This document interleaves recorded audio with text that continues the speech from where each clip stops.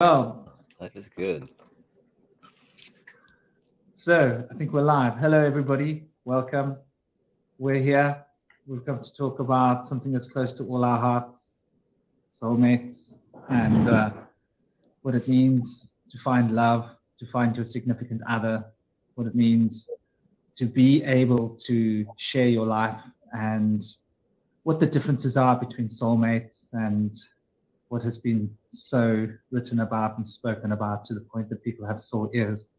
But I think the fad of Hollywood has really poisoned our ideas of what a twin flame is or what a soulmate is. So we've come to clear up some of these things and also to speak about the surrounding issues, the societal issues, the personal issues, how to know when you're ready to find love.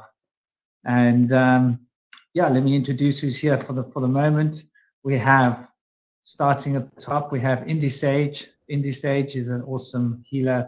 He works with shadow work. He's an occultist, of course, and a spiritual brother. We've got Libalam. He's essentially an astrologer, but much more than an astrologer. He's also deeply into the occult and deeply into the practices of the profound meditations. And we've got Kalal Kiano here as well with us, who's an awesome decoder, numerologist, also steeped into the occult. I mean, we're all really steeped into the occult. I'm the bush whisperer, I'm a shaman, and you know, the occult has been my lifestyle.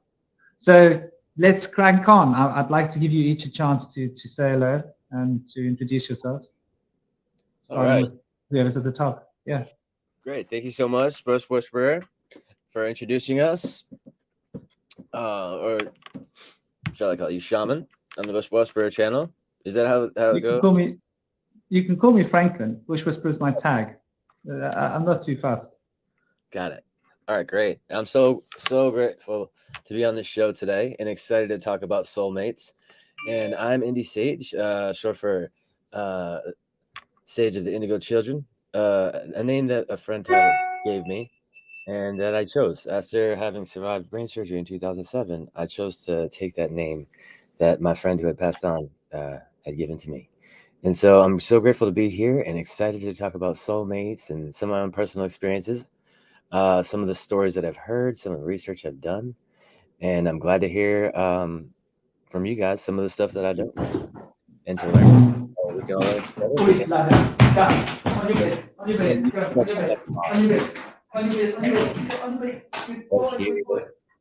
Under my name, vibetribescribe.wordpress.com if you want to check me out.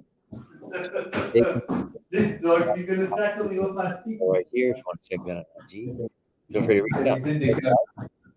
Yes, my darling. All right, I think we're going up to Libra Lamb. Yeah. So my name's Libra. You can say Libralam or Libralam. Either works. And I'm an astrologer. I've actually just started my Etsy shop for my astrology services.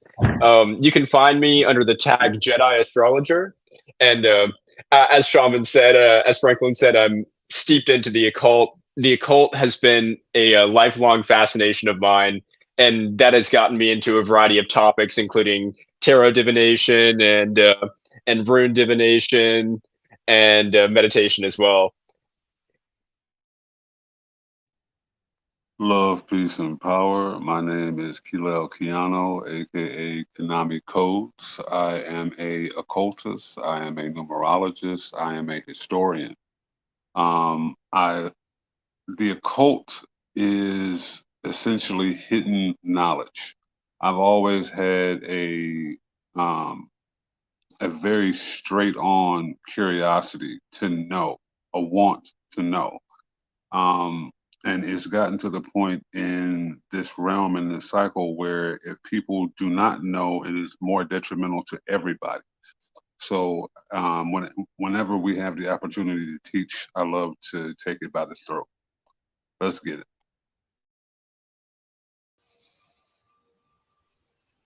Ooh, we've got another person.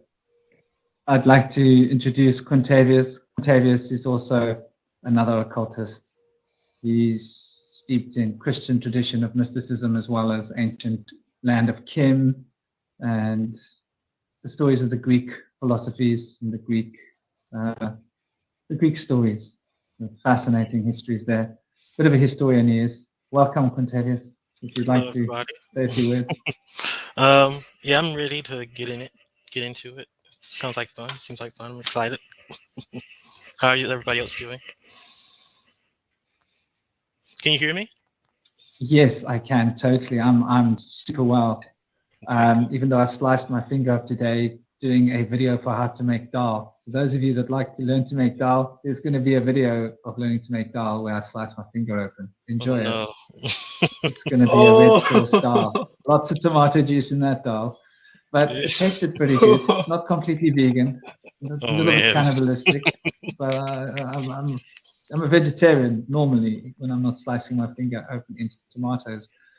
But yeah, otherwise I can't complain. Just been busy this last week, crazy busy. So yeah, love. Let's kick the ball out there. Soulmates. We've heard the word soulmates kicked around like a broken ball. It's been abused. Twin flames. There seems to be a competition out there for which is better. Twin flames, soulmates. Everybody wants a twin flame for soulmates. It's so 1980s. I don't even know where to go with this. I'm going to start by saying that we need to pull up a hat and take up a hat to Hollywood because they have really kicked love into the bin. We used to have an idea of what relationships meant. We used to have an idea of what it meant to be love. We used to have an idea of expectation with regards to reality when it comes to love before Hollywood decided to teach us through rom-coms, educate us, train us what it means to be in love, what it means to feel love, and how you can tell when love is right or not, and what to expect from love, because of course love is a pumpkin that turns into Cinderella shoes at midnight, I think. So this is really like where we've gone wrong, I believe. And I think that, you know, a lot of people are out there looking for love, but they don't know they're looking for it because this modern lifestyle is such a fast pace. And there's so much being thrown at us economically and financial competition and career. And, you know, you're in school, you're hammered, pressure. You got to perform, you got to get out there, you got to get your marks, you got to do well. When you get out of school, you got to do your university, you got to get your marks, you got to perform. Then you got to quickly get into the job market. You don't have time to waste. You don't want to be left behind. It's a fast dog eat dog world out there, fast pace.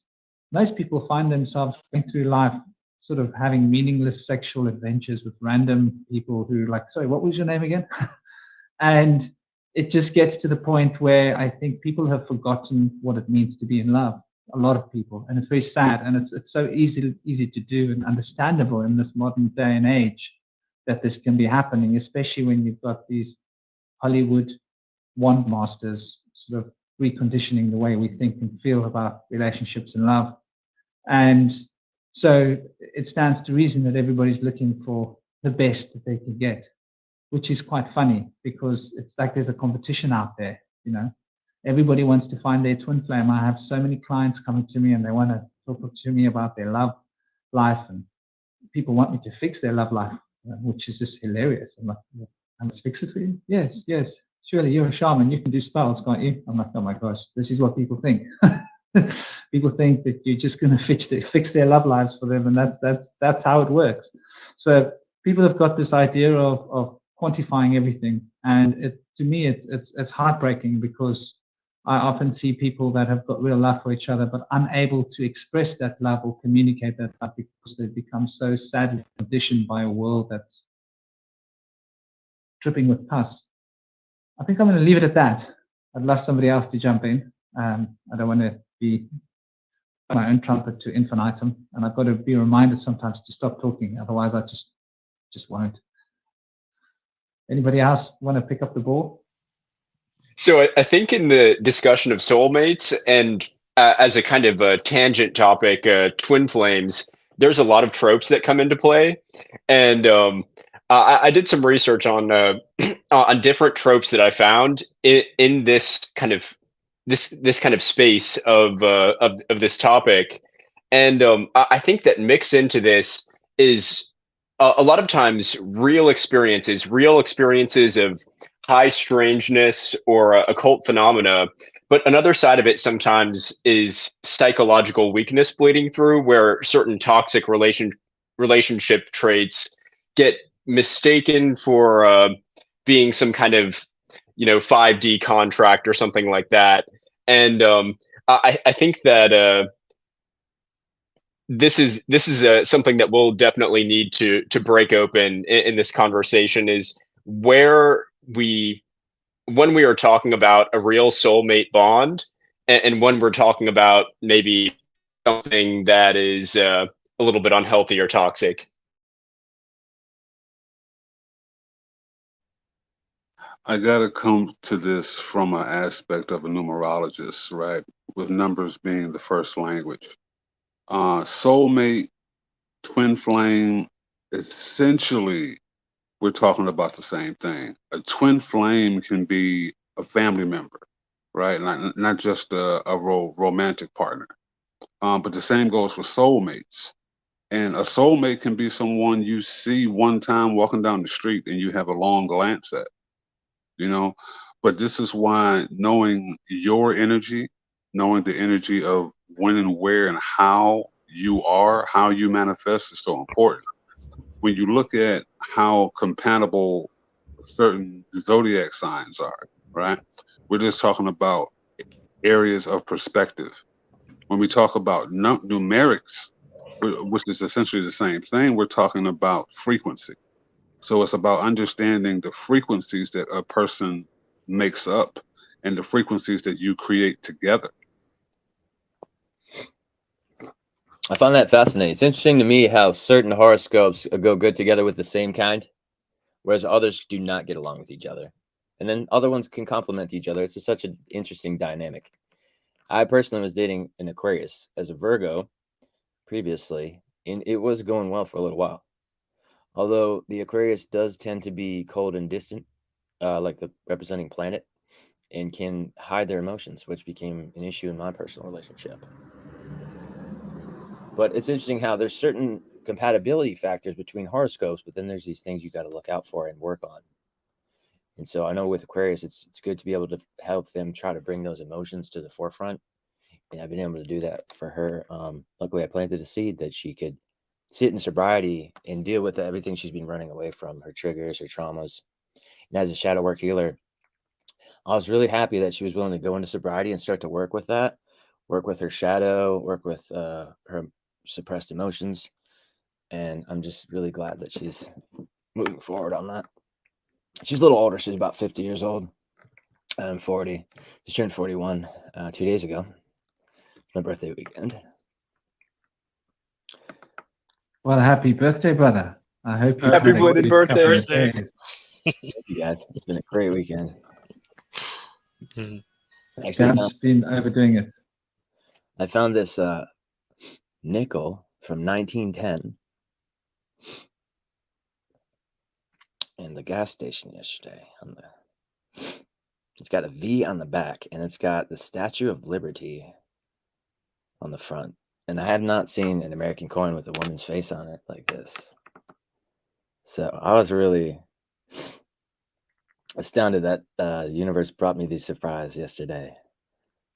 And it's been a wild ride. But 5 is my number. 5 is the angelic number, as 6 might be the demonic number or the beast mentality. And to me, 5 is the angels. So 555 or 15 is like my special numbers. I used to rock 555 Soul. I don't know if you guys have heard of that brand. But I just love the 5s. Yeah, 5 is a very foundationally powerful number. It's the strongest shape that there is. It's the most powerful, potent shape. So you brought up an interesting point about the astrology and how the astrology comes into it. And Kalal brought up a very interesting point as well about how twin flames and soulmates aren't necessarily lovers, which is actually a very interesting angle to look at. Like when I always considered what a soulmate is, from my personal experience, I think of a soulmate as someone that you're very close to because you've lived lives together and you've worked together to create things, something special. And so the soul connection is there, the telepathy is there. And like Kalal mentioned, it reminds me of a woman that I saw in an airport, in Halifax Airport in 1998. How's this? This is mind blowing. I still remember her to this day. We never spoke. And it wasn't because she was drop dead gorgeous or anything. There was just something about our eyes locked, and it was like, I knew her. She knew me. There was recognition. We knew each other. And I think that's what, for me, defines the idea of a soulmate. And I'd love for you guys to all kick this ball out and take it further, or put your opinions on the table. For me, a soulmate is somebody that there's recognition from before the birth canal. Bless you. And so there's this Oh, you muted.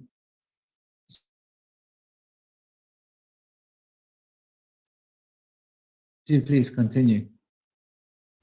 Well, you were just muted. I was just trying to let you know. But it's soulmates is interesting, especially what Kalal and Indy say about not being romantic, because in the Bible, there's a soulmate connection between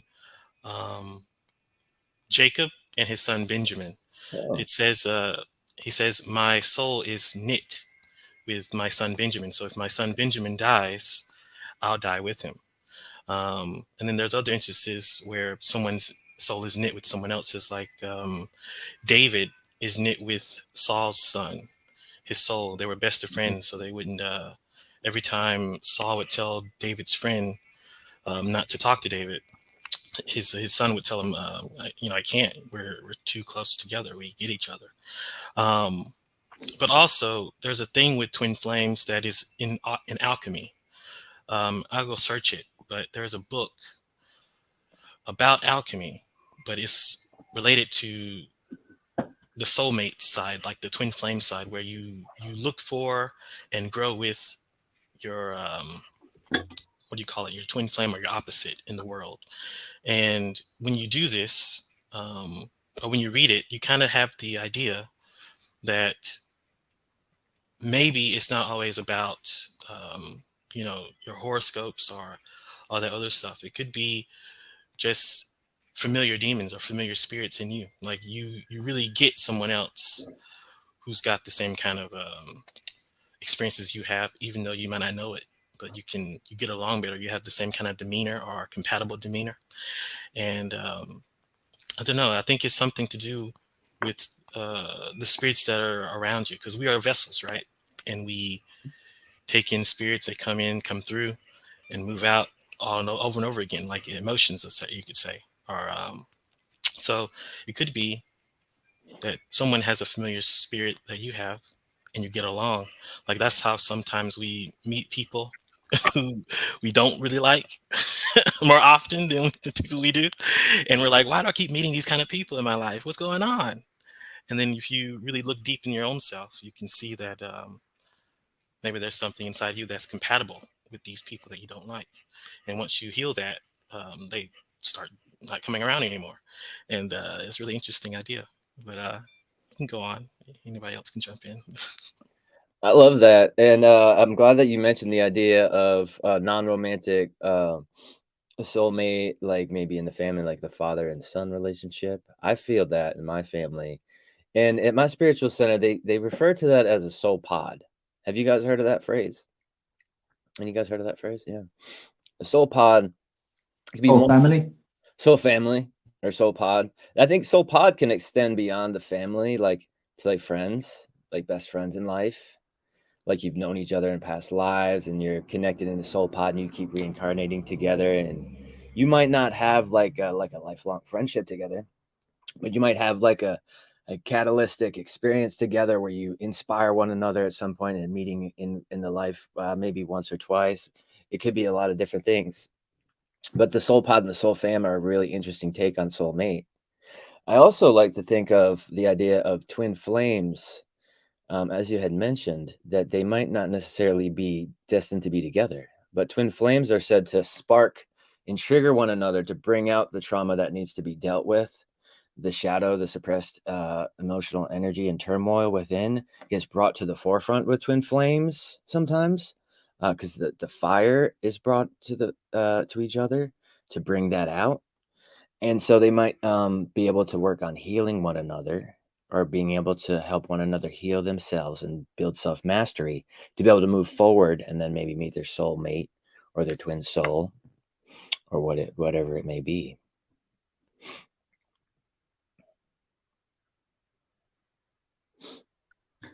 I'd like to apologize. Slick Dissident has joined us. I hope you haven't been sitting for a long time waiting, Gabriel. Well, Slick Dissident. He's an awesome bloke. He's also a decoder of notes, and I think he's a jack of all trades when it comes to the occult. He's got his finger in every pie, seemingly. Very steeped in the Greek traditions as well. And I'd like to give you a chance to say hi. Welcome. Lovely. Thank you so kindly for the invitation and for the reception. Blessings, brothers.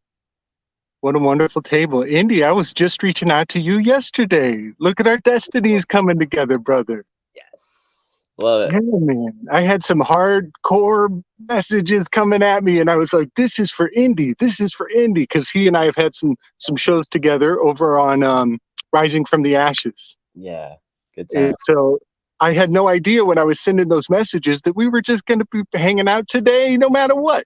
So give thanks. Love the two feathers, man. I'll be rocking this. This is my work hat. Got the squatch on there. Crow and pigeon feather. Messengers. But I was All of yeah, I all was of the birds are the messengers. And I was talking about that last. Somebody asked me about my feathers on my hat. And I told them a phrase from Chuang Tzu from 330 BC, that good fortune is as light as a feather, but few think to pick it up.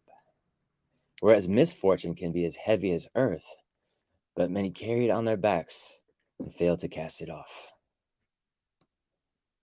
And so that's one of the reasons I love to collect feathers. We have these proverbs from ancient times in the BC era that have been passed around humanity for ages.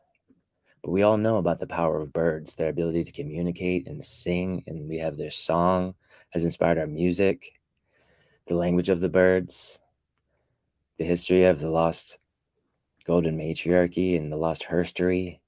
So mankind is finally waking up to these beautiful things, and part of that is starting to understand the sacred masculine and the sacred feminine as we transcend these toxic gender roles that we've been pushed on through socialization. And we can become coming into that sacred union by working on self-mastery and finding self-love. Then we can truly love one another and unite. I like what you said Beautiful, about brother.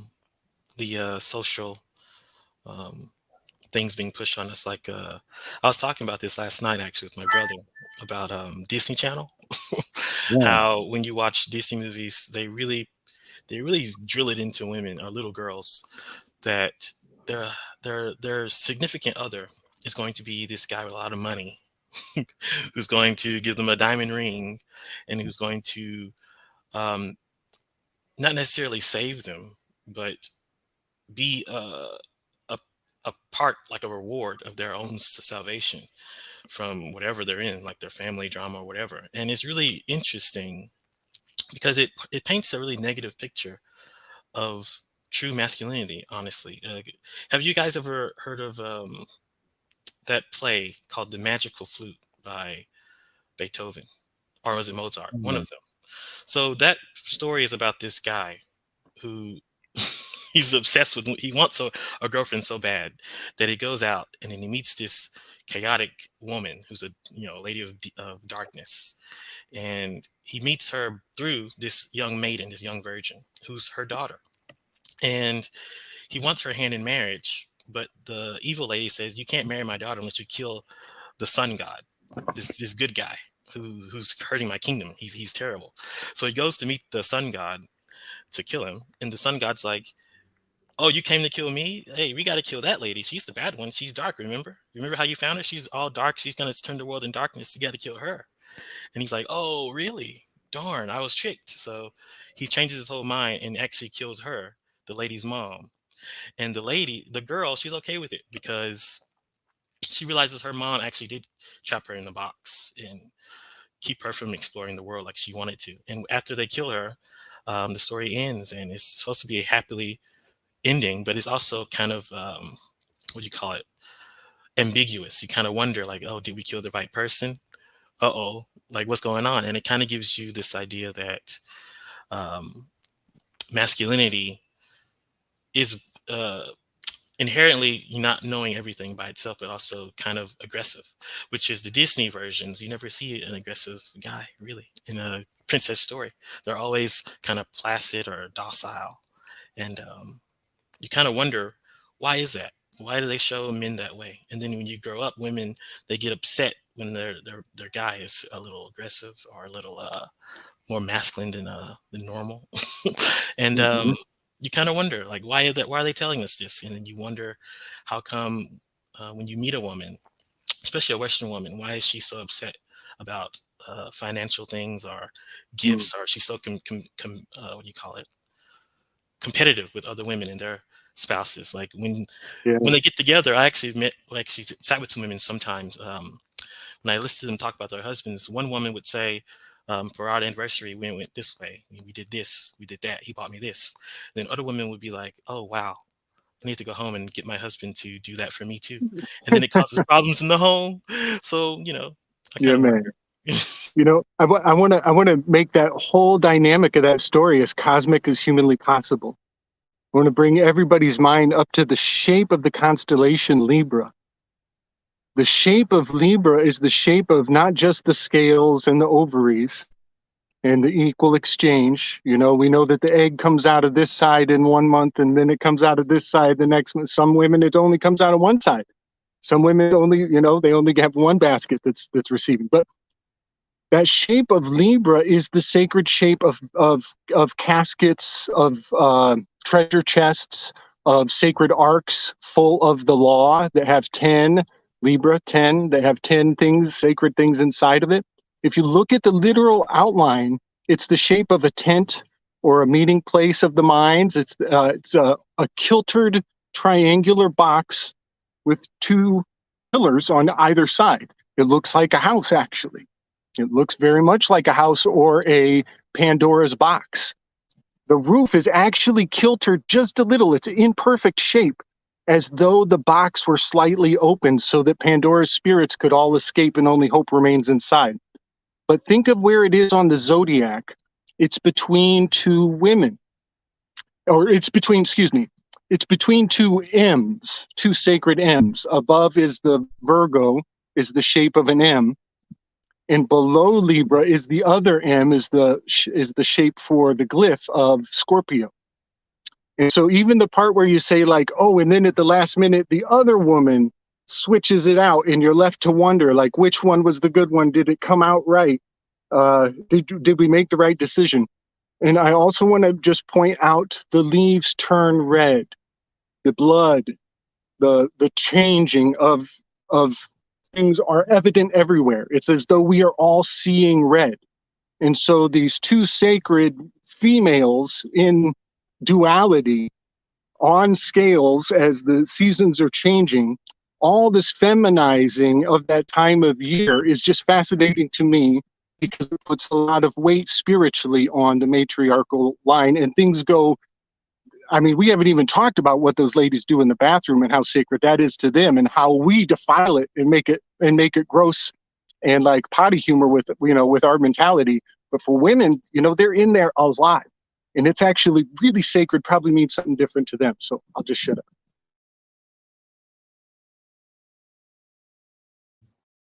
Welcome, Ramar. We have Ramar Star here.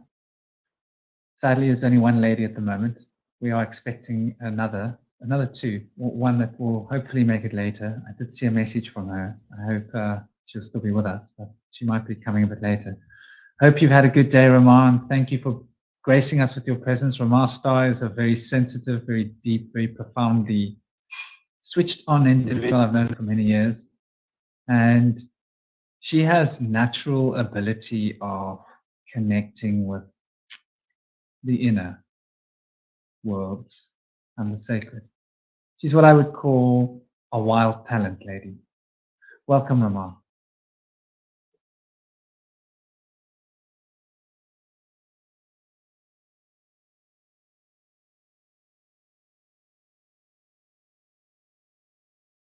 Well, I'm sure she'll be with us in a moment. And maybe she's having technical issues. But a lot of great points have been brought up here so far. And a lot of it's really on point. I like what you were saying about Libra. That's very interesting. The card for justice, tarot card for justice comes to mind. Lamet. So it's an ox code. It's that principle which can channel the unstruck sound of abstract principle, life force, prana, before it has become involved with the principles of life. So it's a very powerful controlling element, Libra. I always see Libra, and beautifully the way you put it between the two women, because so true. The feminine aspect of Mercury and the feminine aspect of Mars. That's a very interesting. And so women have got that Mercury and that Mars, that ambiguity, which represents the Mercury, which is why women can. A friend of mine said to me years ago, he said to me, Franklin, when are you going to figure it out? Women don't need a reason. And I'm telling you, I was 15 when he said this to me. And it still stuck with me. Women don't need a reason. Men need to have a reason for everything they're doing. And we need to have this little, this single point, this prodding like a penis, extending out towards your goals. Women can just sort of sit there and gather in the universe from all directions and just be sort of open to everything without needing to be tunnel visioned like us men tend to get very, when you got one thing on your brain, you got one thing on your brain. When you want to have sex, it's all you think about. When you want to eat, it's all you think about. When you want to get something done, it's all you think about. Women seem to be able to multitask in such a beautiful way. And so I think that's one of the reasons why men have been under attack in the media. Yeah. And this was something that was mentioned about how men are being turned into passive creatures. Our masculine sides, we're supposed to deny them. And by masculine, I don't mean like, hey, I'm tougher than you, I'm going to beat the crap out of you. By masculine, I mean active, going out there and choosing, because the masculine force is supposed to choose. The feminine force is where everything gets done, but the masculine is supposed to have direction, like a compass needle, if that's a good way of looking at masculine force. And everything else is the woman. So we carry a very small part of the program here when it comes to love, I think, because women carry the cauldron. And as Slick so well pointed out, this cauldron is an ambiguous instrument at best, and reflects the way in which women are able to change. And that is obviously a highly developed hypothalamus in women. And so the men have a highly developed thalamus. Generally speaking, the thalamus would be more developed in men and the hypothalamus more developed in women. Hypothalamus being emotional intelligence relating to wisdom, intuition, instincts, where the thalamus is more to do with rationalism and all the senses route through the thalamus. So I think men might be more able to sort of focus on one sense and exclude all the others, where women, when they're sensitive, as I'm sure like a lot of women, when they're sensitive, they're hypersensitive. Men find it probably easier to shut things out more often than not. So it's interesting how this idea of soulmates as being, well, it's not really real. Hollywood's been painting this picture in our minds that, it's not really like that. It's just like you meet people, you have fun, and you move on. So it's so easy for a man to just shed, When a woman opens herself to a man, she takes him into her. He becomes like inside of her. When a man, he goes into a woman, he's on a little mission somewhere out there. And he's still got all of his stuff inside of him, sort of separate from her in a sense, more so than what she is separate from him. Because of the way we're made, because of the way women ground themselves in the Svatisthana chakra, and the sacral plexus is so attuned. the masculine force grounding so deeply in the multhar, and the root center, causes us to become very objective. And so women have been so objectified by men, and we discussed this at length previously, but this once again is the theme that we're discussing here. I think that's what prevents us from seeing the soulmate connection. Is it's normally the men that are so objectifying the woman that the women get disgusted by the men. Yeah. Because like, oh, am I just your sexual object? And the men can't think past it. She's got a vagina. Oh yeah, she's got a vagina. Oh yeah, she's, it's like a little thing playing. I want to put a pin right here on the subject-object topic. I find that subject-object is constantly in the present moment at all times.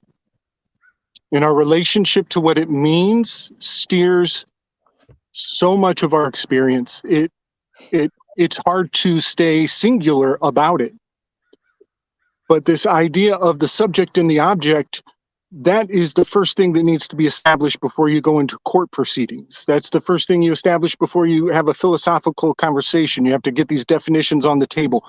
All of these things have to be laid out before any progress can be achieved. In the home environment, that can sometimes change. If we're in an emergency, the subject is going to be the people that I'm telling what to do while I'm saving the day. And if we're in another situation, I'm the subject.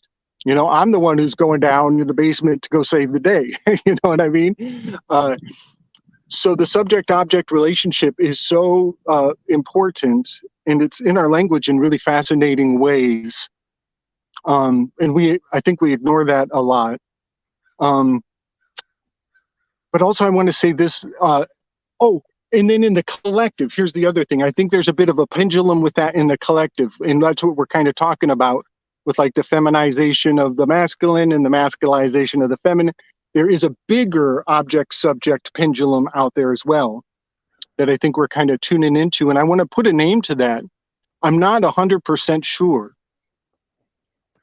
but I think that Freud's work on the Oedipal complex has to do with that pussification pendulum on the larger macro scale.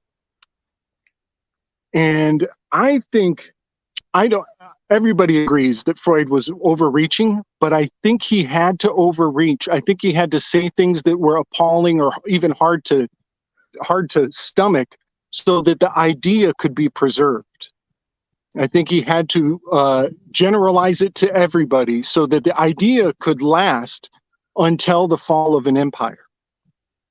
And I think his research on the Oedipal complex, we think of it as we personalize it. We project ourselves into the story. It worked in inverted gender role as well. The Oedipal complex is what women are going through when they look to government to be their big daddy. When a woman looks to government to be their big daddy and they could just roll through life that way, that's the same thing as a man going and looking for a mama to replace the lover in his household. So the whole Oedipal complex and the Electra complex needs to be spoken of with both natures. We only address it in the masculine context, but there's a feminine side to that complex. And when we fail to address the implications for both sides of the street, we're not getting very far, because people have gone, they've lamented on this topic, but they forget about the Electra complex. You bring up a great point, Slick. I wanna use what you just said and tie it back to what Franklin also said a few minutes ago. When it comes to the lack of masculinity that we have in the world now, when you look at it numerically, when you understand that the previous century we were dealing with a 19, right? You had that one in the center, or the one in out front, because that one is masculine energy, it's aggressive energy. Since the 2000s, we've been under feminine energy, and I'm not saying it like that's a bad thing, but you can look very easily and see how that kind of works itself out, especially now being in the 2020s. We're talking about double feminine. And if we look back at some of the events going on last year, particularly when it comes to some of the alphabet movements, you can really see what I'm talking about. But if we look at it numerically, I'll give you a wonderful example of what we're talking about here when it comes to soulmates and when it comes to twin flames. If you look at numbers, you can see clearly that there's a number that tends to be a soulmate to all, which is 2. And then there's a number that tends to have no soulmate, which is 7. 2 is the most feminine number, arguably next to the 8 with the hourglass, right? But 2's frequency and what it represents, that is ultimate feminine energy. It is the ultimate partner that births the 3, that births the child. The 7 is essentially a extrapolated 1, right? Depending on how you want to look at it, it's a big penis, right? It's completely connected to its spirituality, which is why it's such a loner, right? So that's we can argue whether or not that's masculine energy because anybody can wear it, but how it comes forth, how it comes across, that is completely masculine. And you can see why it can be, we need reasons for things. That just blew my mind. Do we have any other 7s in here, guys? All right, we got 2 7s right here. That just resonated with me completely. Yeah, my ex was also a 7, but we didn't really unite like a sacred union. It was more of a twin flame experience. But it totally makes sense that the 7s don't really necessarily have a complement that they need to make them whole. I feel like a 7 is complete in itself, but it's hard to have that connection that other people have, that codependency, that companion. But I've been able to just be grateful for what I do get, and you saying that kind of explains and helps me make more sense out of that situation, that I don't have to have this necessary longing to have somebody fill that void in me, because I know that that's not really how it works. So I feel whole now, and I just wonder when would that soul companion be coming along. But I feel like feeling whole now, I don't necessarily need that to make me whole now. So I feel happy just going along, just kind of letting life take me through as a ride, and I have lady friends in life. I want that deeper emotional and spiritual connection, because I've had so much of that, going around and meaningless casual relationships. I've had a lot of that, and I'm ready for something better, something more. If I could add on to that, first and foremost, thank you for sharing that. This is why it's so important to know ourselves and to know our numbers, right? Because we all are going to have certain aspects. I'm surrounded by 7 energy. I have 7 letters in my name, Kilel. My total name has 16 letters, which is also 7. I'm born in Detroit, Michigan, which is 7 letters. The area code is 313, which is 7. Wow. And I can go on and on, but my number is 9, right? Mm-hmm. So I have an ex who was a 7, and this is how I learned a lot of this, because your lead number is very important, but just like your with astrology, we tend to focus on our sun sign, right? Mm-hmm. And that's kind of changed in the last 20, 25 years, because now we're incorporating more of our moon sign and more of our rising sign, right? Yes. So we have more of a triune. But all these numbers are very, very important, because one drives the other. So, for example, 7 is very, very good with its twin flames. It doesn't really have a soulmate, but its twin flames would be like the 5, right? The 5 is very appealing to the 7 because it teaches you how to look at things differently, because the 5 gains its power largely from travel, largely from beauty and how it chooses to look at things. Another would be the 9, because the 9 is adaptation. So it teaches you a more universal perspective. And then, of course, the 11, because the 11 is the ultimate visionary, right? So if you look at what I just told you with the 5, 9, and the 11, what ultimately attracts the 7 is how other people look at the world, how they look at themselves. So what does that say about the 7? Because the 7 tends to have energy that denigrates itself, hates itself, puts itself down, and it's never a question of you and your spirituality. It's never a question of you and God. That relationship is always fine. But the issue is you question yourself. So when you get aspects in people that causes you to change your perception, there's nothing greater than that. You know, it can be physical, it can be whimsical, it can be capricious, but that will never last. What gets you is the perspective, always.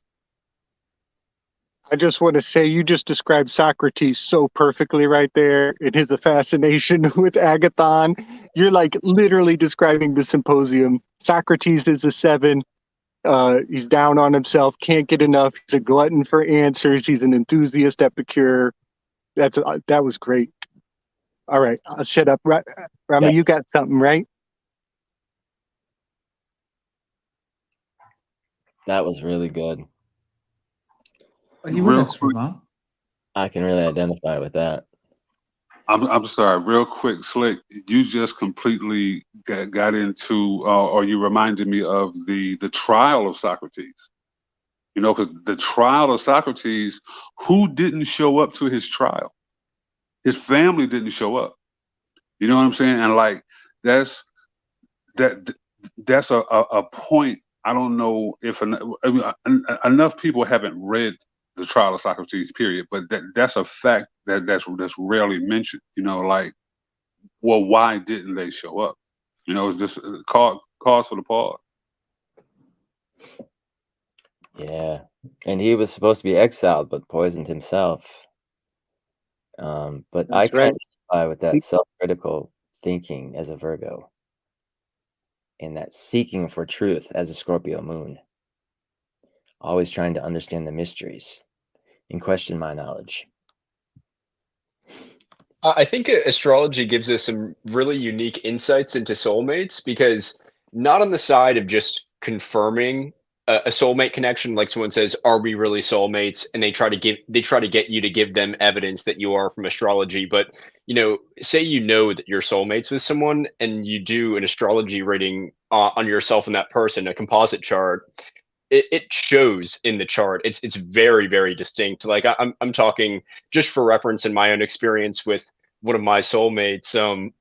We have like interlocking yods. So yods are like isosceles triangles, and then we have a yod pointing onto the base of one, which points onto the base of the other, connected by a square on the other side, and plenty of really strong conjunctions, like a lot of ninth house conjunctions, like a moon Mercury, which may have some role in telepathy, a powerful Psyche Sedna. You see a lot of these very strong connections, and so I think that that's telling of kind of the dynamic and potent nature of a soulmate connection, as opposed to it just being this whimsical special thing, this kind of just easy gift to receive. I think it plays a role in life, and there's a kind of exhaustive nature to it, as well as a kind of mystical, warm feeling nature.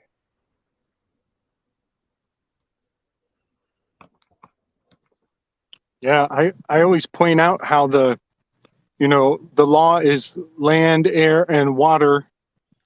They leave that fourth pillar of the quadrivium out. But on when you go in and you do all the registering and filling out of the forms, which is a skeleton in Black's Law, when you fill out the forms, you're plugging in that birth date, and that's where the spark initiates life into the form. So on the settle down low level, that's where the key fits in. So I just always point that out, that they're actually accentuating astrology by excluding it from LAW. I had a question for Slick. Slick, do you remember if was Socrates' wife his twin flame? Because she was really aggressive. Yes. Wow. What a great question. I'm not. I would say likely. I'm not worthy to say. I'm not worthy to say, but I will guess. I will venture a guess. And because of his demonic spirit, it makes it a good question as to whether she was or not. You're right, she was amazing. But she is, she's walking away in that painting, and she's standing on the stairs looking down the hallway at the onlooker. She's breaking the fourth wall. In the famous painting of Socrates when he's taken the civically mandated poison. You hear my words? He was mandated by the populace to take a poison, and he went along with it. He's following civil decree. And when I say civil, I'm talking about the Sibyls and civility as well, both. What was the poison? Was it sycamore? The poison? Hemlock. Hemlock. Yeah. So I'm going to, real quick, while I'm speaking of civility and the Sibyls, they are hiding in the herstory that we are speaking of. The word hyster, is the breathing, right? History is breathed. It's the breathed story. But the hyster is also the Sibyls breathing in the fumes of the pythos. And so the history is including the fumes of the pythos in the word. So she was there all along. We can still say history, and she's still there. The Sibyls gave us this, and they come first in the word history. So that's interesting, because the Sibyls do have a gender flip nature to them. So while we were saying his thinking man, it was hist. It was the hist, the vent.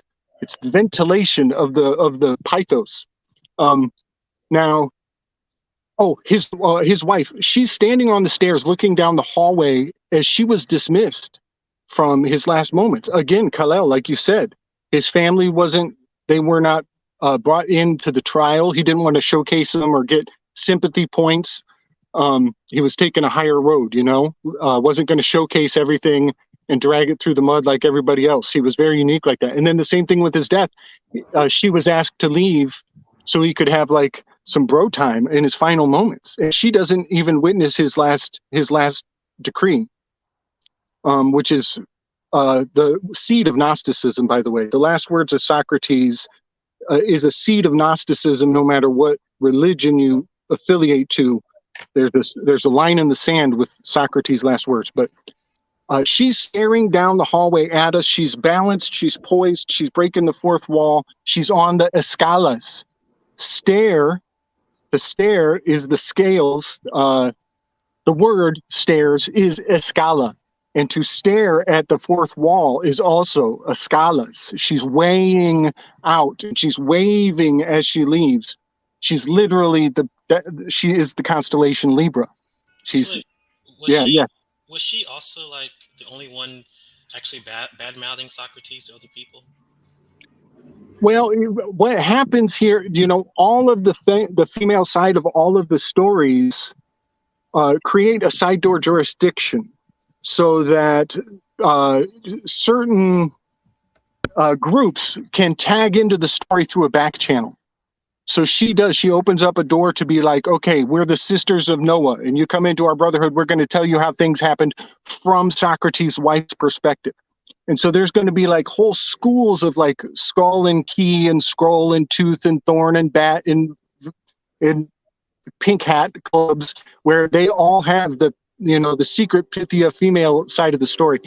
So yeah, she probably had to like wedge in an acrimonial angle so that people could come in and be like, well, let's hear it from her side, and I love that. And I haven't read any of that. So there's probably a lot from the divine feminine over there that's not represented.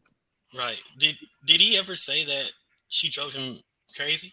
Like, didn't he say he didn't like to go home because of her? Yeah, man. Yeah. That is okay. So yes, when this topic right here, this exact topic, it becomes a wedge for an inevitable echo through everybody's life. You're going to have some feeling that this is okay. I'm just going to describe a trope. a trope of the human experience, and you guys can shoehorn it into what's happening with Socrates. Everybody has been in a situation where they're like, okay, my lady's hanging out with that gay guy.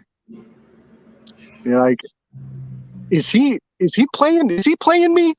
Or am I cool with my girlfriend's gay buddy? Or is he working an angle? Is he filling a void that I can't? That little question, that little gadfly buzzing in your ear about what is homosexuality to a woman and what's up with the eunuch class and what do they mean here in the culture today, that whole thing is the divide that is sewn into the story there.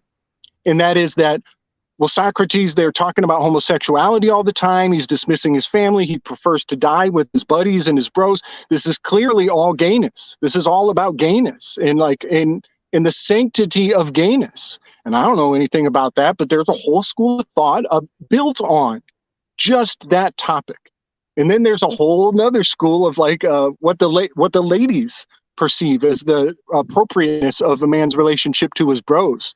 And when it goes too far and where she has to draw the line in the sand. And in his day, that line in the sand was, no, the bros come before my wife. Yeah, that's interesting because, like a lot of Masonic rituals is to exclude the women, to just be men only, have a brotherhood. And a lot of women I talk to, they really don't like that. When a guy asks, can I go out to see my friends, go out with my friends, blah, blah, women usually protest. And I think it's not really a gay thing. I think it's more like a trust thing. Like men can talk to other men and be really more open without having to think more about what you say, what you do, how aggressive you can be. Because, when you're with your woman, you can't really be as naturally as you can be because you have to think about what she's going to feel, what she's going to think, how she's going to react to this. Like when you have a pillow fight with a woman, you can't really hit her as hard as you want because she'll take it as as an attack, even though it's just a pillow. So when you're doing with your bros, they don't mind because it's like, it doesn't hurt. It doesn't matter. So I think when men go out or hang out with other men more often, women get jealous. I think that's what it is. Just like you said, when a guy gets that gnat in his head when a woman hangs out with the gay guy, or even when women hang out with other women, they really don't want to be with the other women. They want to be with their guy. They don't want to be there. So it's interesting. I wonder what that's about. But yeah. I remember Socrates always would say that he would rather talk about philosophy and drink beer or wine with his buddies, with his philosophical friends, rather than go home with his wife. And his wife would say, he's just a cheater anyway. And all he does is drink and cheat and talk with his friends. That's what she says about him. And when you think about Socrates and Jesus Christ, it's kind of similar because Jesus Christ would also, go around doing miracles and walking around, and his mom would follow him around, or Mary Magdalene would run after him. And Jesus Christ would always be crying because people would not believe in him. Like they'd see him heal somebody's blindness or heal someone from not being able to walk. And then he'd ask them, do you think I can do this other thing? And they'd be like, no one can do that. And then he would cry. They would always say Jesus was weeping because they had little faith. And so it's kind of similar to Socrates, where he probably didn't want to go home because he made him sad. She was always telling him he was doing something he wasn't doing or accusing him of other things. And it's just interesting. And also I wanted to bring out the sevens. The rainbow has 7 colors, 7 spectrums of light to it. So it means completion for the Christians, the Ark of the Covenant. And when Peter, was it Matthew, who asked Jesus, how many times should we forgive someone? Jesus said 7 times 7. So it's like completion times completion until it's complete. You forgive somebody. So I just wanted to add that in there. Oh man. Okay. So much here, buddy. I'm just learning about a term. I think we should all get comfortable with it. The term libidinal economy. This is like an economy of the libido. And, I think about there is something where we kind of are in comfortable denial of how aggressive sex is. Like sex is literally penetrative. It's like strangely, it's like a strange murder. It's a strange repeating murder thing that is maniacal. It's a maniacal murder ritual that gives life. It's the weirdest thing ever if you really think about what it is. But that aggression, it's always resublimated and appropriated through different channels. And I think part of the jealousy that is displayed when a guy wants to go be with his boys is like he wants to have a different kind of aggression that he can't have here at the house, you know, or with his lady. He wants another kind of aggression. And that is like, I think that's brings out the rainbow of what love really is. There's like 9 different words for love in Greece. And so we want the full rainbow of what love can be. We want the ludus. We want the all of the different loves. What's the other ones? Mania, love. Yes. Thank you. Yes, there's so many different ones. So we want other flavors. And now I also want to say love is not love. You're going to see these bozo buttons, rainbow stickers saying love is just love. Don't fall for it. There are 9 different types of love, and all of them are important and unique in and of their own right. Don't let them homogenize love. I think we need to go absolutely against that memo, that spell. I don't think love is love. I think love is more than 9 different things, if we really are honest about it. Slick, do you think that the idea with the emotional love, the infatuation, the sexual aspect of love, do you think that's what really makes people think they're in a twin flame or soulmate relationship when they're not? Because if it just feels good and they're just like, this feels so great, it must be amazing, it must be something magical about it. Yes. Yes. Well, this is the inspiration is so intense and so speedy that it's hard to have thinking space. And I think when you're young, you don't know about rites of passage and like all the wonderful ways to channel all of that, the fire hydrant of feeling. And so yeah, you do get caught up in the speed of it all. But I think the key is to just harness the energy and find creative rites of passage to enjoin with one another in new ways to keep things fresh and new. That's all I got. You brought up something interesting and I'd like to respond to, and it's got to do with the civil and the sibyl. And obviously the letter V and B are interchangeable in Sanskrit, Paleo-Hebrew, Hebrew, Arabic, all those languages, Greek. The letter V and B are literally the same interchangeable facility. So I think that what we're witnessing there is a metaphor for life and the way in which the world gets in the way of love. It's almost like it's meant to happen this way. It's like you've got your love with your partner and you've got your love with the world. And so now we're sort of starting to touch into what I consider as like soulmates as opposed to twin flames. Now, I can only explain this in terms of my experience. So I've had twin flame soulmate connections where myself and my ex-wife at a festival, 10 to 15,000 people, and we obviously telepathically connected all the time, and we both want to meet each other at the same time. So we close our eyes and just start walking towards each other through crowds until we're in each other's arms. That's like how you can know when you've got like a really powerful soulmate connection. And twin flame, I say, was because we'd be thinking about what we want to eat. We want to eat the same thing. We're thinking about where we want to go. We want to go and do the same thing. It's funny that you said that. I was actually just thinking I wanted to go and do that. Yeah. So with the twin flame, it's like you're on the same resonant frequency. You know, when you're thinking of going out to do that, they're thinking, and that's sort of like a very mate, like almost like one of the guys kind of energy. So with a twin flame energy with a woman and a man, you are with her, but she's like your buddy. because you're thinking on the same level, you're thinking on the same frequency. Soulmates, you're not necessarily doing that. You've got this powerful telepathic soul connection, but you've all got your, what you want to do and what they want to do is necessarily like, she's a girl, she wants to do her things, you're a boy, you want to hang out with your mates, but maybe you want to do the same thing. You know, you just want to get out and go out and dance.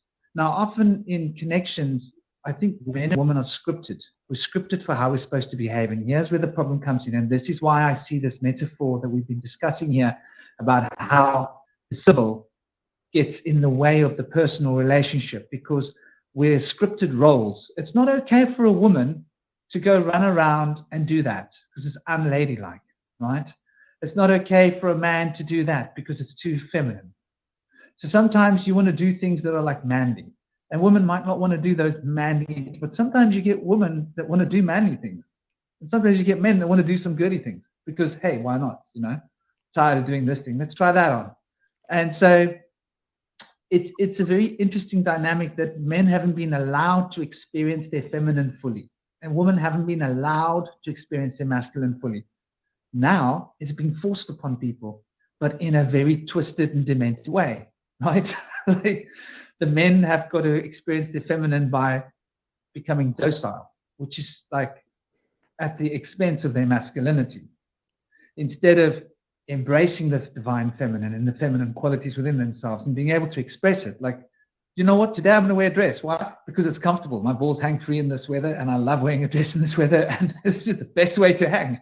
I call it the dangle dress.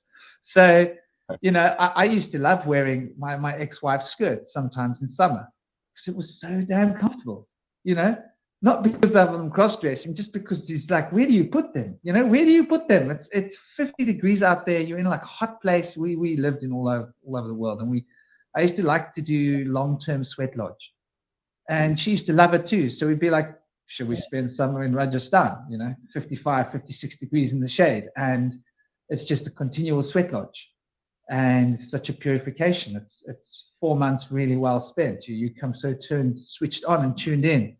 So my point is, men aren't actually allowed to do that. Women aren't allowed to go and be wild. Like, you know, it's not appropriate for a woman to come out. And my ex-wife, she wanted to come live in the jungles with me. That's a hetero.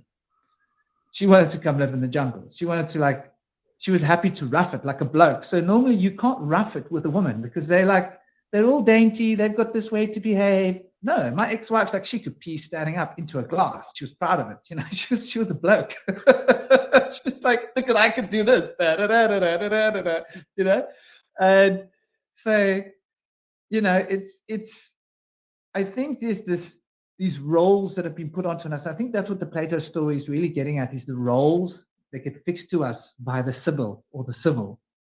And so we are so stuck in these roles that it actually poisons the relationship and kills the love, kills the relationship, puts it onto a pyre of toxification. And I think this is what stands in the way of people finding their twin flame, soulmate, whatever it is you're finding. And we're not all meant to have a twin flame, because to me, a twin flame is when you want to spend all the time together, not because you want to be together necessarily, but because you want to do the same things. It's just bizarre, you know?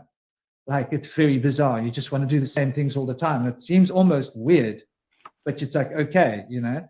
Soulmates, I think, are probably maybe more common, because we've got a lot of connections with people we've had, and soulmate connection can be even deeper, you know, in terms of the honesty between two people. But I think that this is what we've got to look at, the roles that we've been dictated to. And I see Fire Faye has just arrived. Are you with us, Fire Faye? Welcome. I am. Fire Hi, guys. Faye is a medium. She's a clairvoyant. She's channeling the Fae.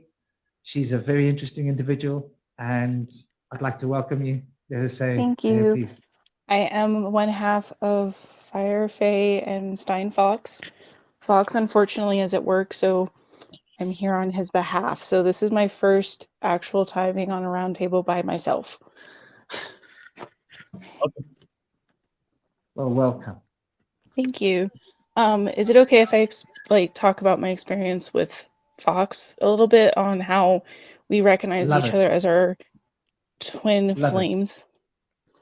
Okay, so a little backstory. I wasn't looking for anything in particular, and sorry, I'm nervous because everyone's home, but I wasn't looking for anything. He wasn't looking for anything, and then all of a sudden, like we bonded over the band Rammstein. Out of everything we bonded on, it was Rammstein. Pardon? Hold on, guys. Du hast mich. Du hast mich gefragt. Du hast mich gefragt. Du hast One mich second, gefragt. guys. Und Just ich one hab moment. nicht gesagt. Well, while she's out, I wanted to Shaman Franklin actually got me remembering a movie called Hancock that was about twin flames, right? And the closer they got together, the more weaker they became, and the farther they got away from each other, the stronger they became. And I still couldn't find that book that I was looking for, you guys. That's in Greek, but it's about the elixir of life. And it talks about how this man, who's an alchemist, he wants to get the philosopher's stone, and then his girlfriend was also doing the same thing, but she was doing it in a more, how to explain, a more spiritual way. She was like dreaming and doing magic in her head and all this stuff, and he was doing it more physically, like chemistry. And so when they got together, they would complement each other, and actually they converged into a different reality in the dream. It's an old book. I can't remember what it's called. It's like a weird Greek name. But they went into a different dimension when they were having sex or something. And they were like in the Garden of Eden, and they were like men and women naked. And they went through different trials together. And because they were together, they could solve all the riddles. They could defeat all the different circumstances that happened. And then they got to this place where it was covered in like I don't know, blue light and weird, stained glass and everything. It was amazing. And they found this stone, and then they put it in the glass and they drank it together. And then it came back into the real world, and they had a baby. And the baby conjoined them in a more concrete marriage system or something. And so it makes me wonder, is the twin flame aspect a healing one, where you actually dig deep into your shadow self and share that with someone else and actually, play off It of each is other's shadow actually. and That's heal so each other? funny that you're saying Exactly. that. So It's it's so in that funny. book, and it's in that movie, The Hancock. So I wonder if anybody. It's Well, funny you're saying that because with Fox and I, we weren't looking for anything. Like I was saying, we weren't looking for anything. And soon after we started talking, we realized we have had many past lives together, like an abundance. And this time around, we have brought peace to each other's lives rather than chaos, like people say twin flames do. And that's where it's weird because, like, when he's around, I'm calm. Even though he's chaotic. Like, I don't know if you guys have all met him. He's very open and able to communicate with people, whereas with me, I'm just like, I'm a shy little fae. I don't know what to say or do. So we have definitely been able to bring peace to each other's lives this time around rather than chaos. It's crazy because I have many friends in my life who are my soulmates. I have a ton of friends that are my soulmates. And one of them happened to come into my life right before Fox did. And he is my best gay friend that you'll ever meet. He brings out the masculine side in me, and I bring out the feminine in him. So it's just, I love this conversation. And that's why I was like, you know what? I'm going to call off work today. So you guys have me today. Thank you. Of I course. want to add Love- to a couple questions that were asked and stated. When it comes to Hancock, they were not twin flames; they were soulmates, and that's evident in the symbology that was shown. You'll notice that when whenever they met up, whenever Hancock, and mind you, Hancock wasn't his name, right? He told you at the dinner table that, he got hit so hard, the nurse asked him for his John Hancock, and he thought that was his name. So I want to ask the question now, what was his name, right?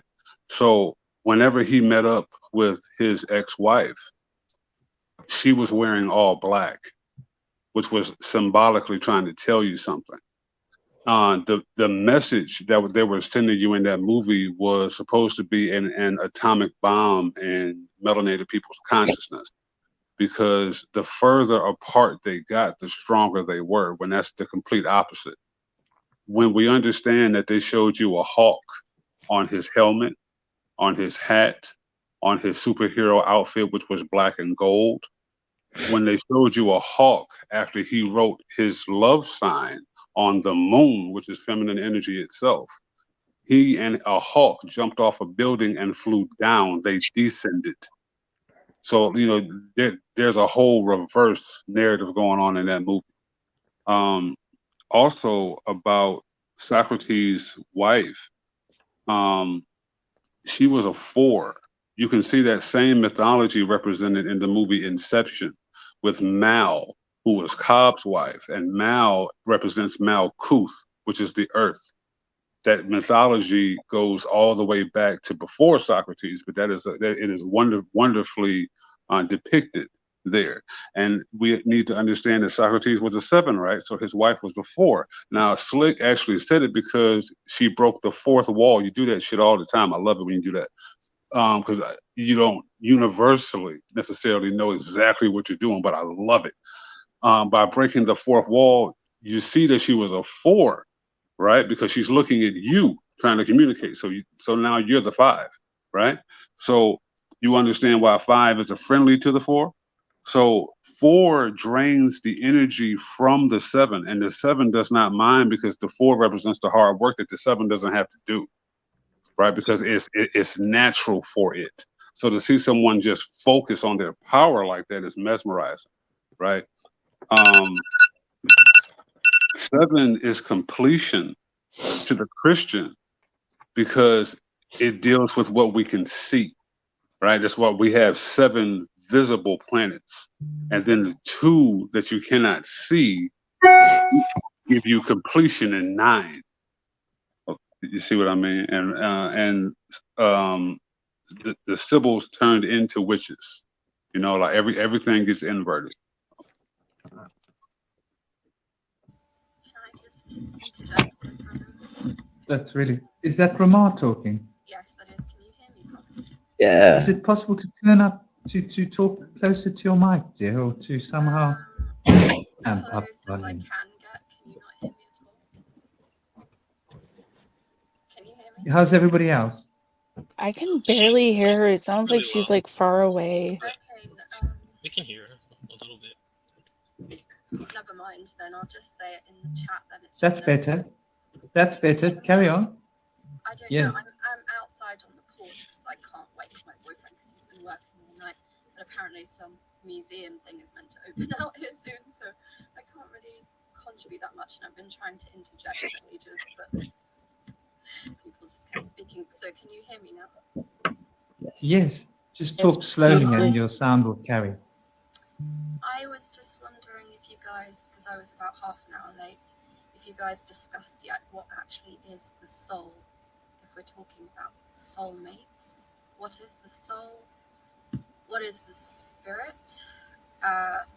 What is the soul of man and woman? What exactly are we bringing, and how do we know how to even mate a soul? What is true mating? And I think Slick was mentioning earlier about the act of sex being a piercing thing, violent.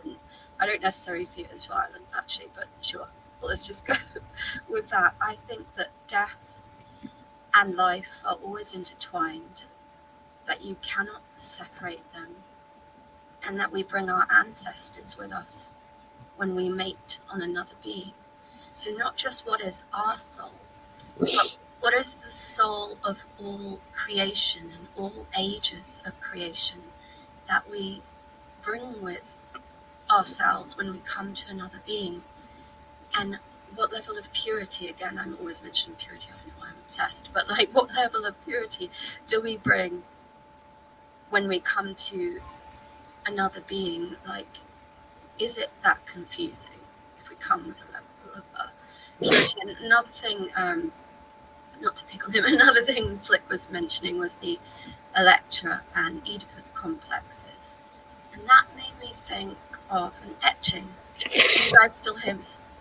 Yes. That Yes. made me think of an etching we had on our living room wall. That was, well, it was a copy of an etching by William Blake, which was a family meeting in heaven. And I think I was almost 15 when my parents got divorced, and I would look at that etching, and that would cause me deep, deep pain, because I was a very soulful child. So I really, some people say, oh, you were old enough, you shouldn't have felt that pain, but I felt it for years, deeply inside my being, that my parents were torn apart.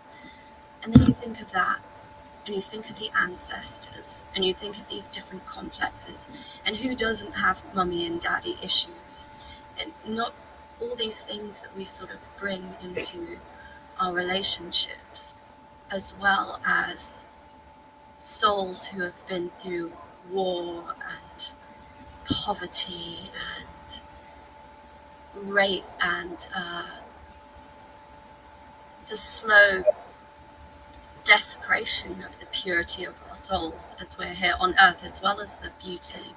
And you know, someone was joking at me. I mentioned, I think it was Survivor, I mentioned touching the Godhead in our round table group, but I think that that is what we're really about. We're little gods and goddesses wandering around trying to find that true essence of ourselves again, and with each other. So my question is, yes, for everyone actually on the panel, what is the soul to you? Because I don't think it's just, I can say that lots of my friends are my soulmates, and that is true on some degree, but there's a kind of depth that is hard to have with more than one person, and how we bringing that. Yeah. This is why I love you so much, Ramar. You love always it. bring your finger to the pulse, and I'd love to respond with looking at the word soul, and I'm sure Gabriel's going to also be all over this.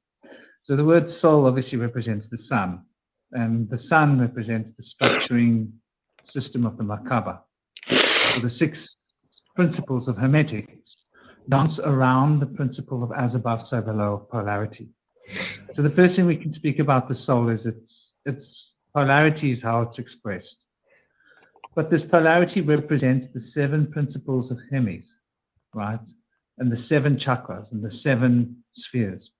And in order for what is an abstract universe of absolute time and absolute space and absolute causality all at once, without cause, without effect, where the effect of the cause is the change that is unpermutable, unchanging, yet complete, and all changes fit into the change. The circumference is everywhere, and it touches the center always, all the time, for the center is always on the circumference.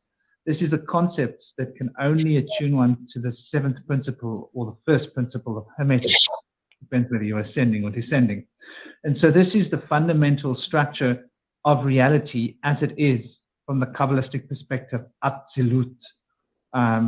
Wherever you want to go with this, you know, the fundamental spiritual plane of existence. But in order for this pure spiritual existence to come into being, there had to be somewhere for this to happen.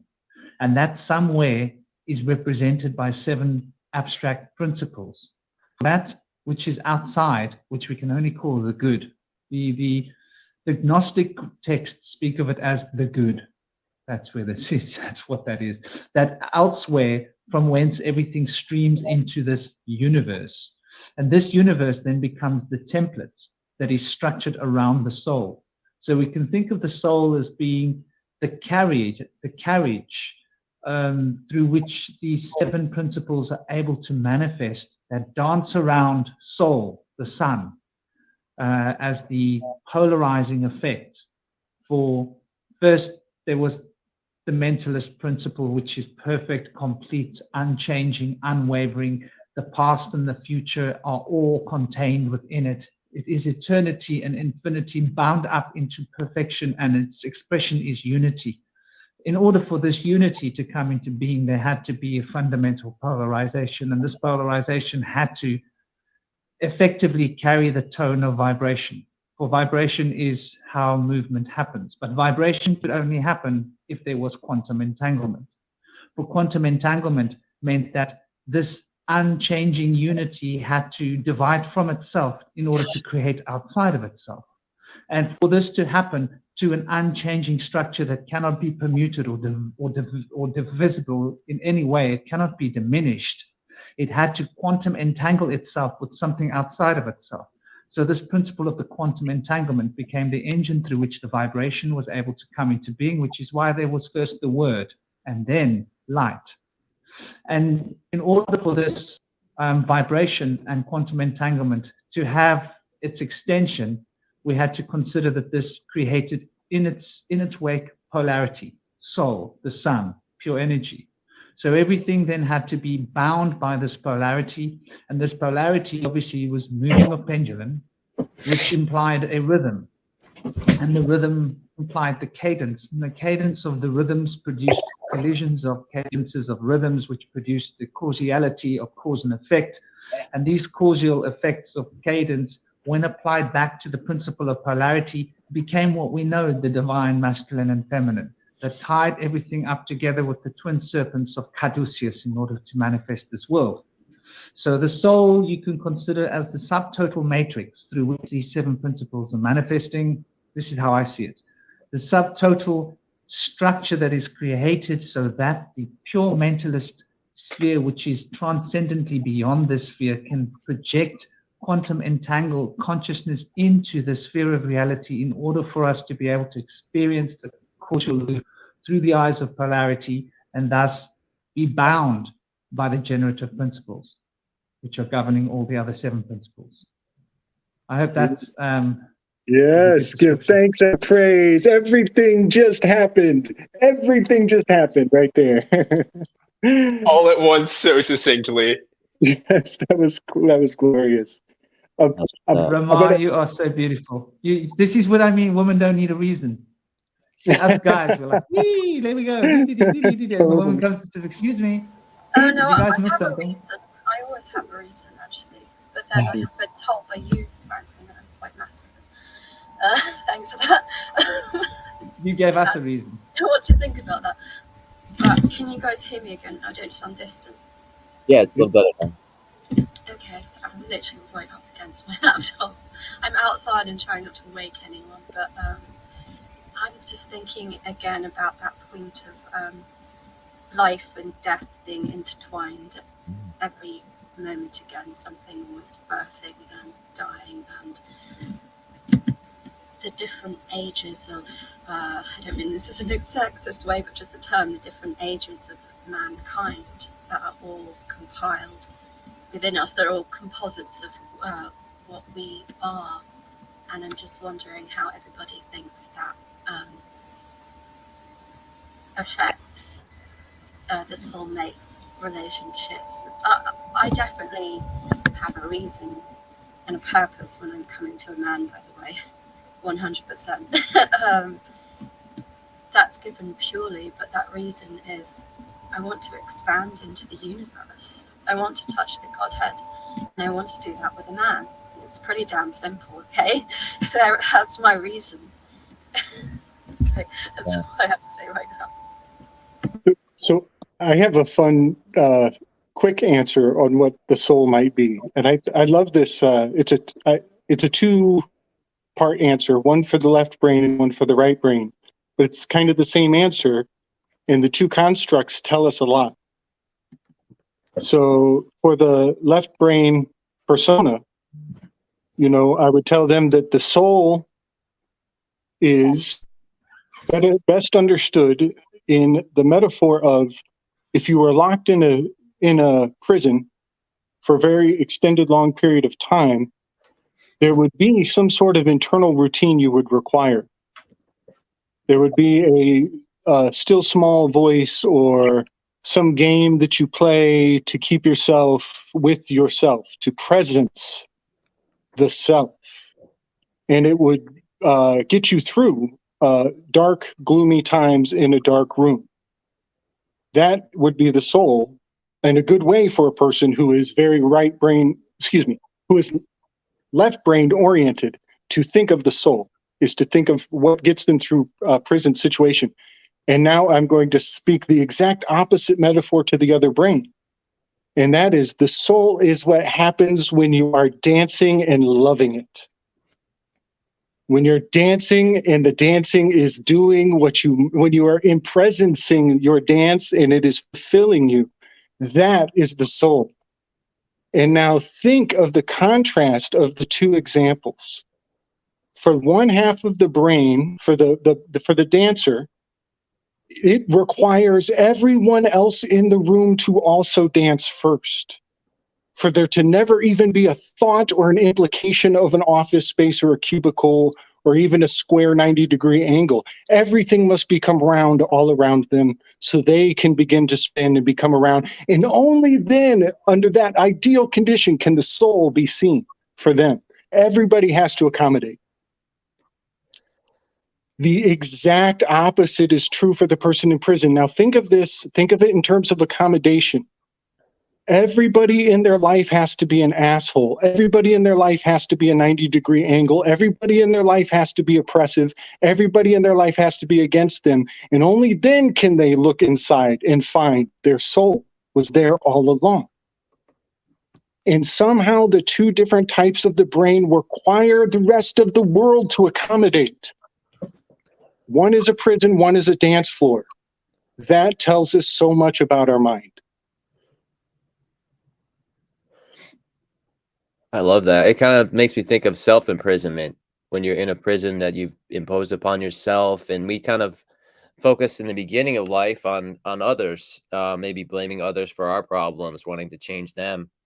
And for me, in my experience, having a spiritual rebirth helped me focus more on myself, working on coming out of my own prison that I've put myself in and liberating myself. And I really feel that. And I love how you have the two different complementary aspects there. And because last night I was out dancing and I was just fully there, and it just felt so great. I have this big smile on my face today because I just love to dance. And it's so amazing. You're fully united with your environment. You're connecting with the music, and then people can see you connecting with the music. It's just such a powerful experience.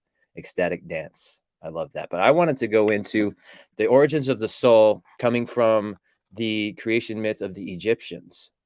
Now, I don't know if y'all are familiar with this, but according to Atum, the story of how man was created from clay, they said that the human, I'm going to read from this here, the origins of the human model posit that the humans originated in pairs, bound in one body with one original soul, but were split in two, supposedly for doing something offensive to the gods, after which the newly separated humans forever wandered the earth in search of their long-lost soulmate, so to reunite with their incomplete souls and become one again.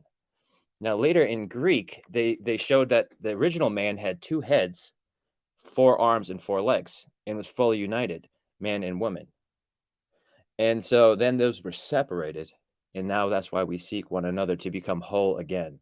And there's a name for those people that had 2 heads and 8 limbs. I'm trying to remember what that was. I'm going to ask my team see if they can get back to me on that. Do you guys familiar with the name of those individuals with 2 heads and 8 limbs? It's on the tip of my tongue. Something bicephal. Bicephaly. That's having 2 heads. Yeah. But there's an old Greek name, mythological name. That's the scientific name. It's Latin. Yeah, and aren't they generally like one male, one female? Yes. Yeah. That's true to the Greek creation myth as well. Has that. Yeah, and I wanted to tie in an analogy between Socrates, who we've been mentioning earlier, and I've always kept the Socratic method and had Socrates and Plato close to my heart. With also the character Zarathustra from Nietzsche's novel Thus Spoke Zarathustra. I've always identified with Zarathustra, and this kind of connects to our talk of the seven, the magician, and being whole and complete, and somewhat of a hermit, going into solitude and contemplating the truths of the universe in a cave for many years or decades or even longer, and then coming back into society after society had fallen from the Greco-Roman times into the herd mentality. And so I identify with that, kind of questioning the toxic brainwash of society and not really fully engaging in society, not playing the game. And so it kind of isolates me and keeps me, I would want to say, in solitude, where I can contemplate and be in reverence with the divine and with nature, but also dividing me from society in that sense. So I feel there's a strong sense between Socrates and Plato and their questioning of things that kind of drew them away from their pairs, their opposite sex companions. And I know in the Greco-Roman period, there was a time where during that time, men would be a mentor and have a pupil, and they would usually have sex together because, they didn't have a good way of perfecting prophylactics at that time. And so men, when they wanted to have sex for fun, would have sex with other men or boys. And that was normal then. And when they wanted to have sex with women, it was for making a child. And so I don't necessarily think that necessarily made them gay per se. I think that was just part of their culture and their traditions.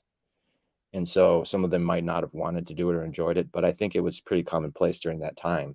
And so Socrates and Plato might have had that connection, even a sexual connection with one another. Yeah, yep, that's been put out there before. I will specific, right? We're being specific about the time and the place and the era because we're not talking about all men who were having sex with boys. That was not a universal thing. That was specific to one region and one culture. Yeah, that is the Roman culture than the Greek culture, but I believe it was happening in both cultures. Well, yes.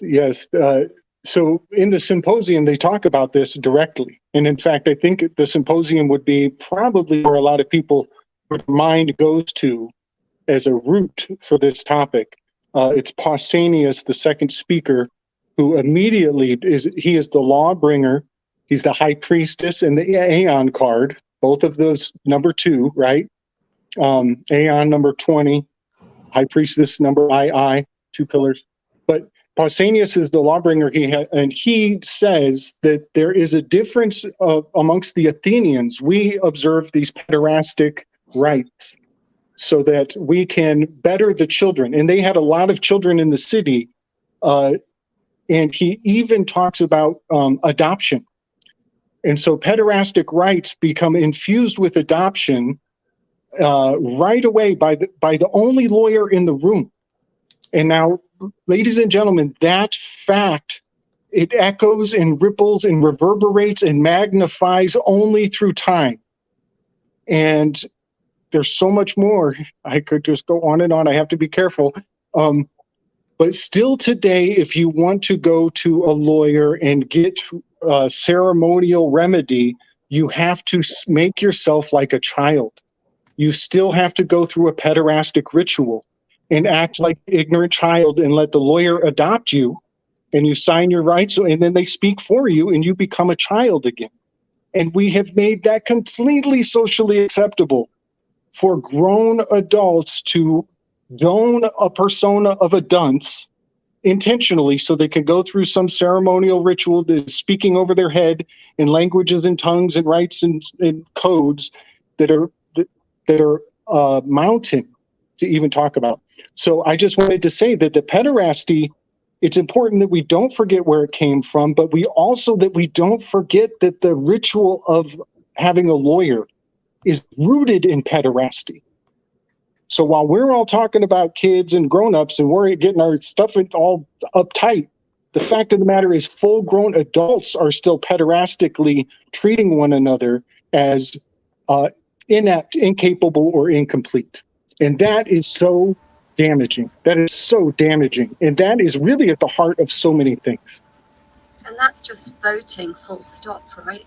You think about it, we're voting for mummy and daddy to take care of things instead of being grassroots and taking care of ourselves and looking for solutions in governments that don't have our best interests at heart and never bloody well will.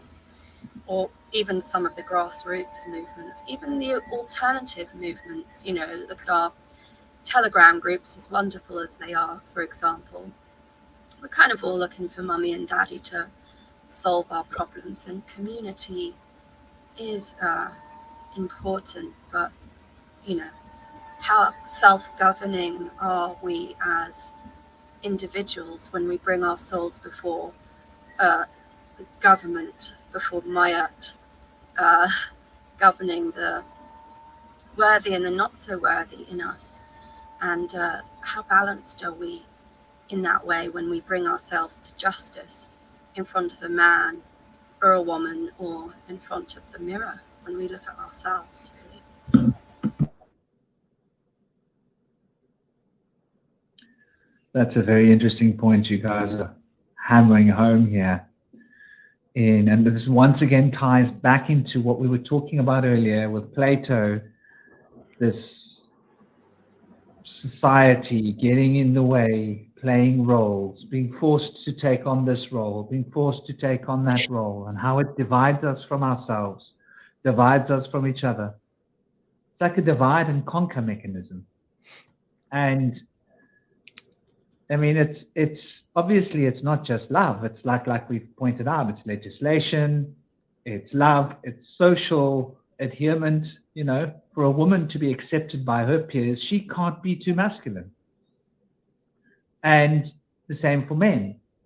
If a man's too feminine, the guys will make jokes about him and say, "Oh, we should have brought some panties along for Joanna, you know, if his name's John or whatever." And he's going to get an earful. You know, that's how this works. Guys can be quite direct when it comes to making little jokes.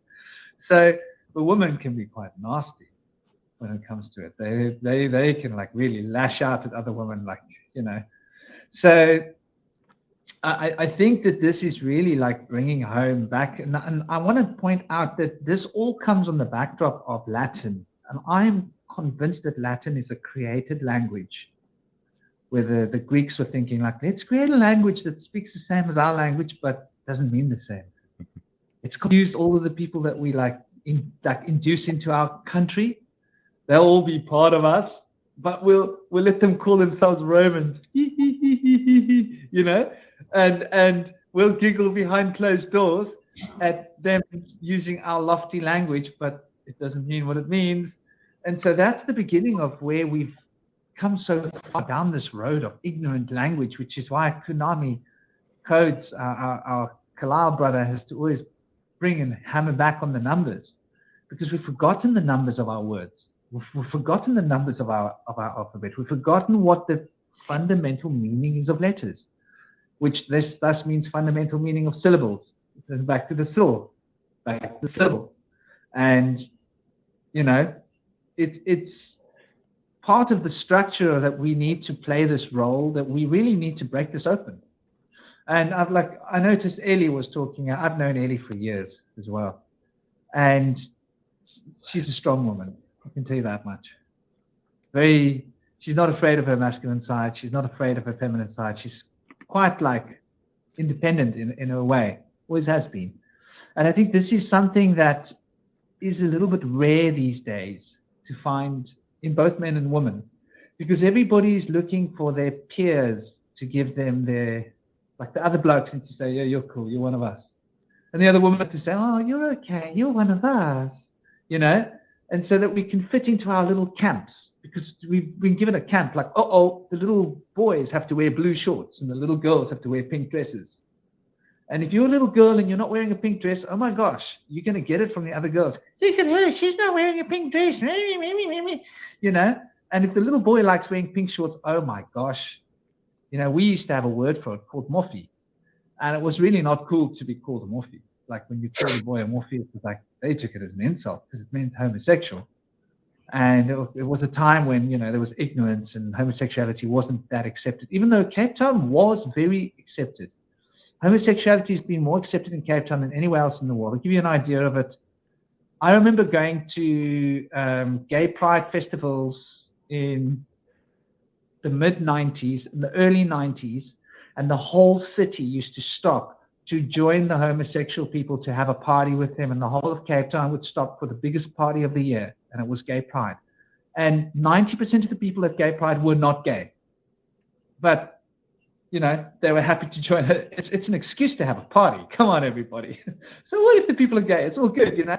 And gay marriage has been around here since, gosh, I mean, I remember my mom being at her best man friend. She was the best person.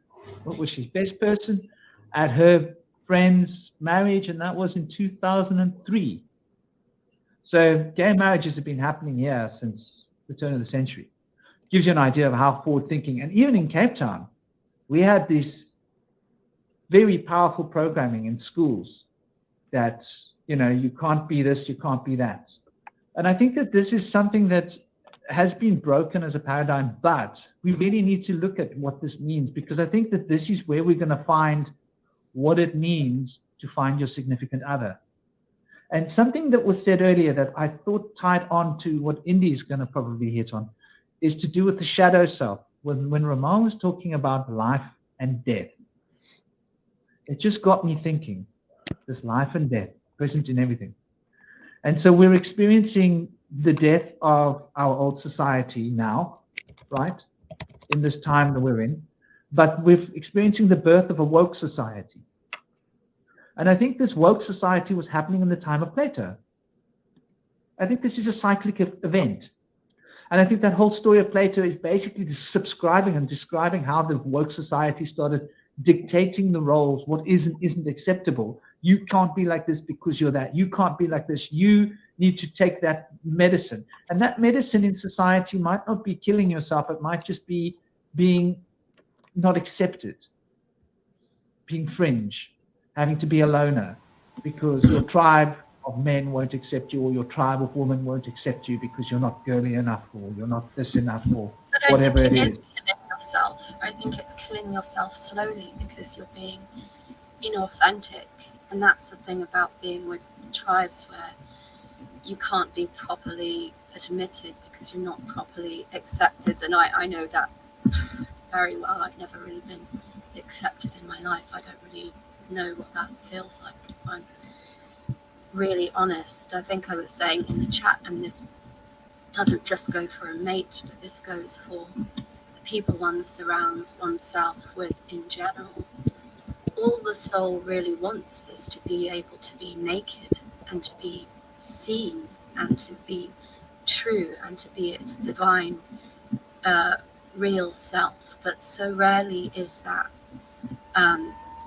given the grace to by one's peers around oneself, whether that is society or girls and guys jabbing at each other's. Because, by the way, this thing that guys like to bring up a lot, and I've seen it, there is truth to it, cattiness between women.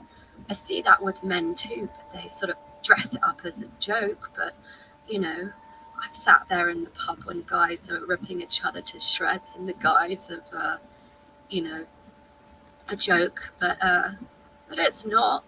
They're still ripping each other to shreds. They're still judging themselves. And, you know, I can remember when I was sort of 17, 18, I used to dress in like combat trousers and like baggy tops and stuff. And I remember a guy telling me, "Oh, you dress like a feminist lesbian." And then when I started dressing more like feminine stuff, then it's like, oh, people just think you're easy and they might call you a slut, or, you know, like you literally can't win. And a guy's never masculine enough and he's never feminine enough. No one's ever enough. It's just BS, really, as far as I'm concerned. Yeah, that reminds me of a Greek Egyptian philosopher. Is his name Diogenes, who created cynicism, And everything we're talking about now is referred to as nemos, which is social norms. And I think we're all understanding that we need to go against them to be more authentic, right? Like, if everybody says you need to, I don't know, wear pants that are jeans to be a male, then you need to think about why you're doing it. Like, why am I wearing this? Maybe I should do something else. Maybe I should do something else, like a skirt, like Shaman says. But I believe that if you go against the namos, or like, is it Plato who said this? When everybody goes left, go right. So if you start to question more of what everybody's doing and do the opposite, you'll actually find more truth in that, because everybody just does what they see. Like, we're parrots. Like, we grew up parroting our parents. So if you go against it, you find your true self, you find your soul. And in doing so, maybe you find the right mate that will be fulfilling to you, right? So I was actually looking up, was it a Norse? It's not Norse, but it's ancient Greek, not Greek, sorry, German. A goddess named Nordiger. It's one of the last ones before the Anglo-Saxons came up, and then they started making the Ashers with Thor and all of them. So I was looking at her, and she's a goddess of fertility, but she's also a goddess of human sacrifices. Like, they like to kill people to worship her and bring back the rain. So I was looking at her, and she had no consort. She had no partner. But the priest believed that they were the partner for her, that they were sort of like being her husband by doing the rites the right way and remembering them from line to line. And I think that's something we're missing in today's world, where when we find a partner, we don't really care about what they need. We just want to have what they can do for us, kind of like pets. Like, I'm just get this dog because it makes me feel happy. I'm gonna get this person because they make me feel happy. I don't really care about what they need, and I feel like that's part of the problem. It's part of the societal norm, and we need to go against it. I want to add to that. That brings up something that was brought up very early in the conversation by Gabriel. The economy story of this. This is something very interesting. The economy of the sexual dynamic between men and women. The economy. Yes. And this is essentially the selfish act. And I want to point out one other point, and then I'm going to pass the mic, is genes. Men have to wear genes. It's like men are sperm donors. They have to wear genes. They have to wear their genes and pass their genes on. And it's so important for the man to put the genes into the woman. You know, there's this whole exchange of genes. And so it's a man to wear jeans. And now women have started wearing jeans as well. It's very interesting why we call those those pants jeans or those clothes jeans. It's such a masculine thing. What is that all about? I have it. I've got it. It's the Hebrews. These are the Hebrews. The high priests of the ephod. They use the murex as their call sign, so they can recognize each other's headdress from distance. You can see each other on the skyline and say, "Ah, he of blue," and you know his genes.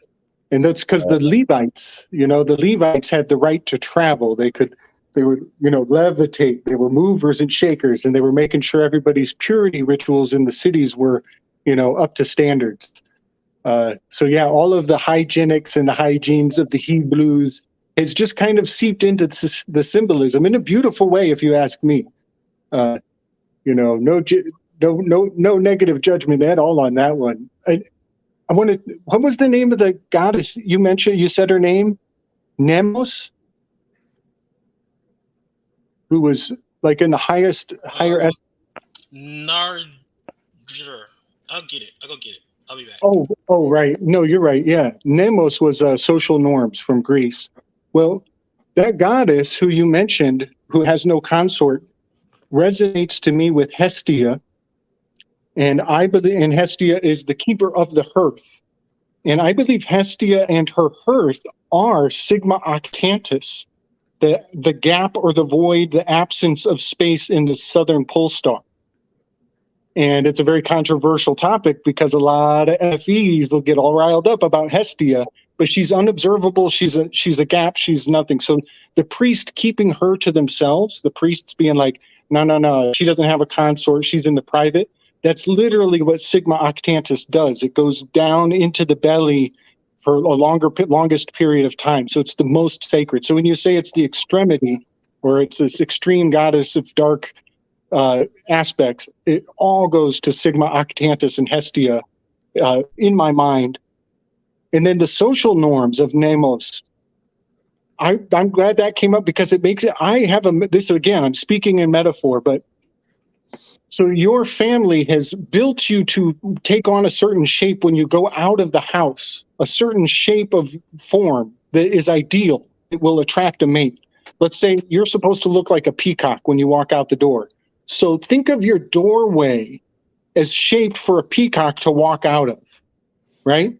That is the social norm of your culture, is the shape of your doorway. And what we're experiencing in our lifetime is they've renovated what the doorway is supposed to look like. It's not supposed to look like the way your parents made your doorway look like. So when you send your kids out, they're not supposed to be peacock shaped. And we got round pegs and square holes and triangles and sideways discs. And we got all these weird ideals coming out of households. And then the craziest part is there's no other household that matches the ideal that you walked out of. So you're going out into the world, you're supposed to find a house that you're going to fit in, and they don't even have a doorway with the same shape as you. Now, I'm talking about the shape of the doorway is very important. I think this is the hecatome. I think this is the Electra complex. This is the Oedipal complex. This is the shape of the pressure of society on your household and what they demand.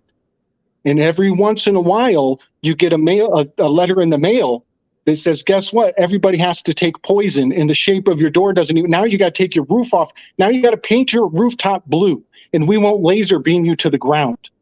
That's the only way to get through in society now. You hear what I'm saying? So these crazy pressures coming from external forces, they are so big and so massive, and our family members and loved ones are in denial that there's laser beams on houses, and if it's blue, your house doesn't get laser beam. And meanwhile, you're just trying to keep your peacock feathers in order. But I think this hecatone, I think this is the 100-year cycle. I think Hecate, it means 100. The letter C is 100. Sigmund Freud was doing this work 100 years ago. It was 100 years ago that we're just now getting the message. Oh, right. You guys are digging what I'm laying down here. And then real quick about the peacock feathers and the blue laser beam thing. That is an echo to Sabbatai Zeti in 1666. POX on all your houses. P16, OX, 66. In 1666, before the London fires, which are totally exaggerated, they're not what they tell us, but we have to address the exaggeration.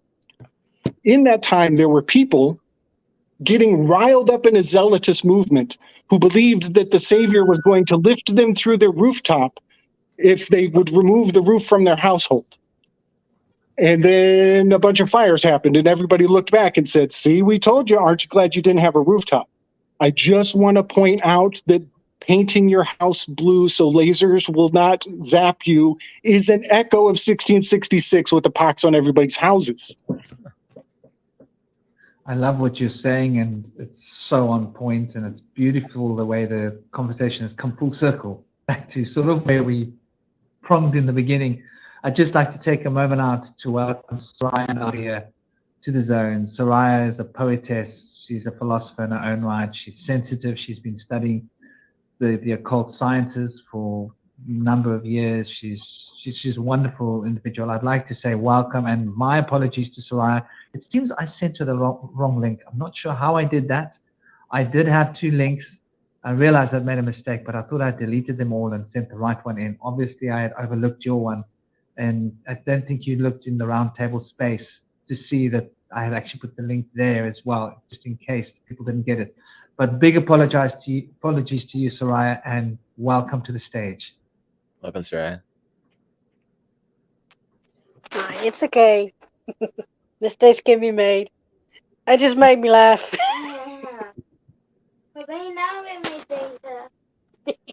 It just made me laugh. That's all.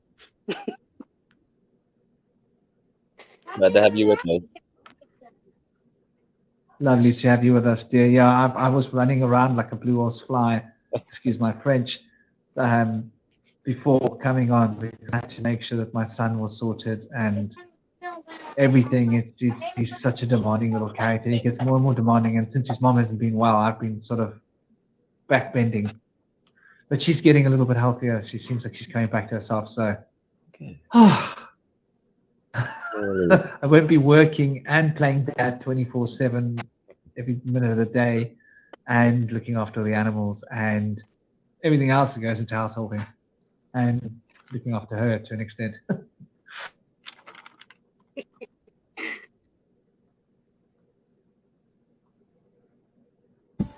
I thought that was so much truth that Gabriel just spoke about the doorway and the jeans. And obviously women are, for some reason, are asked to wear tight jeans these days. I wonder what that's about.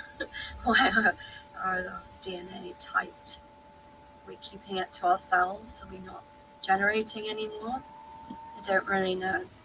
But I think it's interesting, this thing about the shape of the doorway that we come out of, and that a doorway or vortex, an energetic vortex, whatever you want to call that. And I was thinking too, when you were saying that, Gabriel, that we're all vortexes and doorways ourselves, not just that which we step out of into, like physically or in society or out of the family home, but our very own beings. We're doorways too, and we step in and out of each other's doorways and vortexes all the time, and we mirror them. And I was thinking also of the televisions and the mirrors, actual mirrors, and radios, the radio waves. Those are vortexes and doorways too, and we're always stepping in and out of them. But also, my other obsession, other than purity, I always bring up is paradox, right? We're always inside a doorway, inside the threshold, and outside of it at the same time. Even right now, I'm inside and outside of myself, and I'm inside and outside of this little community that I'm speaking with right now, right? All of you guys. I've entered a doorway, a vortex with you guys right now, and I'm also outside of it, and I'm going to have to go inside in a sec because my battery's on low, but right now I can see Nevada mountains all around me, and I'm kind of wondering where I am right now in terms of doorways and being outside and portals.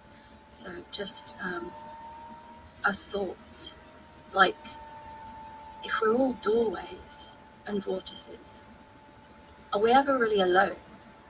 Like, are we ever really like fully sovereign, and there aren't other beings, like in a non-sexual way, but of course, but like other beings inside of us, and us inside other beings, and us inside and outside of the world and society? And then what does that mean for soulmates? I don't think we're ever really alone. I believe that the idea of aloneness or isolation comes from egoism, which has been pushed on us, but we're all deeply interconnected. And if anybody's familiar with the Kabbalah and the Sephirothic labyrinth, it kind of articulates the process in which we connect to our community and integral figures in our community so that we can become interconnected with one and all that connects us to the divine and to human society. Once we're interconnected, that's where the love is, the connection of all things. Whereas the lack of love brings us into isolation and separation in our minds. But when we go within, into the portal to within, to our hearts, we can open up those limitations and transcend through us in authenticity by unifying our feelings, our thoughts, and our actions. We can become one with the world around us. But a lot of times we will, before that process, be in the dark night of the soul or in denial and not live through authenticity and have that gateway closed, that portal is closed in our heart. I've had that. And you bring up an interesting point that I'd like to drop in, and I'm sure Kalal's going to be all over this. He's going to have a lot of that. Is you mentioned the Kabbalah, and it got me thinking about love.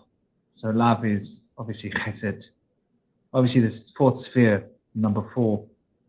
And so we say, I did it for you, right? Are you living for someone else? So the number 4 relates to service, to sacrifice, in a sense, to do it for someone else. Because 4 implies not being selfish, which is a very interesting concept as it relates to Jupiter, Diospiter, or Jupiter, as the sphere of joviality that is filling your hand, filling your cup with goodwill and charity. So all of these are concepts that relate to the fourth sphere, to the number 4, which is not often picked up on by a lot of people in the world, because we think of 4 as being stable, structure, but we forget that the structure is the stability of the group. And the stability of the group is upheld by sacrificing oneself for the group. So, and it's wonderful how these words reflect this fundamental aspect of the 4, which is not always brought onto the table. If you look at most chapters on numbers, it's something that they don't really get into, because it sort of makes us sort of have to acknowledge that there's something of a structure that's been missing in our world, in our day-to-day, in the way that we understand ourselves, in the way that we understand the world. And I think that this is essentially the key. You know, who are we living for? How selfish are we? This is what prevents us from finding our soulmates. This is what prevents us from walking past our twin soul or our twin soulmate connection in a crowd and not even recognizing them, because we are too self-obsessed with what we think we want, what we think we need to get. And we go through life even being selfless for the sake of selfishness, which is something that I noticed in myself much in my life, that I wanted to be selfless so that I can progress spiritually. And you think about it, like really go down into it, dig deep. No, come on, Indigo, no, don't bark, my dogs. And there's something with that, Frank, and there's something with that number 4 and the doorway, the gateway, whatever, that it, you know, like you're saying, we do naturally want to be of service to each other and to come from the heart and to love each other, but there's a harvesting going on. There are beings on this earth that, I'm not trying to get dark here again. My son's in the house, I can't help it. There's a harvesting that's going on through these doorways, a harvesting of souls through the televisions, through the radio, through the computers, through our phones, whatever. You know, we're talking about the things we're putting into our body, or you know, pharmaceuticals, our minds, or whatever. But there's definitely a loosing or a harvesting going on. And if the souls are being harvested, how can they mate? How can they be soul mates if they're busy being harvested? It's a good question. As it also brings back the talk we had earlier about tying in death and life being interwoven integrally. And so, you know, we have the death of the death of the ego and the rebirth of the self, and the death of the masses, the genocide that's being put upon us. Some people could say that being tricked and offered bait to be put into traps is for those who are unquestioning of things, that fall into those because they don't question life. They don't follow the Socratic method.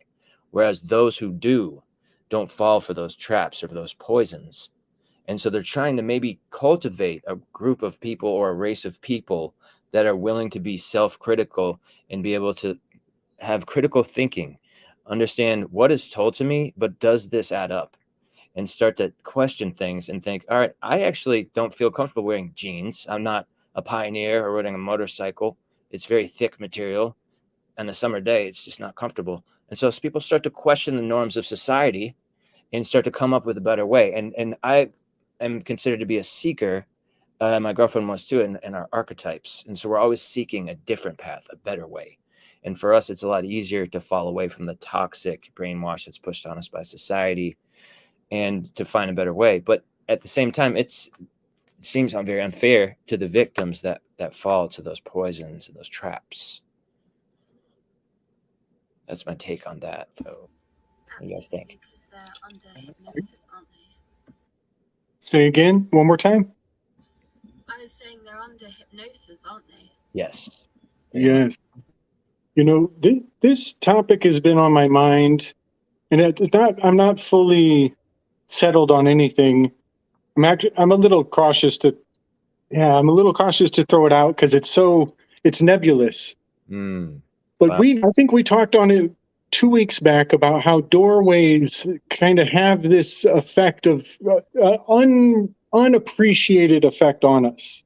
And, you know, to what degree does walking through a doorway generate forgetfulness? You know, we're thinking about the four, the Kabbalistic four. I oftentimes think about when I can reduce the sept reduces to a 1. When I can reduce a 4, it goes to a 1. The 4 and that 7 kind of, I wonder about these snap reductions that collapse into the oneness. And now hear me out, guys. A lot of this rant has to do with my research on the clouds. The play by Aristophanes, the comedian, that is called The Clouds. In fact, all of his works are turning out to be pivotal to understanding where we are today. But The Clouds in particular, it's a comedy about a think tank where Socrates has a bunch of dudes doing like downward dog with their bung in the air while he's floating around on a basket in the sky. It's hilarious. It's absolutely hilarious. But I realized that the whole play is encapsulated in the Wheel of Fortune card. In so many ways, it is wild. But they're worshiping vortex in the think tank.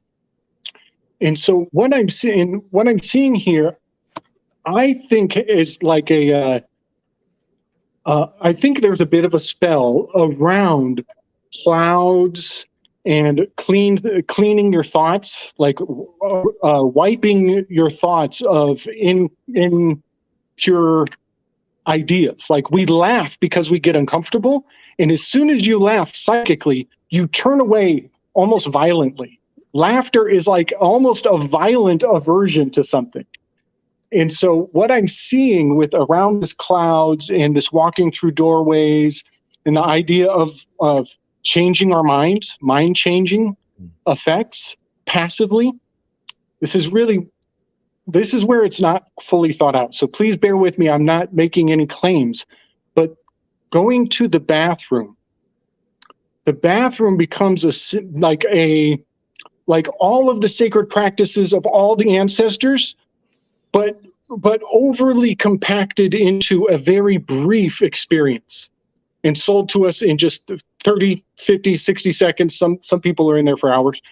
So our relationship to the bathroom is personal, but there's a gender thing going on here. Is this the surgical cut? Is this the surgical cut? Do we receive our brainwashing in two completely different flavors? And I wonder about this because the Charmin, the clouds, the soft wiping of hygienics and the cleanliness, all of this is like kind of, I think, is essential magical ingredients in our lexicon to understand how we go about keeping our minds pure and avoiding uncomfortable thoughts. And a lot of it has to do with laughing and joking and changing the subject as soon as possible. But I think going through doorways has something to do with it too, especially the bathroom doorway. Now, the reason I'm harping on this is because of Buotes. Buotes is the great void in the heavens.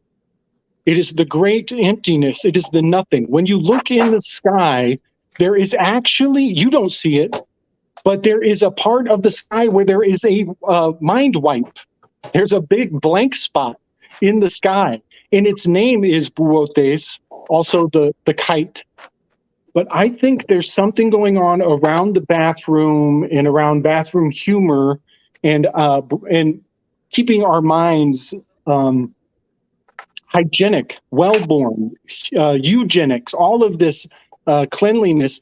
I'm just saying all of this because obsession over germs is always a symptom of genocide. That means the genocide is next. When we obsess too much about cleanliness, next comes, okay, who brought the dirtiness into our culture?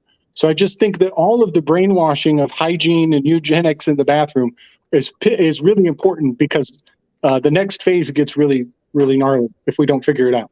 Gabriel, you reminded me of when you said doggy position. Sorry, that reminded me of the Babylonian astrology, where every sign has a soulmate, twin flame. For example, one of the most popular ones is Tammuz or Timmuz. His twin flame is Libra. Like you brought that up already too, and and I just thought that was interesting because even in the Greek cosmology, not Greek, sorry, Greek also, but Egyptian mainly. Egyptian cosmology, they have twin flames there. They're always married to. Sorry, brother, don't mean to interrupt you. Somebody's got some weird mic thing going on. If all of us could mute our mics, then I don't know. Maybe it's something going on, but it's making. Maybe I'm just hearing. I don't know if you guys are hearing it too. Yeah, I hear it. It's Soraya. I think she's busy or something. But but anyway, so every constellation has a twin flame connected to them, and I wondered why don't we talk about that in our months? Because every month has an opposite. Every month has a twin to it. It's just like letters. Letters and numbers have a twin to them.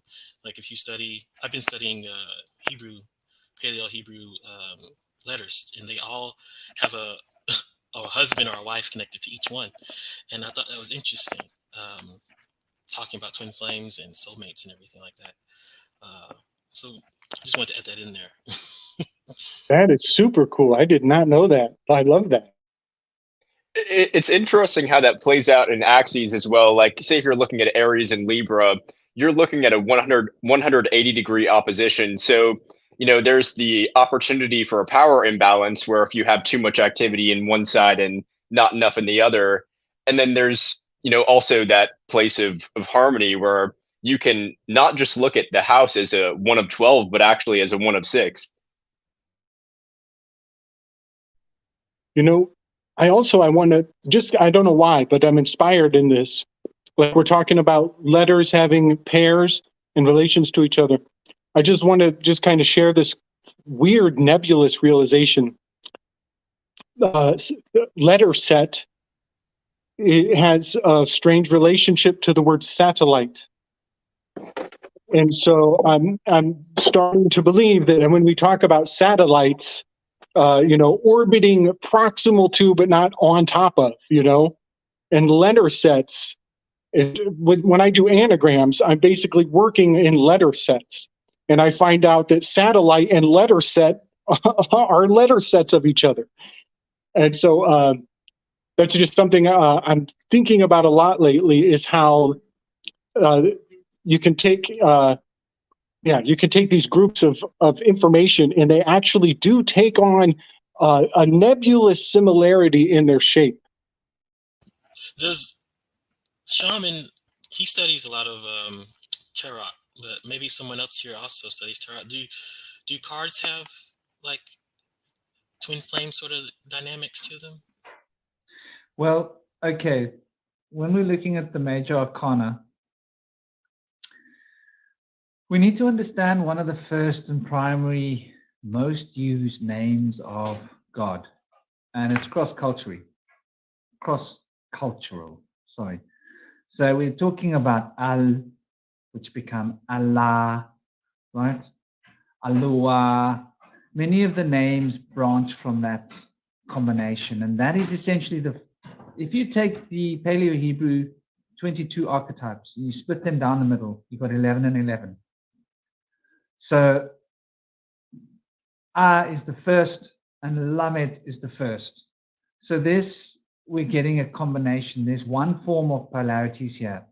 There's another form of polarities, which are the astrological polarities, which was mentioned. In this form, you've got a combination between He and Lamed, for example, as was pointed out. He being a window, He being the foundational place through which the light of being can find instrumental expression. Lamed being that ox goad that can actually push the life force, the prana, but the unmanifest life force into manifestation through Al. So you can see there's not one set, there are multiple sets. So there's a little bit of something funny going on here, because like you're my wife on Tuesday, but on Wednesday she's my girl.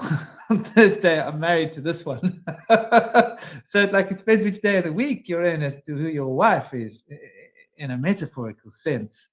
But there are these sets of correspondences.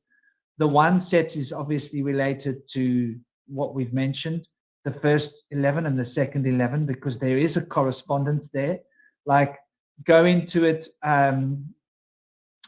Kaf is Jupiter, the hand that ends the cycle of the first one, which is the wheel, once again, that Gabriel keeps coming back onto. And so this relates to Jupiter, this relates to the hand, relates to beneficial forces.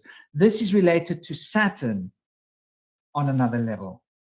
So when we're looking at Kaf in this form, we're looking at the sign of Pisces, essentially, right? The feminine side of Kaf is Pisces, and it's all about taking in. Saturn is the other side of that coin.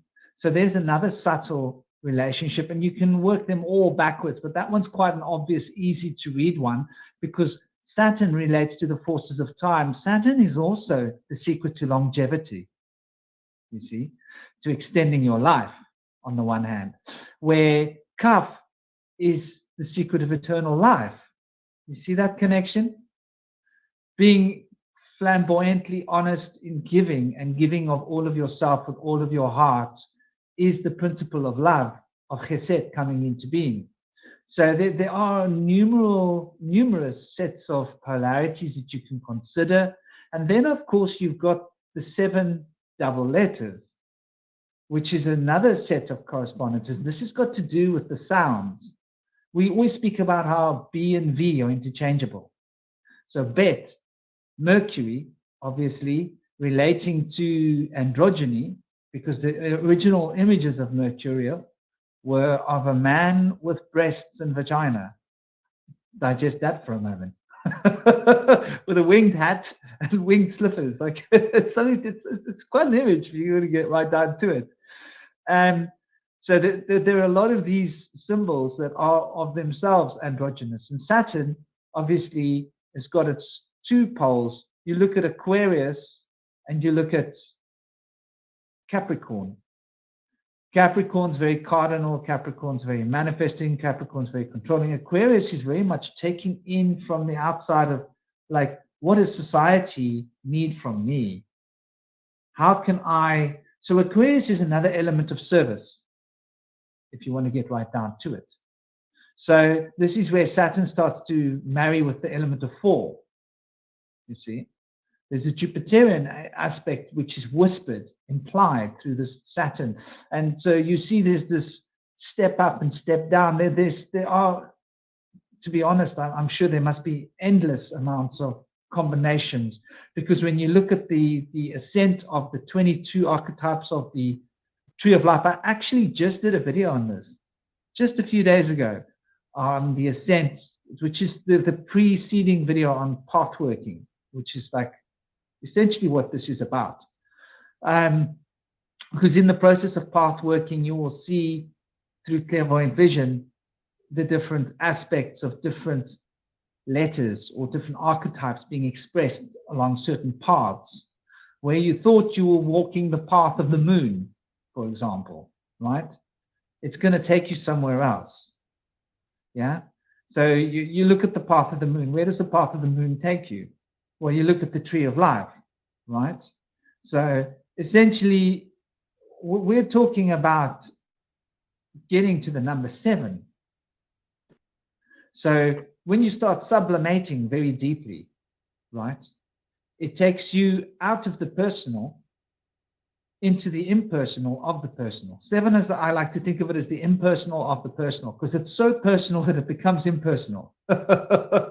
Because when you go so deep into yourself, everything's a toric form. So this is what's being expressed here. The universe is a torus. Everything is a torus. Torus is the expression of fundamental polarity of the 4th principle of Hermes, as we sort of got to it. So this 4th principle of Hermes is essentially the toric form where if you go deep into the masculine, it's feminine. If you go deep into the feminine, it's masculine. Yin, yang, yin. So yang, yin is expressed in each of the parts. So this is why in the chakras, you've got 49 subsets. So you've got 7 chakras, but within each chakra, you've got all 7 chakras. Just one is coming out in dominance. So you've got the 49, which is the 49 petals of the Sanskrit language, which is how the petals are arranged around the chakras and why the chakras have associations with other chakras. Now, the same thing can be seen with Etzchim, with the tree of life. You can see it very simply with the powers and the principalities and the expressions of the fundamental 10 numerations, the spheres, the containers of etheric substance. And so within each of these 10, you will see all the other 10. So it brings us to the scale of 100. And so you can see where the decimal scale came from. Obviously, it came from this recognition of how within each number, all the other numbers are present. But we have to consider that the 1 repositions itself once again in an octave above itself. So the 1 is mentioned twice, which is quite interesting if you want to get right down to it. Why is 1 always mentioned twice? And I'm going to throw the ball out there for you guys to digest.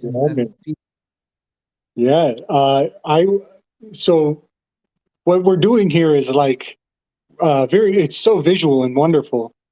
Right away, the 1 mentioned twice to me is the 10 concentric ring practice. And if anybody, this is something I think everybody should just play around with. And you don't have to do like I did. You don't have to have a compass and make sure every ring is exactly centered upon the next ring. Just draw 10 circles and start writing the numbers 1 through 10. And this is, I think of Bob Marley's song when he's like, and I rode down to 5th Street, and I trot on down to 4th Street. You know, he's walking out of Babylon, and there's concentric rings of the city. You know, this is civic design. And he's heading out. He's going out of the bubbles. He's breaking all the bubbles of Babylon. He's got to walk on out of the town, right?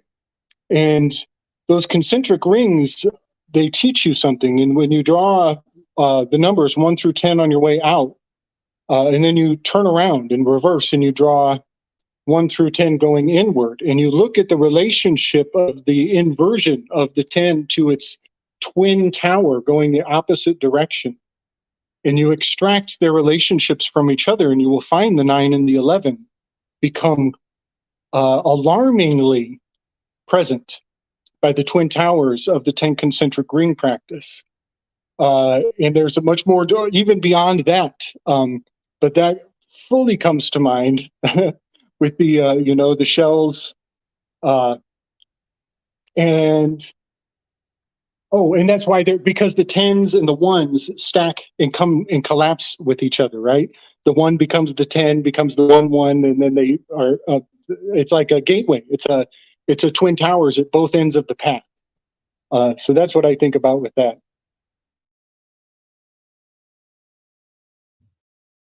That's beautiful, brother. And it sort of brings us back to when you draw these 10 spheres, there are 9 divisions, right? And so we're talking about 9 gates. And there was a film, Tom Cruise, was it? Was it Tom Cruise? I'm sure it was. Brad Pitiful. Same difference. Yeah, one of those guys like, oh, I'm this good looking, whatever guy, Hollywood blokes. But yeah, so we've got these 9 gates, which are quite interesting because the 9 gates in the human body, 9 different frequencies of octave, essentially. So we think of octave as representing the 7, and the 7 is being represented by octave, right? The 7 notes. But is that really right? Is octave actually representing the 9? You see, there's this mystic relationship between 9 and 8. The same way that there's a mystic relationship between 8 and 7. 7 is a mystic number of 8, and 8 is a mystic number of 9. So 7 is tethered to 9 through 8. Man, just when you said the mystery of mysteries, I realized it's not Brad Pitiful. It's Johnny Adept. It was Johnny Adept. He was probably one of the better actors, to be fair. Back in the days when he was a mime artist, there was somebody who had some real talent. He wasn't just pretty face, although I suppose he was a pretty face. But yeah, that's very interesting. And these 9 gates, I mean, I can speak from experience, and this is tying us back to what Ramal was talking about, life and death.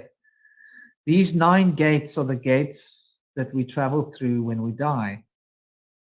And this is the samadhi process, which is why, okay, I'm going to put this out there since we're talking about this. Everybody wants to focus on the Sahasrara chakra, on the crown chakra. You should never, ever, ever be trying to activate your crown chakra. Just heads up for those of you that are out there. If you fully activate that crown chakra, you leave this world for good. Just, I want you to digest that, because that leads you through the 9 gates. And through all 9 gates, you will get to the final gate, and there will be a circle of a brotherhood circle there, sisterhood, brotherhood. They seem like men now. There that will want to advise you not to go through, because you won't be able to come back.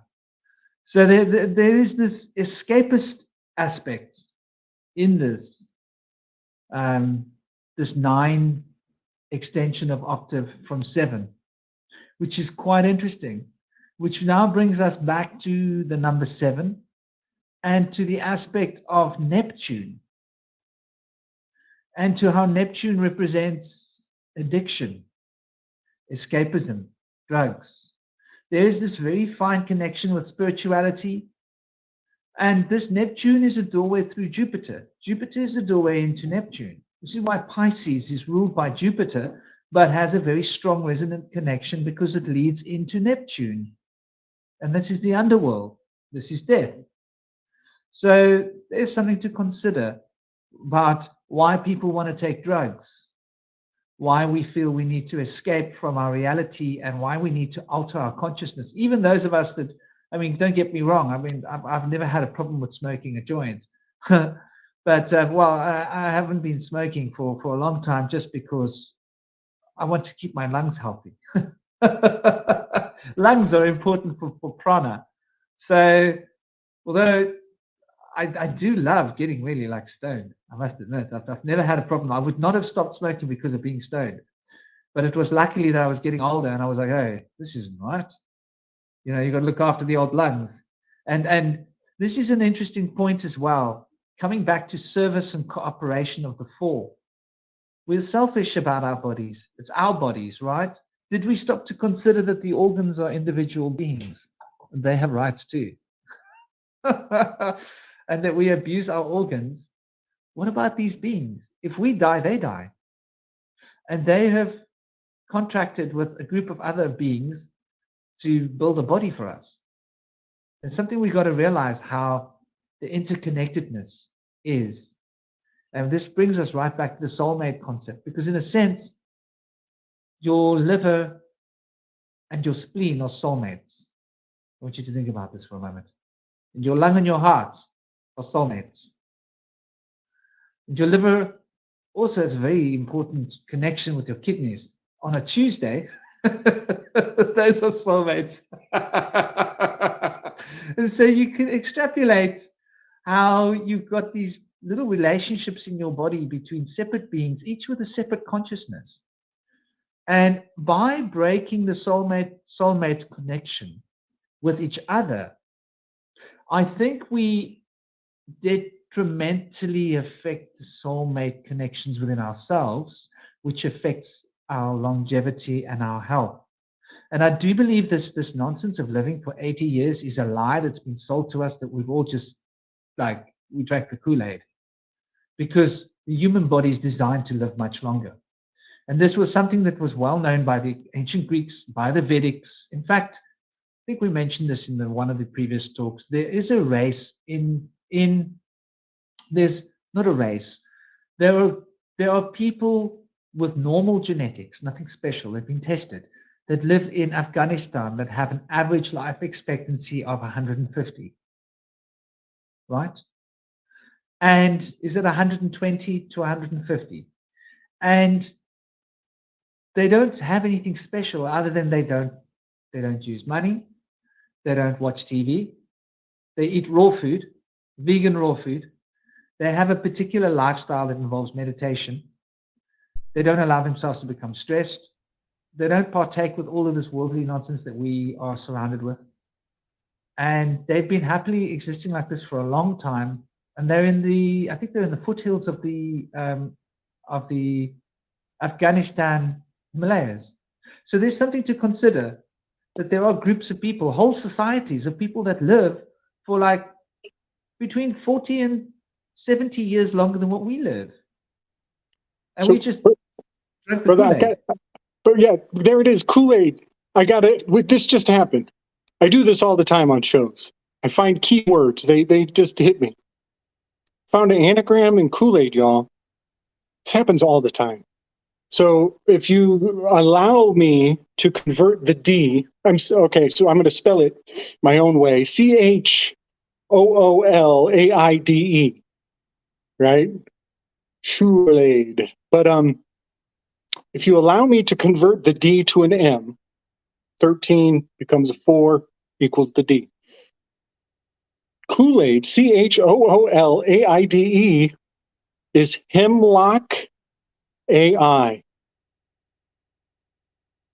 HEMLLOCHAI. Hemlock AI is Kool-Aid, if you grant me the M to the D. How about that full circle? You know, I got a couple more, just because this is what I do. I like just play. I find what else we're saying, you know, because we say so much we don't realize. But like drugs, you know, we got shrug, like Atlas Shrugs. Whoever that guy that just announced the UFO aliens, his name is like Grolsch. His name is Shrug. Atlas Shrugs. He announces AIs, and everybody's like, man, whatever, you know. Sugar.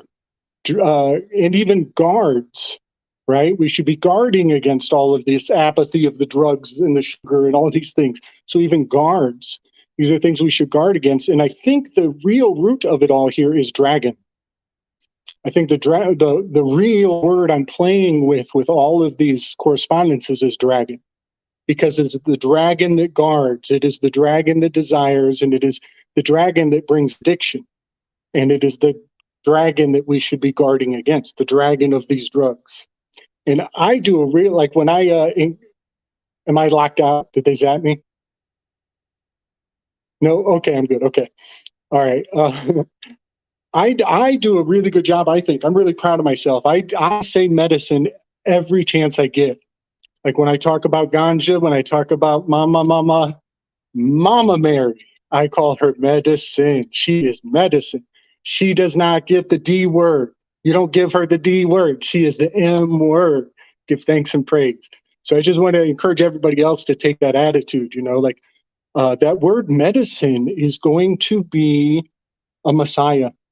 It's being whittled down to a Messiah. And I think we should all think about that and spread the word. You know, a little side tangent to this is a nice little mantra that, you know, most people just intuitively would never think of, is just It has an effect on the body that I think is very healing in and of itself. Yeah. I make that sound all the time. And a lot of our medicine came from the witches, as far as the European side of things.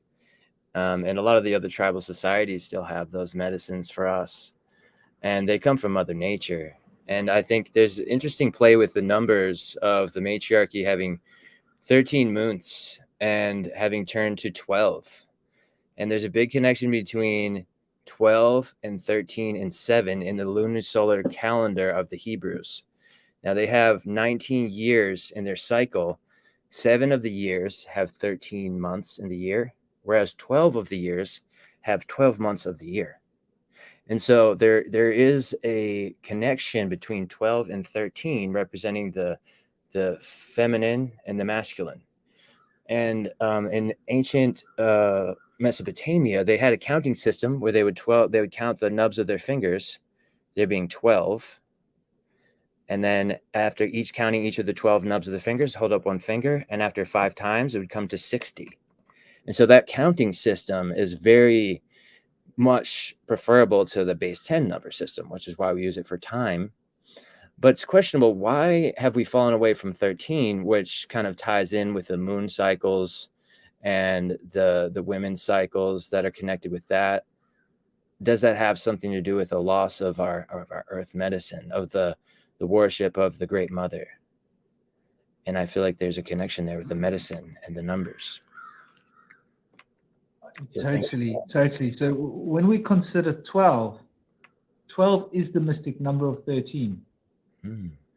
So this is why I think we've fallen into the 12, because we got sucked away from reality and drawn into the occult. And so looking at occult confluences and effects makes us consider the 13th from the perspective of the 12. For you have to have 12 in order to find the 13th. But by focusing on the mystic number 12, people can be drawn away from recognizing that it represents 13. And so we can be led down an occult doorway to an occult secret place that leads God knows where, excuse my French, from the place where that 12 finds expression, which is 13, which is quite interesting. And it does seem to tie into, let's not even yet go there, but like those illuminated ones with all of their secret handshakes and God knows what else. And they infiltrated the Masonic temples and got hold of the Masonic, like, who's in the main chair in the Mason temple. And so, because my experience of the Masons is they're good people. I've met a lot of really sound, solid Mason people, students, knowledge bearers, wonderful people that you get to know these people, and they live a very good life. They're very charitable. They are got their hearts in the right places. But then you look at the organization, you know, the way it's become so. The dragon, So the dragon represents the head ruling the body, doesn't it?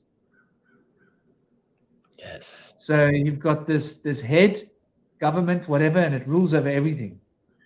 And so it represents that sort of like power in a sense, but disembodied power. I don't know. I'd love to put that out there for you guys to respond to. Yeah, I think that power can be interpreted as the sun, but it's also interpreted as the bull by Aleph, the first character of the Hebrew alphabet.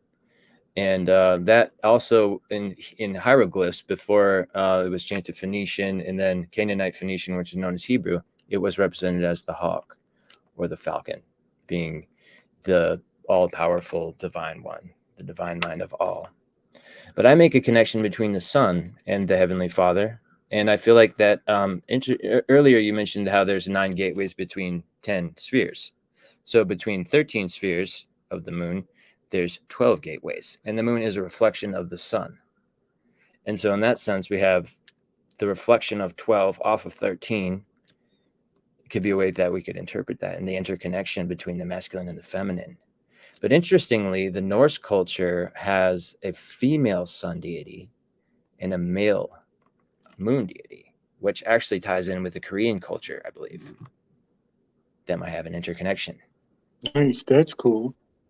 Yeah, they also worship an 8-legged horse, I believe. It's either 8 or 9, which is very rare and unique.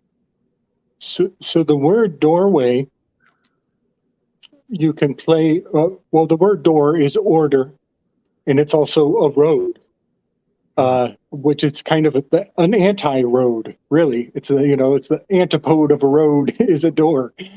But the word doorway, it also contains year, day within the word. So D-A-Y, and then there's that's it, Y-O-O-W-A.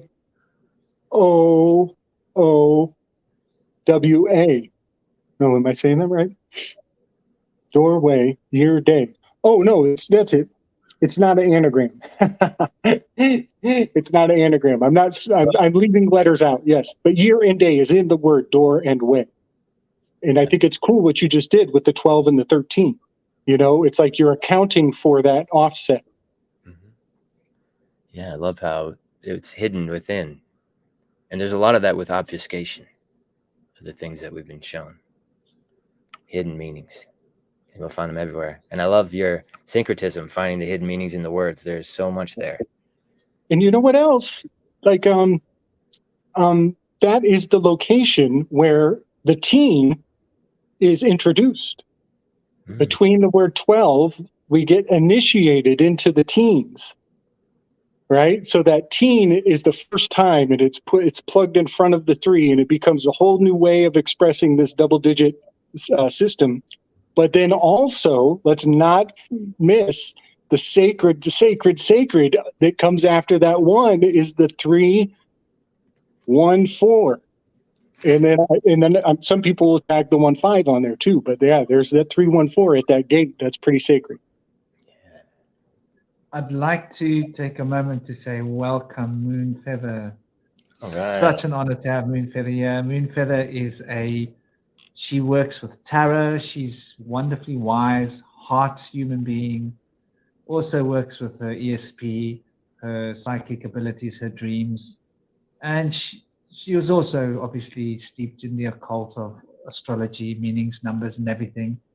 I'd love to give her a moment and say, welcome, Moonfeather. It's such a pleasure to have you here.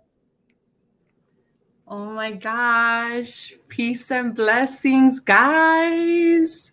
I am so sorry for coming in late. I was just trying to take care of some things, hanging out with the kids, and it's my day off, which I haven't had in such a long time, but thanks to one of my super bestest friends, Kylao, he ordered. He, with that voice that just resonates like thunder. He's like, no, you will take the day off tomorrow.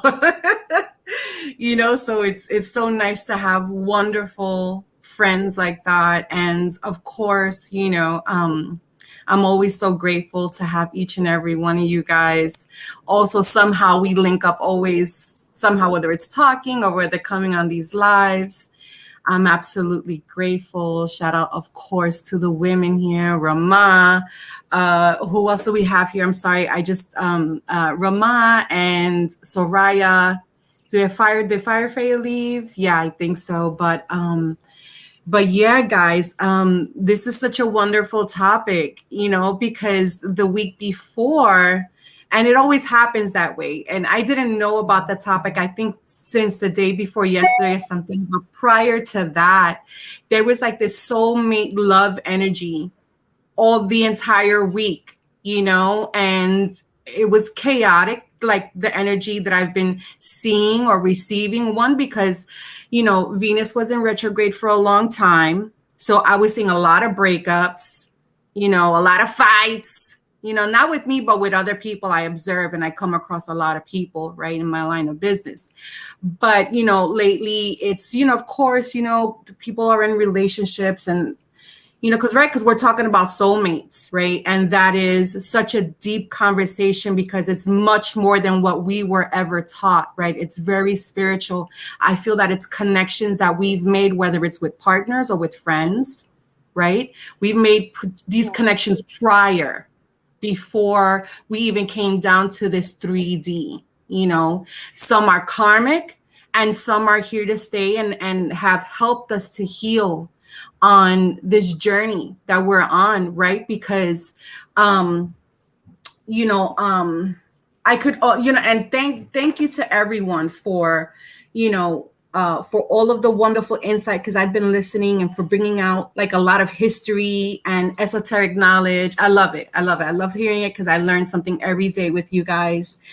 And but you know, now what I could bring to the round table, obviously, always is only what I've ever experienced, you know, and what I've experienced with others that have shared their stories with me when it comes to love, when it comes to soulmate connections and all of that stuff, right? And you know that the most tarot readings that I've done and come across, it's always about love. Oh, I want to know about what's going on in my relationship. Or where's my soulmate? It's that takes precedence over anything else, over money, even over health.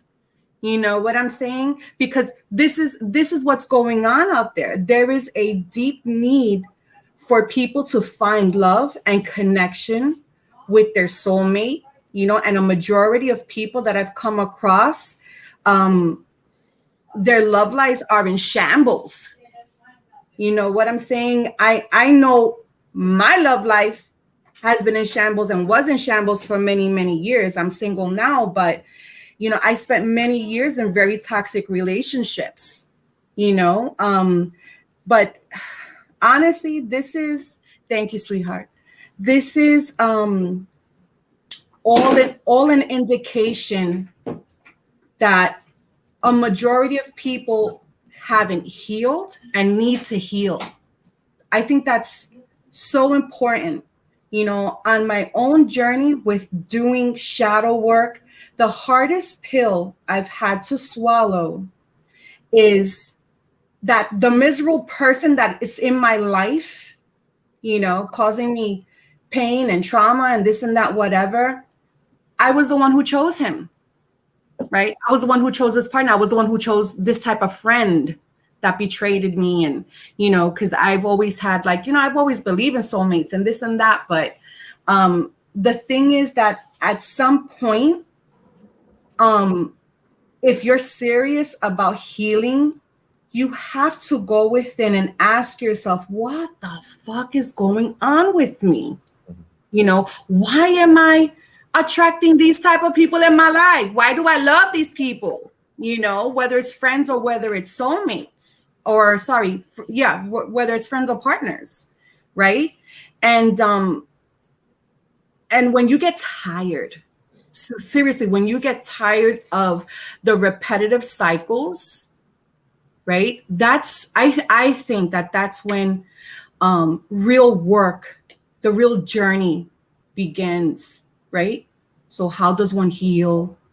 Now, my opinion, this is my opinion, okay? That none of this esoteric knowledge, astrology, numerology, knowing your life path number, your sun sign, your moon, your rising, none of it matters until you face yourself, your choices, and your upbringing, right? To find out, how did this love shit get so fucked up? How do we fuck it up so bad?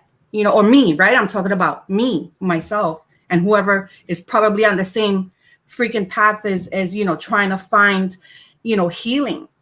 But because you know what, it really is easy. It's easy to love. It's easy to give, to receive, right? Because I remember when I was a little girl, I had this amazing connection with God. I loved, right? God, whoever he was, just this wonderful spirit. And I felt the love, you know, even though my life around me was chaotic. My upbringing, my parents, was chaotic. Okay. But the thing is that I was blessed with this vivid imagination that I learned how to escape the bullshit at the moment. But that does not take away from the fact that I was still being traumatized. I was still being programmed to not understand what love is and having a warped sense of what love should be. Right. So just the other day, I came across, I was listening to this licensed therapist, and he hit a lot of wonderful points when it comes to healing, right? And if I could just go over them really quick, I made some notes, my golden notes, as Carol says. So right, so it's, he says, if you keep, right, because we're talking about soulmates and really trying to find, you know, that partner, right? Not to complete you, because I feel that you have to be a whole person, and then that partner is just like a plus to your life, right? So these are the things he gave, like 5 indications as far as, you know, how is it that you pick a particular type of partner, and where does it stem from? So he says, if you keep attracting manipulative or keep ending up in abusive relationships, there is a chance that you are not, quote unquote, missing the red flags. The thing is that these type of people feel so familiar. They are an invitation home, right? That's why we find, you know, even though we're in an abusive relationship, it's still comforting to us because we're not healed. Thank you, Josiah.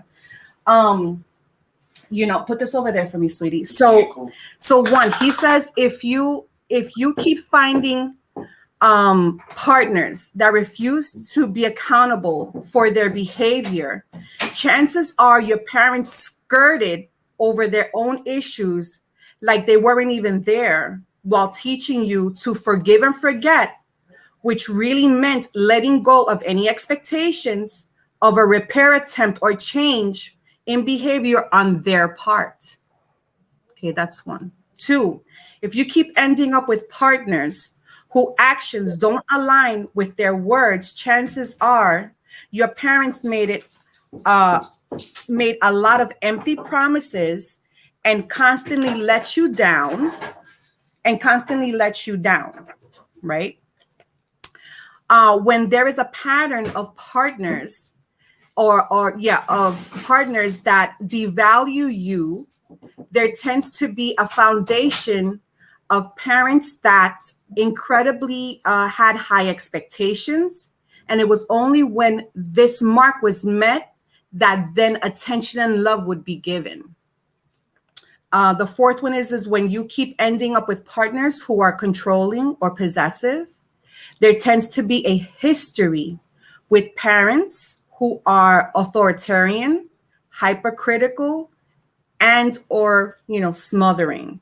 And the last one is when you end up with partners who underfunction and always seem to need rescuing, chances are you are the caretaker in your own family of origin with adult responsibilities that were far beyond your level of developmental readiness, and, you know, which require sacrifice of your own needs for others, and you still have trouble advocating those needs today. So, you know, I just wanted to put that out there because in my culture growing up, we didn't believe in going to therapy, going within, having, you know, learning about all these spiritual journeys. And no, it was suck it up, you know, you're good, tough it out, you know, and keep it moving. I wasn't raised in a family where, you know, we talked about our problems and we hugged each other, and it was only for holidays. That stuff was only for holidays, you know? So, you know, so growing up, I learned all of this and I was like, okay, then it started to make sense. I didn't feel as broken because then it started to make sense. Oh, now I know why I picked that creep. Now I know why I'm attracted to a certain type of men, right? So I had to be real with myself. And that's the real work with, you know, with doing shadow work. You know, you really have to go within. It's a very difficult. I always heard about shadow work and this and that, whatever. But it's really that's the hardest shit you really have to do in your life, because you have to face a lot of quote unquote demons. Like, oh shit, or like, I'm a shitty person because I do this and I do that and I've treated people like this, or I don't love myself. You know what it is that you have to look in the mirror and say, damn, man, I've never loved myself for so many years because I've allowed people to do this, because I haven't healed. And that's freaking hurtful, because not only through life you've been betrayed by other people, but damn it, you learned that you've betrayed yourself because you went back on your own boundaries, on your own standards. You settled for shit because you're like, oh damn, you're freaking insecure, you have low self-esteem. I'm like, what? But the beauty after that is what, right? It's learning. It's learning how to identify these things and growing, so there's always a silver lining at the end of this, right? At the end of this, not the end of this journey, but like, there's always a silver lining, if you look at it that way, right? So even though I'm like, oh my gosh, in my life, I'm never going to find a soulmate. No, I see people in their 80s and 90s. I hope it doesn't take that long, but I'm saying, there are people that, that just have that aha moment and, and just be like, okay, yeah. And then you start bringing in that energy, and you start calling in that, that soulmate or that partner, that just adds, that's just a lovely plus one, Now, I guess that's what we're talking about, but that's what I brought to the table. But yeah, guys, thank you so much, for real. This is a great conversation, and it's very, very much needed. Yeah, thank you, Moonfeather. I liked what you said about parents and how we kind of get habits from them, how they treat us, and we spread those on to other people. It's kind of like what Gabriel said about the Oedipal complex and the Electra complex. It kind of probably why, Sigmund Freud was all about, the sexual nature of psychology. Because when you're looking for a partner, you really should be, well, Hermetics really tells you to look for a partner in yourself first, to really love yourself and understand what you need to grow, where your ignorance is. Because, ignorance, at some point you have to really own up to your own blissful ignorance, ignoring things that you need to change about yourself. For example, I grew up with one parent, like only had my mom my whole life. I never knew my father. So when I grew up around other people who had fathers, I understood what I was missing, which is an authoritative figure at home who doesn't switch it up randomly, and who's like, just straightforward to the point and ignites discipline in me. So when I saw I was missing that and other people had it, I became that for myself. And when I became that for myself, I was able to transcend that missing thing in my own soul space. And when I transcended that thing, I was able to be that for myself and other people who didn't have that.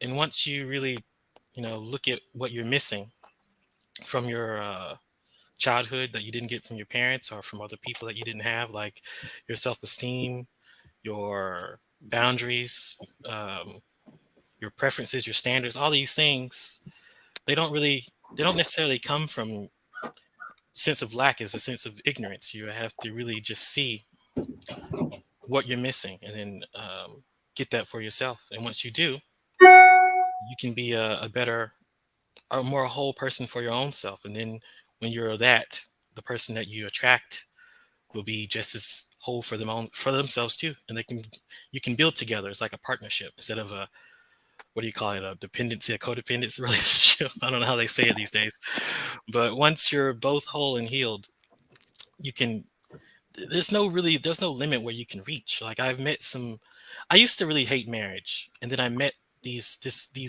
couples when I was working, and there was one couple who came in. Her husband was calling her idiot and stupid a lot, and I was like, oh no, this is abusive.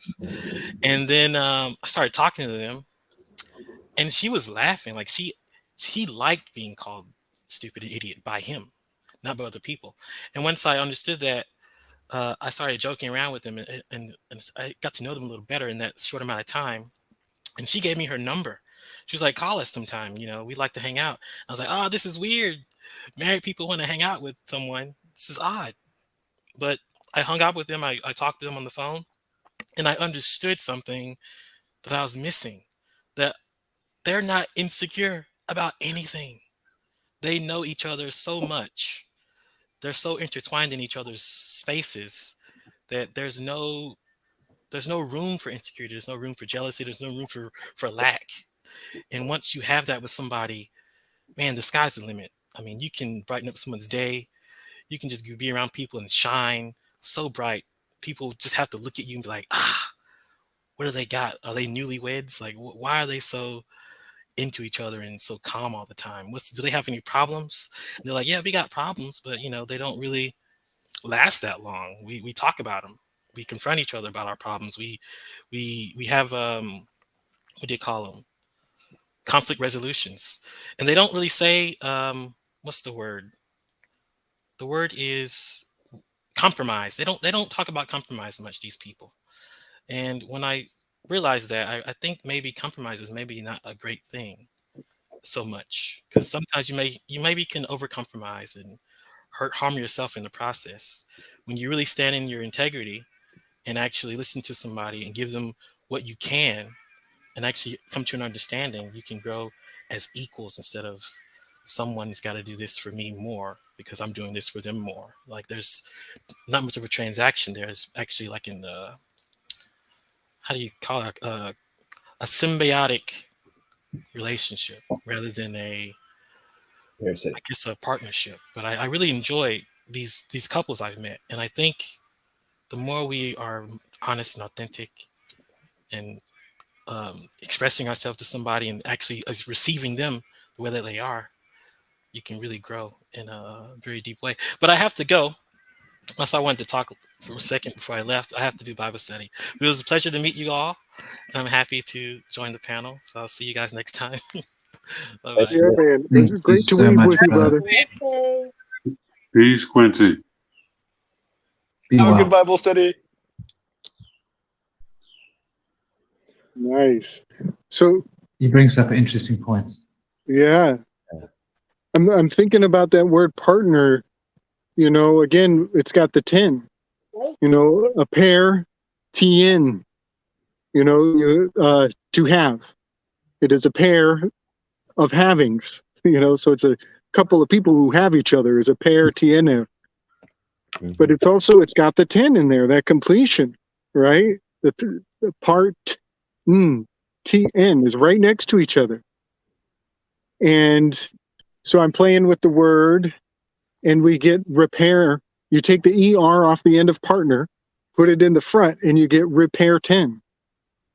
You're repairing the 10.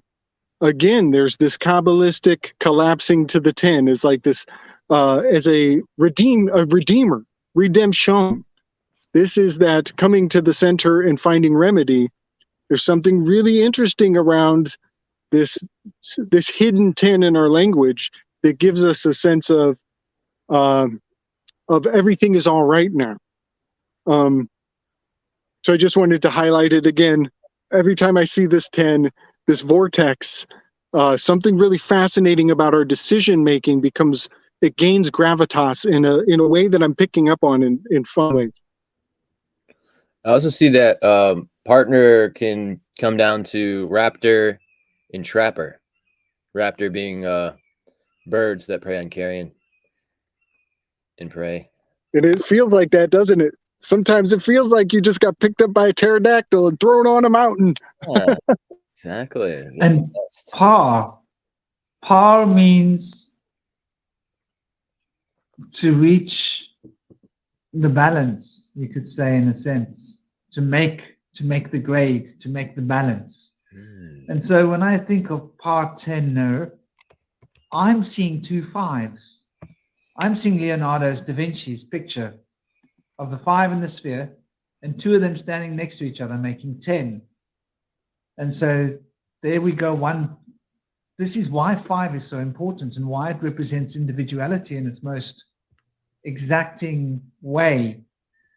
Not individuality as in the intrepid pathway to the spirit, as 7 represents an octave shift of 5, but 5 is individuality as it's expressed in terms of pure will. Me. It's something that we develop when we turn 7 years old. Why the 7 years old thing is a religious thing? Why is it important when a child turns 7? We develop another layer in our aura, in our body. And that layer that we develop in our body is that I want. You notice a child, they're getting 6, they get to 7 years old and they know what they want. Desire. So it represents one desire and another desire touching. And so you've got this completeness because you've got 2 desires. And so one desire can't win. What comes out of that has got to be a selfless desire that encompasses both desires in a unity. So I'll add that. I like that. Also, I see it has pa tenure, like being granted the space to be a pa or father. I dig that. I like that a lot. Been thinking about the pause a lot lately, the pause. And even like, taking pause, gaining some room to reflect, and how grandfatherly it is to actively do that for yourself. And, so when we think of the grandpa, there's just something soothing about the word paw, it's even, I'm like, it's almost like it's like a calming hand on the shoulder from the elders. That's what I hear in the word paw, Gabriel, forgive me. When you're saying 10, are you saying 10 like TEN or tin TIN? Yes. Which one are you saying? Both of them? Is that what you mean? Both of them? This is such a great question. This question is a black and white checkerboard. And if I try to engage it, I have to speak in both yes and no at the same time, because TN is in Latin is to have a thing. Okay. But to have a thing, you can do it with just half of your hands. To hold a thing is something wholly different. Can you see you see what I'm doing with my hands? Mm-hmm. So you can have it with one hand, but if you're going to hold it, you're going to need the other half of the story. And this is all part of the psychological, I think this is psychologically institutionalized going back to English, Sir Francis Bacon, and keeping the justice system, keeping the virtue of justice external from the individual. So you're constantly having, I'm having, and you realize, oh, wait, you're a sovereign. Nobody taught you how to operate in sovereignty, and this whole other hand of your existence was never even integrated into how you operate in the realm. And so now you're at your midlife crisis and you're like, oh my gosh, I was having, and I never had the ability to hold. And now I learn how law works, and now I can hold. And oh, wait, nobody ever told me that I was divided in half because of Pausanias and the legal system in this whole pederastic fucking realm. So your question is a question for adults. That is a question for adults. And I could answer you and be like, yeah, to have is just 5 because it's half. But no. We are adulting on whole new levels. And we're realizing that our language falls out from under ourselves, even mathematically and symbolically, because we haven't learned how to hold our sovereignty. We haven't learned that other half of the whole frickin' story here. And so I want to answer your question with yes, our language comports to a logical way of the realm. I want to fix it all in, but I'm telling you, the bottom of that boat was pulled out hundreds of years ago. And so so when we say to TN or to have something, covertly we're actually saying I only halfway understand. And it's been that way all along. And so while we're trying to remedy our language, it has the bottom pulled out of it in the twilight realm. Am I making sense? Does that make sense? No, I'd love to I add to totally what you're get it. saying. I'm sorry. I totally get it. I thought you were saying, because I thought I heard tin, like the metal, and because you were talking about repair, and I'm like, oh, wait a minute, tin is related to Jupiter. Jupiter is related to your sacral chakra, which is all like, you know, this connected to fulfillment, and yeah, you got to heal all of that crap. So I was like on that journey. No, I'm with you. Let me fill that in a little bit too, because Tien or 10, the element number 50 on the periodic table, is sin. The symbol for 10 is SN. And so you need remedy because you only TN half the story. You only TN half of the legal system. Wow. And so you are in the negative. You are standing in negative. SIN is standing in negative. And that's because half of our performative ability is captured.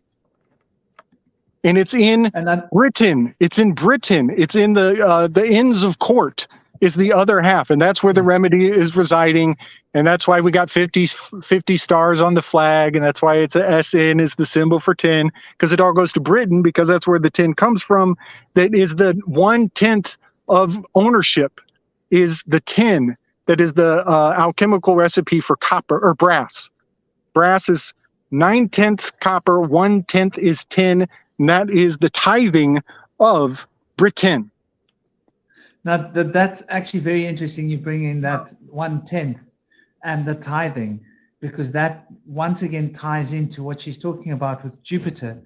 And when you look at the Paleo-Hebrew, from whence it came from, the pictograms, the original pictogram for Kaf, which is the Wheel of Fortune, which is Jupiter, is a cupped hand. Right. And so it's talking about you taking and receiving and holding, and the hand is literally the symbol of Jupiter. Yes. Okay. Everybody listen close. Listen close. This is all the same thing. Okay. This is a theory. It's not flushed out. But I am starting to believe that the mundane realm, you can only add and subtract. Here on this plane, we can only add and subtract. And if we dare on record to divide or multiply, it has to go to the government. If you are dividing or multiplying, I believe multiplying goes to the overrealm, to a Jupiterian expansiveness. And if you are dividing, it goes into an underwhelming. It's very underwhelming how the percentage sign erodes your life energy. And so I believe that this is just an attempt to describe that the mundane level, we're allowed to add and subtract simple math. But if you're going to multiply, you're crossing into a jurisdiction that I think is Jupiterian and captured probably by Britain in some weird way. And then dividing is another thing that I think goes to military in a whole nother aspect. Marine Ambushi law. That reminds me of Asgard and Niflheim. Right. The druidic idea of the higher sphere and the lower sphere and the middle sphere. But isn't it profound that it's mathematically true? It's not like, oh, this is a fancy art picture. It's the way of life. Yes, definitely. I got one more weave before the time runs out that I really want to share with Indy. But I just want to make sure that we don't forget this thing I want to tell Indy. Okay. This is what you're saying is really so on point as to make us really consider, as many people have, that this entire universe is a fabricated set of codes, that it's like a little pop-up structure that's not really real. We're not living in real reality. We've created this reality that we're living in out of the codes of being. And in this reality, we're living under that, what you call that superstructure above, and the Saturn, the principle of contraction, you see? So the percentage relates to the contracts, relates to making something smaller. And the Jupiterian revolves around the expansiveness of just giving a whole lot of bloody zeros. Isn't that weird? it is so weird what, like, I'm still integrating that, but I'm starting to think like, yes, okay, so we have like a overrealm and underrealm, and somehow division and multiplication is the access to it. Yeah, there's so much more to that. I'm still trying to figure it all out. Do you guys want to hear my wild message for Indy? Yeah, bring it on. What do you got? Guys, this is wild. So Indy and I, we did a show almost a year ago with Danunaki Dan, and when we were talking about the aquatic ape theory, right? Yeah. And it's a beautiful theory. I'm all about it. I love me some seafood, but I believe we have been fed an egregore, a very dangerous egregore that is fascinatingly well developed. And I'm only now unpacking this Gordian's knot that is this egregore. I'm already getting sweaty. I'm getting all excited. This egregore is a metamorphosizing thought form, a collection of sounds. And when I unpack it and repack it, it comes out with almost exclusively alarming incarnations. And so this thought form, this egregore, it is way older than the lockdowns. Yeah. It has to do with sea animals and sea creatures. Mm-hmm. And so I'm just going to tell you this is the fingerprint that I'm looking for. I'm seeing that metaphors for sea creatures are used to seed our consciousness with self-conscious, shameful ideas. One example is like a person who is muscular or has a lot of muscles or a lot of vanity. They are very shellfish. Okay. Now, shellfish is literally forbidden in some people's dietary restrictions, but also it's very beneficial for the community for people not to be very selfish, not to have too much vanity, not to reflect on yourself too much, not to be too independent. And so while we're at it and we're making a law against shellfish, we're also going to parallel our language so that people psychically don't go into this forbidden, roped off realm. So even words that sound like shellfish become foreboding, and this is also, Venus. She got to get out of your shell. Right.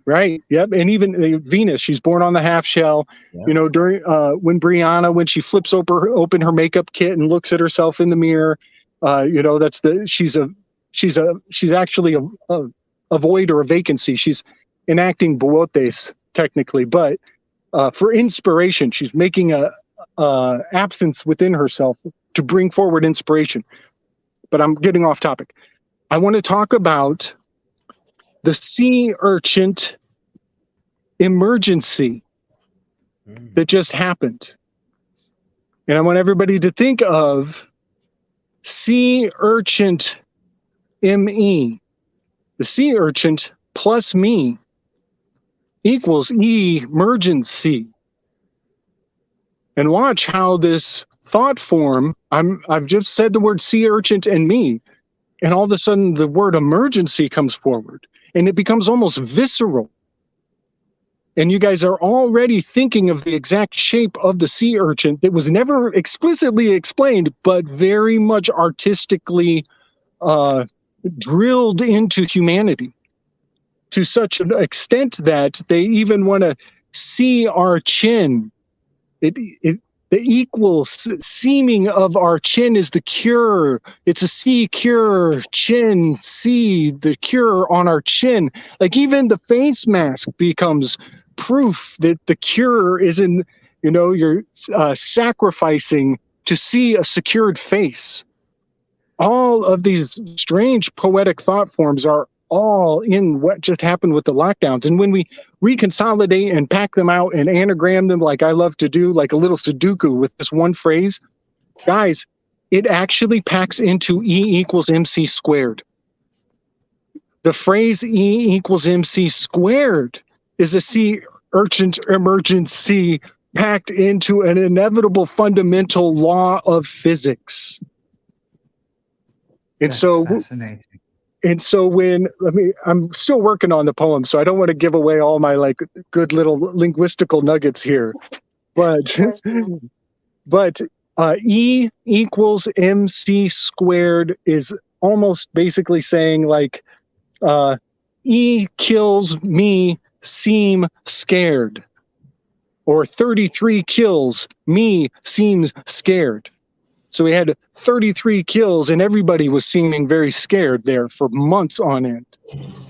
And so I just want to kind of put all of these weird sounds into one place. Even the word sacrifice, scary face, see our face, see the cure, on face. You take the sounds of these words and you rearrange them and you see that the 3-year theatrical endeavor was like the end of Ghostbusters, where they unpack the containment unit and all the monsters start going in all the directions. Well, those monsters were just one group of letters that are all encapsulated in the phrase E equals MC squared, running amok in the shape of sea urchins in our mind. And now I want to also just put this on everybody's research to-do list, is Schopenhauer's porcupine theory. Schopenhauer has a theory about the porcupines and how everybody, and he's a pessimist, by the way. Be careful with Schopenhauer. He's a pessimist. It's a kind of a sour pill. But his theory about everybody in the world is porcupines, how are they ever going to come together and love one another? Well, the answer is we're not freaking porcupines. You're on a bad premise. But they made everybody into porcupines for 6-foot distance, social distancing. You know what I mean? Those quills. And when I say quills, I'm talking about the pricks, and I'm also talking about the penmanship of the scribes that wrote the story that made that happen. So I just wanted to put all of these things into into one place so we can see how even anagrams take on the shape of the porcupine, sea urchin, spiky ball of chaos, which is the most dangerous thing in the world is an idea. That's the most contagious thing there is. And then I want to close with this. Render onto sneezer. Wow. Render onto sneezer. That's interesting. And I want to just add into what you're saying. So while you're talking, I'm getting impressions. So you're talking about the egregore. And when we look in the oldest forms of the egregori are the watchers. And the first group of the watchers was the 200 egregori that took form on the physical plane. And because they took form, the physical plane came into being. This is the fall of Adam Cadman, if we want to get right down to it. So there's this chain of interaction and cooperation of a chain of beings that are bound by the Fikr oath, as it is known in the ancient times. And this Fikr oath is an oath that they will all be part of a cooperative structure of being, self-sacrificing and self-surrendering into the greater all. And so this chain of being is a seemingly infinite scale of beings, and the archons are the extension of this beings into the physical plane. 200 of these beings decided, screw this. What are we doing being this chain of beings so that this Adam creature can run around? Why don't we go down there and enjoy for ourselves? And they broke their oath. And they took one of these tablets. They brought it to earth from this place. So now we're talking about the story of Tiamat. And this is coming back to the sea. So these 200 beings came here, took form, realized they couldn't live here. When they came here, the nature of reality changed. And in the Vedas, it speaks about how the Asuras and the Devas came from the same place. I find this very interesting because the Devas all came here and some of them changed. Some of them were changed by the change that happened when they came here and broke away from the oath. They lost their center. And so they started to evolve into two different directions, one being the devas and the other one being the asuras, as they are called, or as they are called many, many names in many cultures. The yakshas are known in the Persian writings, and the rakshas were the children of the asuras in the Vedic writings, which are the giants, the anakim. So you're tying back a very ancient story, which is coming back here through the egregore, because the egregore that we're existing in now was brought to this plane of existence by the egregori when they took form, and they broke their oath, and they brought the tablets with them. And then there was a great and incredible destruction of Tiamat. Now, Tiamat was the oceanic planet, the planet of the sea. And this is instrumental to do with the Great Flood. And so there's this trauma that we've got which relates to the ocean, which relates to the plane of water, which relates to the Great Flood when the entire planet became an ocean. And most of us were wiped out, except for those that were taken in. And the story of, as we know it, of the Ark is a very old story, which is preceding the Tiamat adventure. So, well, preceding, it was planned and hatched by those two Anunnaki brothers. One of them went behind the back of the conclave in order to communicate with one of the beings here to let them know it's going to be sent. Here's a tablet. This is how you build the ark. Oh, make sure you've got the seed of all of the animals and creatures in there, because everything's going to be destroyed. So this universe was recreated after the flood. So we see this incredible synergy here between these beings coming here, shifting the balance, and I'm guessing that the moon has got something to do with this. So now we're talking about when the moon came in, and then in the Egyptian story, we can see that the calendar changed. They added on days. Oh, that's interesting. 6 days. It's quite a big deal to add on 6 days. Like something changed. So that sounds like the arrival of the moon to me. And so this Tiamat destruction is how they carved this world to become what this world was. And there's quite a graphic description of how Tiamat is destroyed and how Tiamat is reorganized to become this reality. Now we're back to exactly what we were talking about before. Are we living in a matrix? Is this a matrix?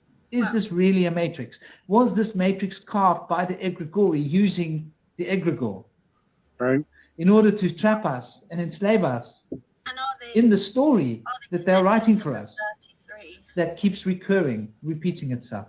Sorry, Ramon, you were saying something here. Is that connected to the 33? You know, the 33rd degree of masonry, the number 6. Yes. 6 Yes. added days, and if 12 is the holy number to each of those 6s, involve their opposite, or is that an inversion? You know, connected to the egregore, and I had a thought about the word egregore, which is very obvious, ego and gore, right? Gory ego, the mind, the psyche, what has been done to the psyche, the fracturing. And when you were talking about, I was kind of trying to allude to that earlier anyway, like the different ages of man, like the trauma we've been through and what our souls are bringing to each other. But the floods, just thinking about fluid inside the womb, I don't know why, but that brought up a connection for me.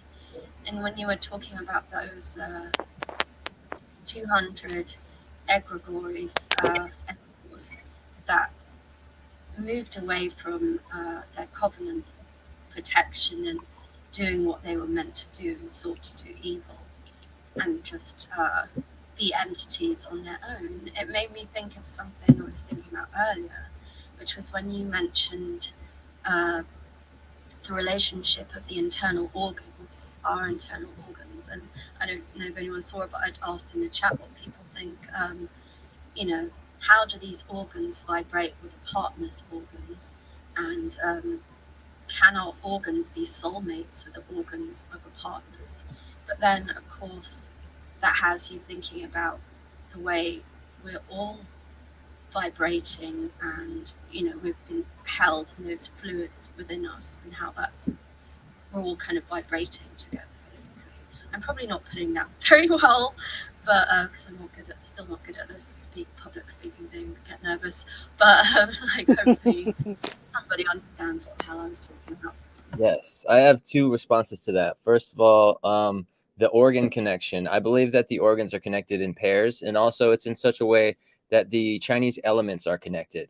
And so they don't necessarily connect only with each other, but one will connect to another that connects to another in a star. And so they each have a connection with one another, and they go kind of in a cycle with one another. But each organ harvests certain emotions that are stored there. So in the love, there's love and hate in the heart, and there's grieving is stored in the liver, and fear is stored in the kidneys. Right, and I'm thinking of how our organs vibrate with the organs of another being, if we're talking about soulmates. Thank you And for that. if we're thinking that they're in liquid, in blood, in water, or in amniotic fluid or whatever, and we're thinking of these early traumas and just connecting, the egregore there, the water trauma, and the 33 and the 6 of all of it. I feel there's a connective thread there, but I basically there is one there. The 33 seriously, so. The 33 degrees of the Masons, and the worship of Saturn, and the connection of marine admiralty law with the egregore, and marine terms like loan sharks, fishy business, a whale at the casino, cash bailouts. All these terms have to do with marine terms and marine animals have a lot to do with money, the worship of money.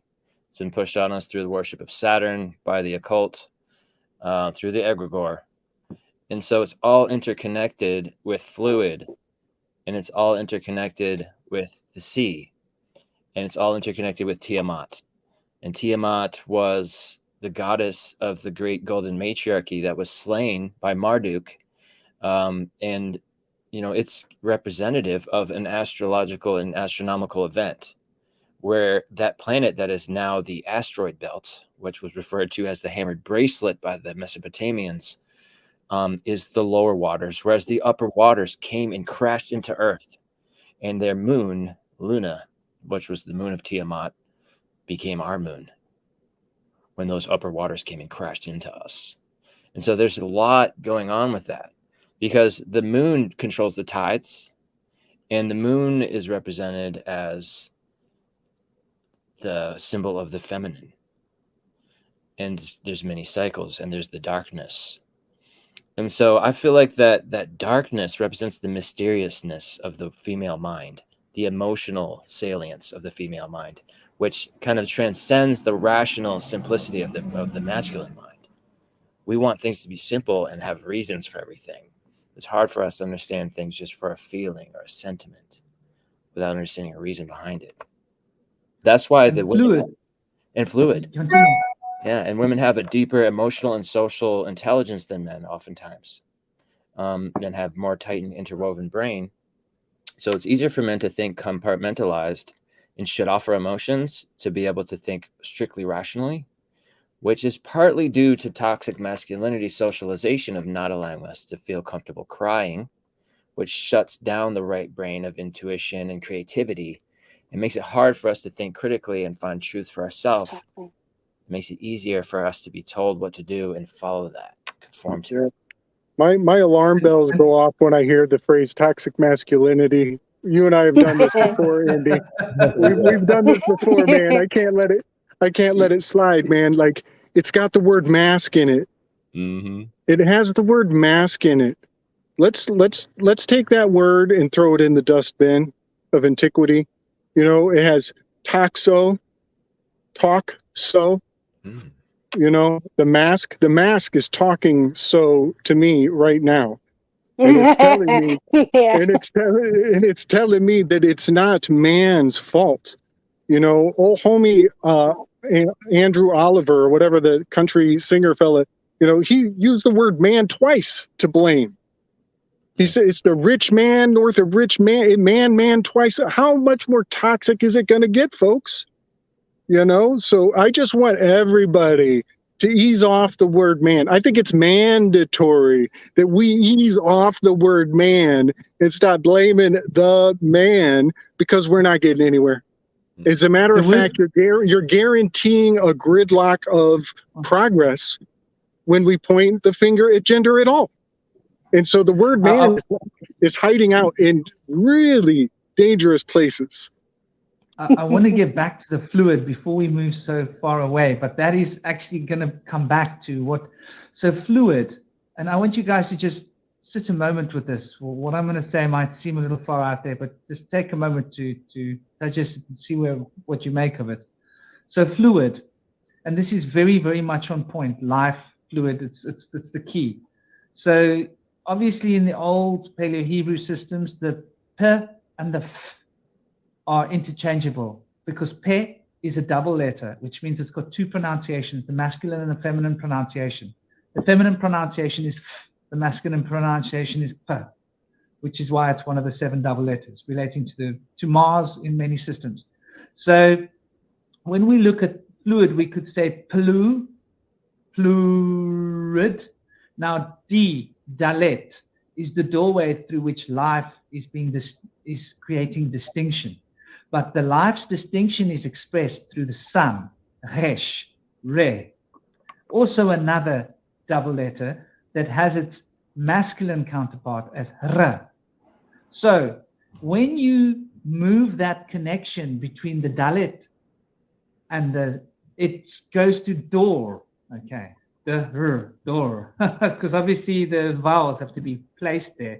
These are the consonants. So when you put these two together, you end up with the word door. And when we walk through the door, we end up with plur, and then plur, and then you add all onto that word, and you've got plural. So plural is where singular becomes diverse, where unity becomes multiplicity. So this is written into the structuring code of the egregore. Now, this is going back to your 33 question. Why 33? Okay, we've got the 33 spinal and all of this. Yes, the 33 nadis running up on each side of the spine, fundamental, important. But 33 has a mystic number. There are 33 parts of the 32 parts of the Kabbalah, the 10 spheres and the 22 parts that connect the 10 spheres. And these are all known as the parts. So we can speak of the Kabbalah as being the 32 parts. What this means is that there are 32 gates between 33, right? So we see that the 32 is an extension, speaking about 33. And so there are 33 points down the spine to represent. So this matrix is constructed on the basis of that language of 22 archetypes, which are representing 10 states of being expressed in the way that these 22 archetypes are the connecting substratum of the way in which these 10 aspects are being expressed. 10 being an extension of 9, which is completeness, all the numerations being covered, a structure of number coming into the form of language. And so we can see how the 33 comes out of the 22, out of the 32. And when we look at the 32, and we consider it as, once again, what you were talking about with the hands, that's only one hand. So the Chinese don't look at the 32, they look at the 64, right? Now we've got to understand the 64 hexagrams. For this, we're going to need to think sacred geometry, because this is all going to tie back to what we're talking about. So the 32 moves into the 64. The 64 is obviously the 2 hands of 32 each hand holding the 32, holding the language, holding the 22 archetypes as expressing the 10 states in its totality of 32, which is actualizing as 33, but in its occult form, it's 32. These two come together, we form 64. Now, 64 is fundamentally important because when you clasp your 2 hands together, you're in a state of prayer. You are resolving your nadis. You are resolving your polarity. What does this mean? 64, when you look at the sacred geometry, there are 64 different ways in which you can create. You need 64 triangles of vectors in order to create a stability through which the vector equilibrium can come into being. And so the 64, if you look at it, as a geometric form, this is what the I Ching is. It's 64 different triangles, and some of them are broken and some of them are unbroken, depending on whether they are upward forming, downward forming, whether it's the element of fire, whether it's the element of air. So you've got air and you've got fire, which are both upward triangles. One is broken, one is unbroken. You've got earth and you've got water, downward pointing triangles. One is broken, one is unbroken, because air stands apart from the fire because it is in a union with the state of earth. So earth and air meld to create the hexagram. And the hexagram is, once again, going back to the heart. And the heart is represented as the spine. And the spine is represented as the sun's activity. For the sun in the Leo is what rules your spine and your heart. Leo is considered the sign of bravery because you've got this backbone, right? And heart and backbone work together. If you've got a big heart, you've got a big backbone. You've got the courage to face and to be expressive. So the principle of expression is what is coming into being through Leo. So this 33 is pointing back at the life force pouring out of the sun, and how the sun is the center of this hexagram of being, consisting of 64 triangles, vectors, that need to be resolved. And when these 64 vectors are resolved, there is a state of peace and tranquility. So you can see why the spine has got 33 ridges in the spine, because it has to comply with the egregoric code of consciousness, for as above, so below. So the egregoric code of consciousness is structured in such a manner the body has to follow. I hope that makes sense.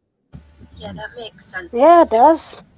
Basically the soulmate number, because it's 10, it's the 1 and the 0 that are mating, and it's the unity of everything. Basically, it's all existence. Is that correct? Is that what you're saying? In a nutshell? Well, 22, and I know Kalal's going to jump all over this 22. Are you with us, brother? Master number. I just wanted to quickly ask, because just one thing we didn't cover, I was just really curious what everybody thought about the vibration of the organs.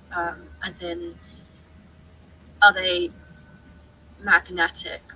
Is that how we are calling in our soulmate, because our organs are vibrating in a specific way, and their organs are vibrating in a specific way? Everything works together, Mama. We are drawn to each other. Mm-hmm. You got people that are drawn together. They might have toxic blockages in their chakras that unite them because they have similarities, but it's not necessarily going to help them overcome that. And you have other people that have complementary aspects where they can help them fill the blockages through self-mastery and help one another become whole. And so you see both sides of that. Do we choose who we fall in love with, or is it chosen for us? And who chooses this? Exactly. How and where? And is it chosen by the consciousness of the organs? Does this heart inside my body recognize the heart inside your body and want to be close to that heart? And I don't have a bloody choice, because this heart wants to be close to that heart, so I have to be close to that body. And this liver wants to be close to that liver. And so are these individual beings with individual consciousness as expressions of the planet? That's what I'm getting at, definitely. Yeah, it's going to be interesting to hear what Hillel says about the 22, about the 4, because that's the doorway again, the vortex. So. Well, the 22 are the fundamental structuring ways in which the 32 comes into being. So the 22 codes are the codes for how that comes into being. And then we've got to look at the DNA once again, right? 23 pairs of chromosomes. One pair of chromosomes is only, are you boy or girl? So all the information is in the other 22 codes. 22 pairs. One hand, the 22 and the 22. And when you expand upon that 22, you've got to take into account the 10 points of interaction between the 22 codes, which is 32. So the 32 is the one hand, and the 32 is the other hand. And now we've gone back to the I Ching. So it is considered in occult spheres, certain circles, that the I Ching is a lost book that was lost way back. Now we've got to go back to the times of Shem Yaza.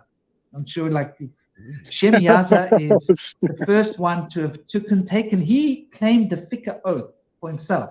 This is the Tetragrammaton. The Tetragrammaton is the reflection of the Fikr oath. And the Fikr oath came from this tablet that was brought from out there to here.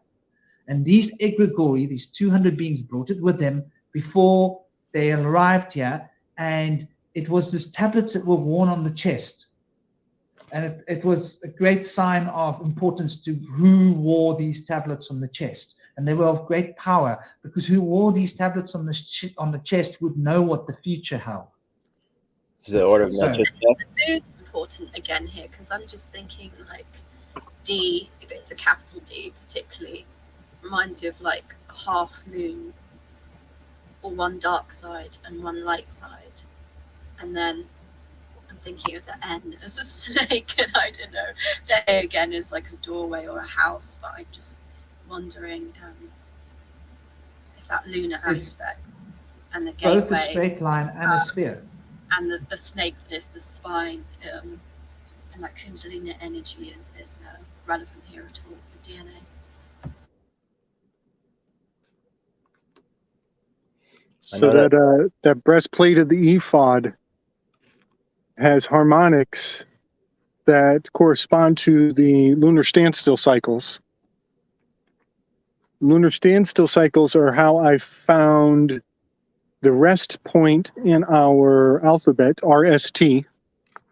R times S is 37 divided by T gives you 18.5 lunar standstill cycles. So the rest point in our alphabet, fundamental, I think has a great deal to do with this tabula rasa mind wipe concept. I think that, in the Greek Bible, there were no spaces, no gaps, no paragraph breaks. It was all one word, one tongue. Now we got these breaks, these gaps, these spaces, these doorways, these portals in between the words, so that this word is not that word, and but it used to all be one word. So the RST of it all, I think, has a great deal to do with breaking us up or making the illusion of separateness. And I just wanted to put that in there, that this breaking apart is a fundamental mathematical truth of the realm, and it's resting in the RST of our language. I have to add that Resh, okay, so the R from the Paleo-Hebrew represents the front of the head.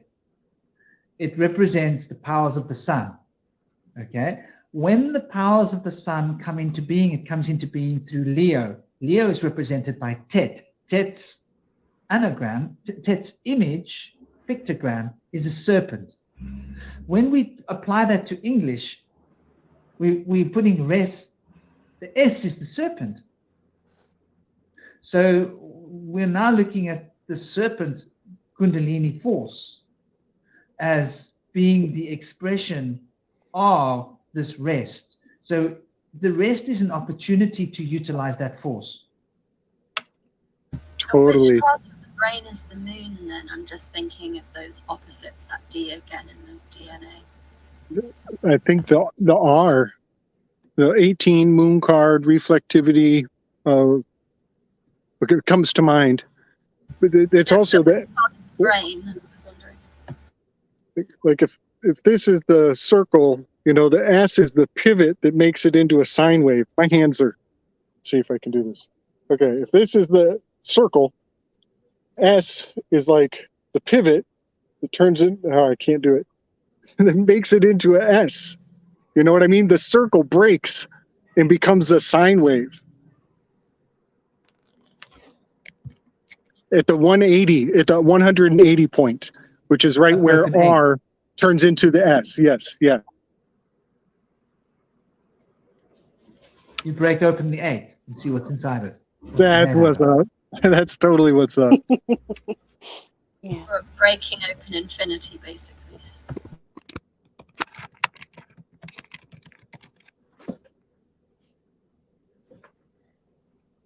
Yeah, you've brought some very interesting questions, Ramar, that just take us on an endless story. And this story of this, flood, this pre-flood, this Tiamat. Now we need to look at Starbucks. We can't not look at Starbucks. Come on. Naked woman with her legs open. Come on. She's the ocean. She's a ocean goddess.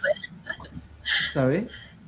I'm joking. I said I hope this is connected to soulmates. I'm curious. It is, totally. Yeah, it's fascinating. Totally. Because this actually, we are so close to soulmates, because what we're looking at here is how the nature of this reality is a polarized effect of two hands.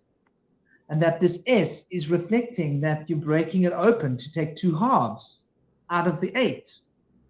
So you've got two places. And the serpent, if you look at what the serpent represents, right? It represents metamorphosis on one level. It represents energy on another level. It represents Kundalini, which is what connects the soulmates to each other. And that Kundalini is through the gate of the sexual connection.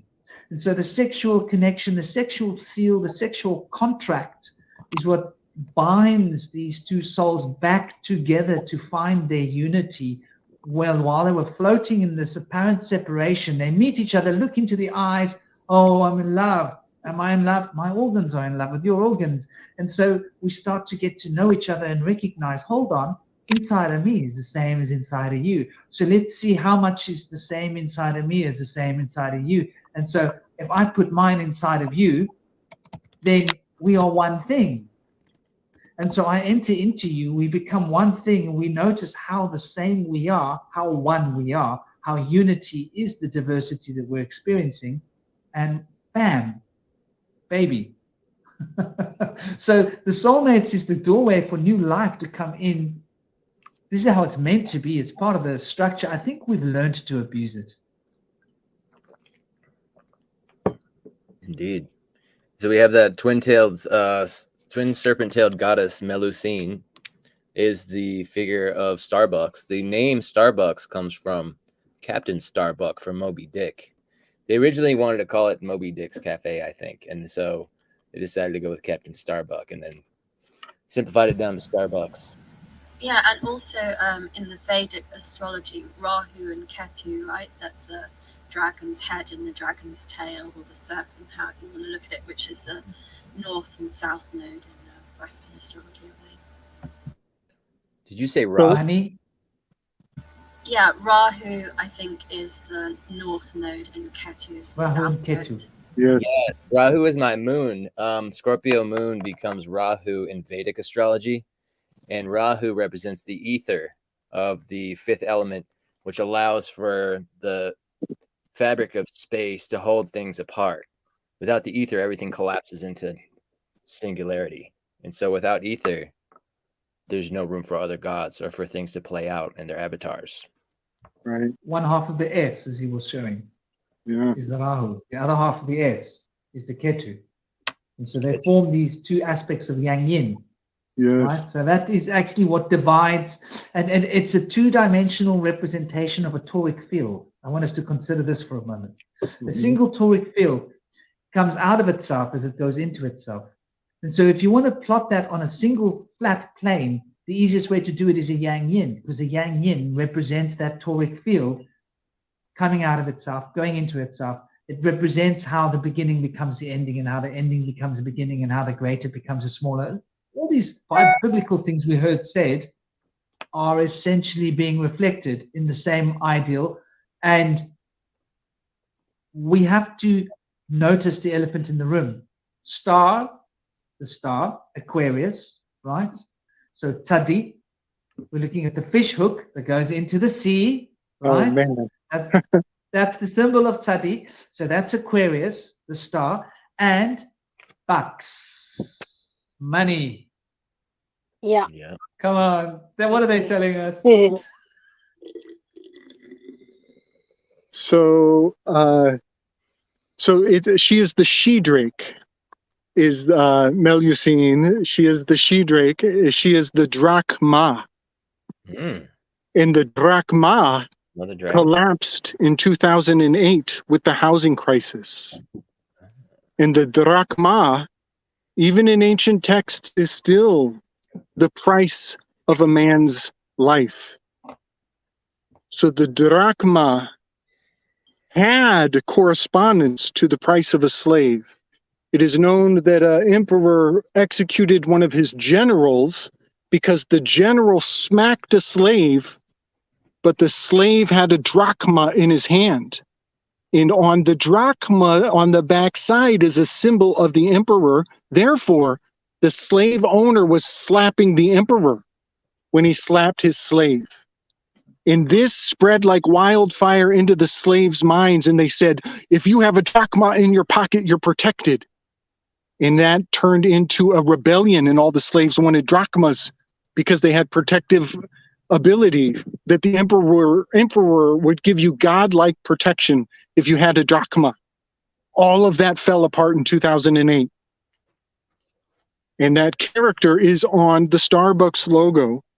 It is nothing to be dismissed. The meaning of it goes so far and so wide, all the way down to porn star, all the way down to the word porn star is that symbol. And it is, coffee, it expedites your aptitude for saying yes. It lubricates the gears. And I'm talking about Libra, it lubricates things so that you say yes easily. All of that is, it's quite by design, and it's quite fascinating to see how effective it is when you know the ingredients of the spell. Yeah, it's the dragon mother, isn't it? The Drachma's mother. And then I was thinking Dracula is like Uranus, kind of. I know it's a bit of a stretch, but it's kind of what comes to mind for some reason, like the unexpected and the shock and the electrification of the mind that puts you in a spell where you're willing to do what it takes. And by the way, coffee, it's been proven in scans, even the tiniest amount shuts down half of the brain. So you really have the dark half in that in the DNA, your brain lunar aspect working when you drink coffee. So just think about that the next time you have a coffee. And Two things. Cuff.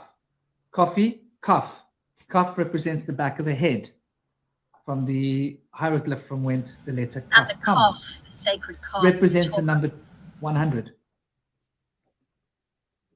And do you know, Ramar, you in England, there is a law that is still in writing in England. It's an old English law that means that, and it comes from the feudal system. So this drachma was repeated.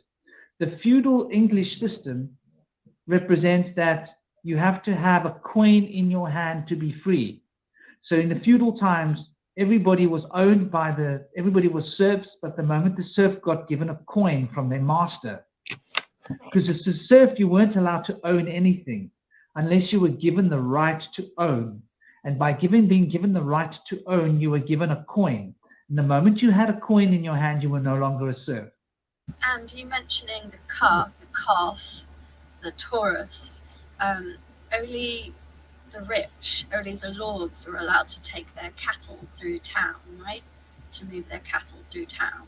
So they were only allowed to bring that energy, basically, to move that energy. Everyone else was expected to be subservient within and to dull their soul, as it were. Yeah, that's the cowboys, the caballeros, the caballeros. Such a cool word. It's almost my name. I've learned that, like, my name Gabriel, if you say it with a cool enough Spanish accent, it almost turns into gentleman. Gabriel, caballeros. It's almost gentleman in Spanish. I would definitely say so. I'll second that. I'll second that. But I wanted to comment just really quick, and I'm sorry if I take it back a little bit. And I don't know if this is in relation to the topic, but when Franklin, you were talking about the star card in the tarot, right? And that it's related to Aquarius. And, of course, it depicts, you want to say an angel, people say angel, a woman pouring water, right, into a river. So somebody had said the word well, or I think you did, I'm not sure. I don't know why I was brought back to the account in the Bible of Yeshua and the woman at the well. Is that a double entendre? Like, Oh yeah, there is so much. Definitely. There's so much going on with that one. I mean, I don't want to deviate, but I don't know why my mind was brought to that, because you spoke it in it's so fluidly. I was like, wait a minute, it hit me. Yeah. You know, I don't want to deviate from the topic, but if there is, we could always talk about it another day. But you are not deviating. Man. The topic was all about the roles that we have to play. Now let's think of what happened at the well. He was pointing out that it doesn't matter what role you're playing. So what if you're a prostitute? I'll drink your water. Yeah. Screw roles. We don't have time for roles. Roles is what separates us. Exactly. It does. The water is probably sweeter. I don't know. I'm just saying. Rolling is making me think of the chariot card. Sorry, moon feathers. Just what you're saying, just for some reason, is tying into what I was just thinking. I guess we're connected. Because Franklin was mentioning the calf, which sounds like calf, of course. Sounds like a bull. But that cab is also like, taxi or Kabul, which takes us back to certain secret societies or to Egypt. And also the chariot card, that movement. So you are discovering secret knowledge of the Kabbalah, Ramah. You are uncovering connections between the letters here. Yeah, everything is connected. You just said something very key there, Franklin. Ramah, do you remember the intuition card that I pulled for you? What did it say? Use divination tools, right? And look what Franklin says. Absolutely. Yeah, right on. Yeah, this is the Kabul and whatever you can't say that. And that, that's just takes me back to that chariot card and the rolling. Now that you're talking about rolls. So the chariot represents an enclosure in terms of the hieroglyph that relates to the chariot. And it's an enclosure in which you can trap someone or trap cows. I want you to think about this connection between chet and kof. Kof is an enclosure in the back of the head, which encapsulates your subconscious. It does sound like kaf, which thus means what's being encapsulated is the life force, Aleph, which is the spirit of the calf in its primal form as a baby. It's the primal spirit, the life force operating through the subconscious. So we've made our life force wholly subconscious, and we've made our thinking principle wholly conscious, and we've enclosed it in the same way that chet, the chariot, is an enclosure, and that enclosure is how we travel. Is that so there's an to the interesting connection here. Wasn't someone saying something to do with the egregore and collection of sound and therefore vibration? Is that does it see that connection there at all? That vibration at the back of the head? The number 8 is related to that hieroglyph. Nice. So one thing I keep hearing is, to think in reverse. Back of head, I hear think in reverse. And Fauci's name in reverse is I cough. It even has an Italian accent.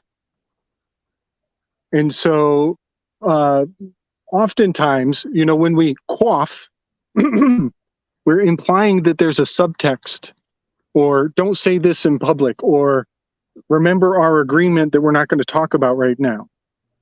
Keep it in the back of your head. So I cough, we have seen, displayed in public as a symbol of only those on the inside group. And now this goes even deeper because it has a lot to do with cupping the balls of another man to make a solemn vow. It goes all the way back to that. And it also goes back to the the Medians and the Medicis cupping the balls of a child, commanding them to turn their head to the side and cough. That is what happens when you take a bribe. You put your hand out and you look the other way and you accept this bribe and you cough uncomfortably as the exchange takes place. That ritual is still black fucking magic. They're not checking any children's testicles. I'm sorry. I know I'm getting a little passionate, but we are turning our head and coughing. We are taking a bribe. We're turning a blind eye. And I cough Fauci just signaled the Medici symbol of all time, a vow of fealty to cup the balls of the man who taught the doctor after him. Look up the original Hippocratic Oath. You will see on a much deeper level what I'm talking about. This Hippocratic Oath and the quaff and the cupping of the balls, it's been going on for a long time, and they're keeping it all in the family.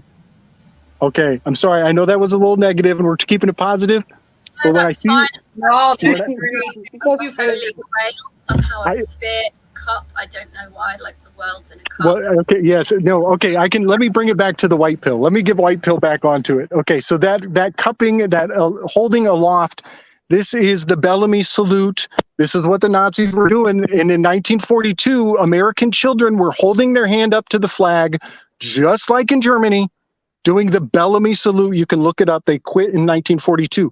But here's the beauty of it. This is why it's not ugly. This is why I'm taking the black out of the pill. We're going to make it like a beige, sun-kissed orange pill now. Okay? What they're holding up in the Bellamy salute is the orb of Urania. This is the sphere of astronomy. This is the sacred muse. This is the muse of Plato in the realm of the overrealm of the realm of forms. What is held in that hand is not a ball sack. It is the sphere of Urania. And she is the goddess of astronomy. And she has mastery of the angles of language. And so when you did your ABCs, 1 through 26, and then you add your 1 through 10, or 1 through 9 and the 0, you get 360-degree full circle halo around your head. And that is the sphere of Urania that they're holding up with the Bellamy salute. And the whole thing got turned into Nazis so that you never look into astronomy. Did I redeem my rant? Yes, and you've Yeah. added something interesting, because Orania is the color orange. And Yeah. from a traditional perspective, orange represents Mercurius, from a more traditional sense.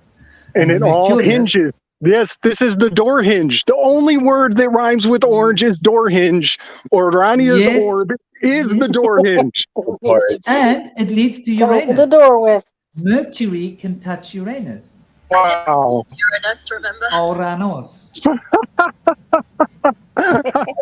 Orange friends. I was thinking about the Starbucks sign again, and I was just remembering something from one of Franklin's videos, actually, where he's talking about, or maybe it was something he said to me. He was talking about memory at the end of the day, like remembering your day, which is the two-headed snake again. It's the Rahu Ketu. It's kind of doing things backward to kind of remember yourself, to remember your true authentic self. And the only way that a soulmate relationship is actually possible. Powerful. Know thyself. Thank you, Rama. They definitely know what they're doing, don't they, with that symbolism? I want to show everybody my orange orbs. While you're showing us your beautiful, oh wow, beautiful. Ooh, colors. I love that. Tomatoes. Nice. Nice. Very nice. Remembering. Orange That orbs. makes me think about Isis, and how her husband, the sun god, Osiris, was chopped up into 10 pieces, and his penis was hidden in a way that she couldn't find his penis. Right. She had to refashion make a it. golden penis. She had to make a penis from the sun, basically. Yes. So that she could bring Horus into being, who was going to destroy Set, who had chopped up her husband and hidden him on all different corners of the earth. Mm. So this all comes back in beautiful circles, repeating itself throughout all the cultures. I'm sorry, Frankie. Doesn't it? The feuding brothers. I'm sorry, but Asar or Osiris was chopped into 14 pieces. Yes. His penis was Sorry, 14 pieces. My mistake. catfish, which is why ISIS was not, or Offset was not able to find it. While we're in Kemet, Sorry, 13. She found the 13. while we're in Kemet or Talmeri, somebody said something about an angle a second ago, and angle, of course, is angel, right? So we know that the critical degree of sight is at 42. So when it comes to the soul, understand that the soul is the ultimate projector. It is a eternal projector of your consciousness, mind, and body and spirit here, right? So you're not actually here. This is not where you come to build your kingdom. This is why it is important to know who you are. Of everything that the so-called Egyptians created, the one tenet they had was to know thyself, right? So they were upset with death, right? Death, period. Mummification, removing of the organs, removing of the brain because it meant nothing, right? They kept the heart. The brain was the first thing they ripped out. So you can get rid of your logic, right? You have to know thyself. Now, take it a step further. The laws of Ma'at, which became the 10 Commandments, right? Mm-hmm. I have not stolen, I have not coveted my neighbor's wife, I have not slept with a goat, right? Things of this nature. In other words, you were never here. You were never here in the first place. So, feelings and niceties are cool for your ego, but that's not going to help your soul. And Kalal, I was just thinking when you were mentioning them removing the organs, didn't they put them into a vessel afterwards? I was just saying in the chat, them putting their organs into a vessel afterwards is like symbolic of putting the organs back into a womb or back into the body, like the eternal, universal body. So that's kind of sort of still in a body again, right? They put them in a jar, didn't they? Mm-hmm. Yes, it was originally a Ethiopic practice because what we call Northeast Africa is really the bottom of the map. It migrated from South Africa, which is technically North Africa, down, right? Because we know that what they call the Nile flows in reverse, they like to say. But this is because we were taught we were given everything inverted. Things are so much easier to kind of see if we just automatically reflip it. Exactly. And what you bring up is really interesting as well. When you bring up the point of the soul being the projector, which is using those 7 principles of the Hermetics in order to project the consciousness from the pure mental existence, which is supernal, here, and that this universe is a matrix. It once again reinforces what we've been talking about. And so where the soulmates fit into this conversation is rather quite fascinating, because the matrix is what separates us from our souls, but we can crack the matrix by connecting with each other. Exactly. This is why soulmates are so important. Exactly. That's why it's the way. That's why hackers are so cool. Yeah. So on the idea of embalming, that totally hits a note in my research with how the word Anubis and the word Saturn require almost no mathematical conversion. They are essentially the same word, in which makes sense to people who know the two characters. But yeah, Saturn and Anubis are one and the same. But Anubis has a cool nickname in Egyptology. He is he who is at the place of embalming. And when you look upon artistic depictions of him, he's, always there at the embalming ritual or ceremony. But specifically, he has much to do with the nasal scrape. The adze tool, which is shaped like a number 7, is used to harvest all of the organs to pull them forward. It's also, big up to Maria Garza on all of this. But that adze tool is the shape of the dippers, both of the dippers, 7 stars each, in the shape of 2 7s, rotating around the pole star. Well, that's an NS is the North Star. That's the nose, and then the nasal swab, which also is an NS, that they did ceremoniously to extract tissue samples from everybody. Well, those adze tool Anubis ritual ceremonies instilled formaldehyde for the preservation process.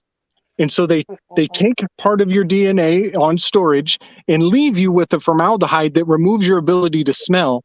It's probably a formaldehyde we've never seen before. There's probably way more in it than that these days. But that formaldehyde is what preserves it. Exactly. Did they zap me again? Am I coming through? You're back. You're back. Yeah, you're here. You're back. Okay, yeah. So it wouldn't be an Anubis ritual if it didn't have the formaldehyde to preserve the tissues. And that is crucial. Like, all of these are just ammunition for anybody who has a bunch of mundane-minded people who don't believe that we're still doing Egyptological rituals today. It is up and running in a major way. But yeah, the formaldehyde is crucial to all of that. Yeah, we're Also, definitely still doing magic. And I was just thinking, sorry, just quickly, the embalming process, the fluid to the body, or the fluid and the land, it sort of, in terms of creative and sexual energy, it makes me think of the fertile land of Egypt and the fertilizing fluid of the Nile, which brings me back to death and life, everything all at once at the same time, and the nature of life being paradox or being opposites, i.e. man and woman, the opposites fitting together, sun and moon, soulmates. now that this actually ties into what I was going to say, denial, because denial is what creates this paradigm of polarity, which is apparent, but there's a reason for that. And this has got to do with the thalamus gland. The thalamus gland recodes all of the 5 senses, and I'm including thinking as one of the senses, the sense apparatus. Before your cerebral cortex gets any of the information, it's like MI6 of your brain, right? CIA of your brain, thalamus, except for smell. So smell is unique as a sense, relates to the base chakra, but it's got a stronger resonant frequency with the hypothalamus, which is the divine feminine principle. Wow. I was just going to ask Franklin, now that you're talking about scent, right? What's the connection? Like, if you have like super sensitive sense of, you could smell things, like you're very sensitive to smell. What is that an indication of? Because you said that that's connected to the divine feminine, right? Which it explains why I smell everything, and it's not always very pleasant to have this hypersensitivity. It relates to your base chakra, to your kundalini center, but it relates to knowledge. So smelling means you can smell the truth. You can literally smell what's true and you can smell what's false. Smell is the only thing that can give you a direct doorway into what is true and what is false from a sensory perception. So it's an instinct for knowing. So that relates to here in the 3D, or as well as in, in spirit, like the 3D is a copy. So whatever you see in the 3D is a copy of what's in the spirit, so it doesn't really matter. Yes. Got it. Got it. And think of like, for me, smell is so spontaneous. Oftentimes I would describe, like, if I hear a word, like a word that seems like there's more going on, and so I'll start writing or playing with the word. It's because it smells special. And so the words smell and spell are they're closely related for me. And so as soon as I start to smell that there's something going on with these words is when I start to get out. And it's funny, Heraclitus says, you know, the aeon is like a child playing with draughts. And draughts is like a game that the Greeks used to play. It's like checkers. Dragons. Okay, Dragons. nice. Dragons, nice. But I read the quote for myself. I personalize it, and I am the Aeon child of the Zodiac playing with drafts, because I'm always drafting anagrams. And if you knew what my office looked like, it's like riddled with random little scraps of paper, which is much like the Aeon child playing with draughts. And smell and spell are connected in a beautiful way, because when you look at M represents water. Water represents diamagnetism. Water is one of the 3 mother letters of creation. So when we look at the 22 archetypes, they are implied there are fundamental 3 states. The fundamental 3 states are permuted into fundamental 7 states. The fundamental 7 states are permuted into fundamental 12 states. The fundamental 12 states stand around the fundamental 7 states that stand around this fundamental 3 states, forming the fundamental 22 states. And these are connected through 10 meridians, the 10 nadi in the body. So you can see how that root of mem, which is vibration, sound, and then pe is the mouth, the hieroglyph for the mouth. So the mouth is expressing the vibrations of So smell and spell have a very fundamental connection from the hieroglyphs. Big time. You know what? I'm just seeing in our comments here, you know, some of the comments in the chat. This is when I, you know, for maybe it's probably different for the ladies at different times of the month. I'm just kind of thinking of that now that I'm like reading in the conversation, the side conversation, you know, that this is why wolf and flow are related to each other. Wolf in reverse is flow. And would the ladies agree that their olfactory senses go through different phases with the moon? Absolutely. In Spanish, it's called olfato. Olfato. And I could smell when meat is going to turn bad up to 2 days, like 2 days prior. Wow. Like I could smell meat and it's good to eat, but I could, okay, this is going to expire like in 2 days. Like the sensitivity of my nose is just crazy. It's crazy. Now let's all give thanks. I want to give thanks. Tell all the women when they were going to have their period, 2 to 3 days in advance, like tomorrow, Thursday at 2:00. Yes, I want to give thanks that the ladies can brag about this and not get judged. I love that you can tell me that you can smell meat in advance. That is a wonderful psychic ability, and it's provable. You know what I mean? That's a psychic ability you have, and you can repeat it and maybe tune other people's ability so they can be better at it. That's awesome. I love that you have that skill. I've never even looked at it that way. Thank you so much for that gem. Thank you. I mean, legitimately psychic, isn't it? Yeah. Yeah, you're right. Straight through the root of the subconscious. Straight through. But I also think this sense of smell the scent has been really abused in modern culture with all the fake scents. Because I was saying in the chat, like, you think of ancient temples, if what the scent does that to the mind and the hormones, so you think of ancient temples and the incense they would have burned or the way people would have been anointed.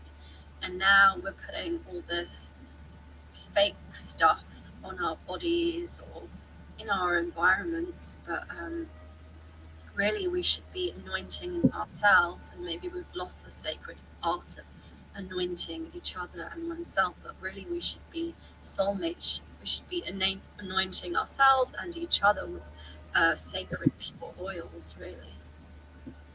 And this is bringing us back to soulmates. The Probably sense less of about smell Yeah. is how you know when each you're other. with the right person or not. The sense of Exactly. smell. Whoa. Yeah, everybody is aware of what the birth control pill does to a woman's sense of smell, right? We all know about this trick. No.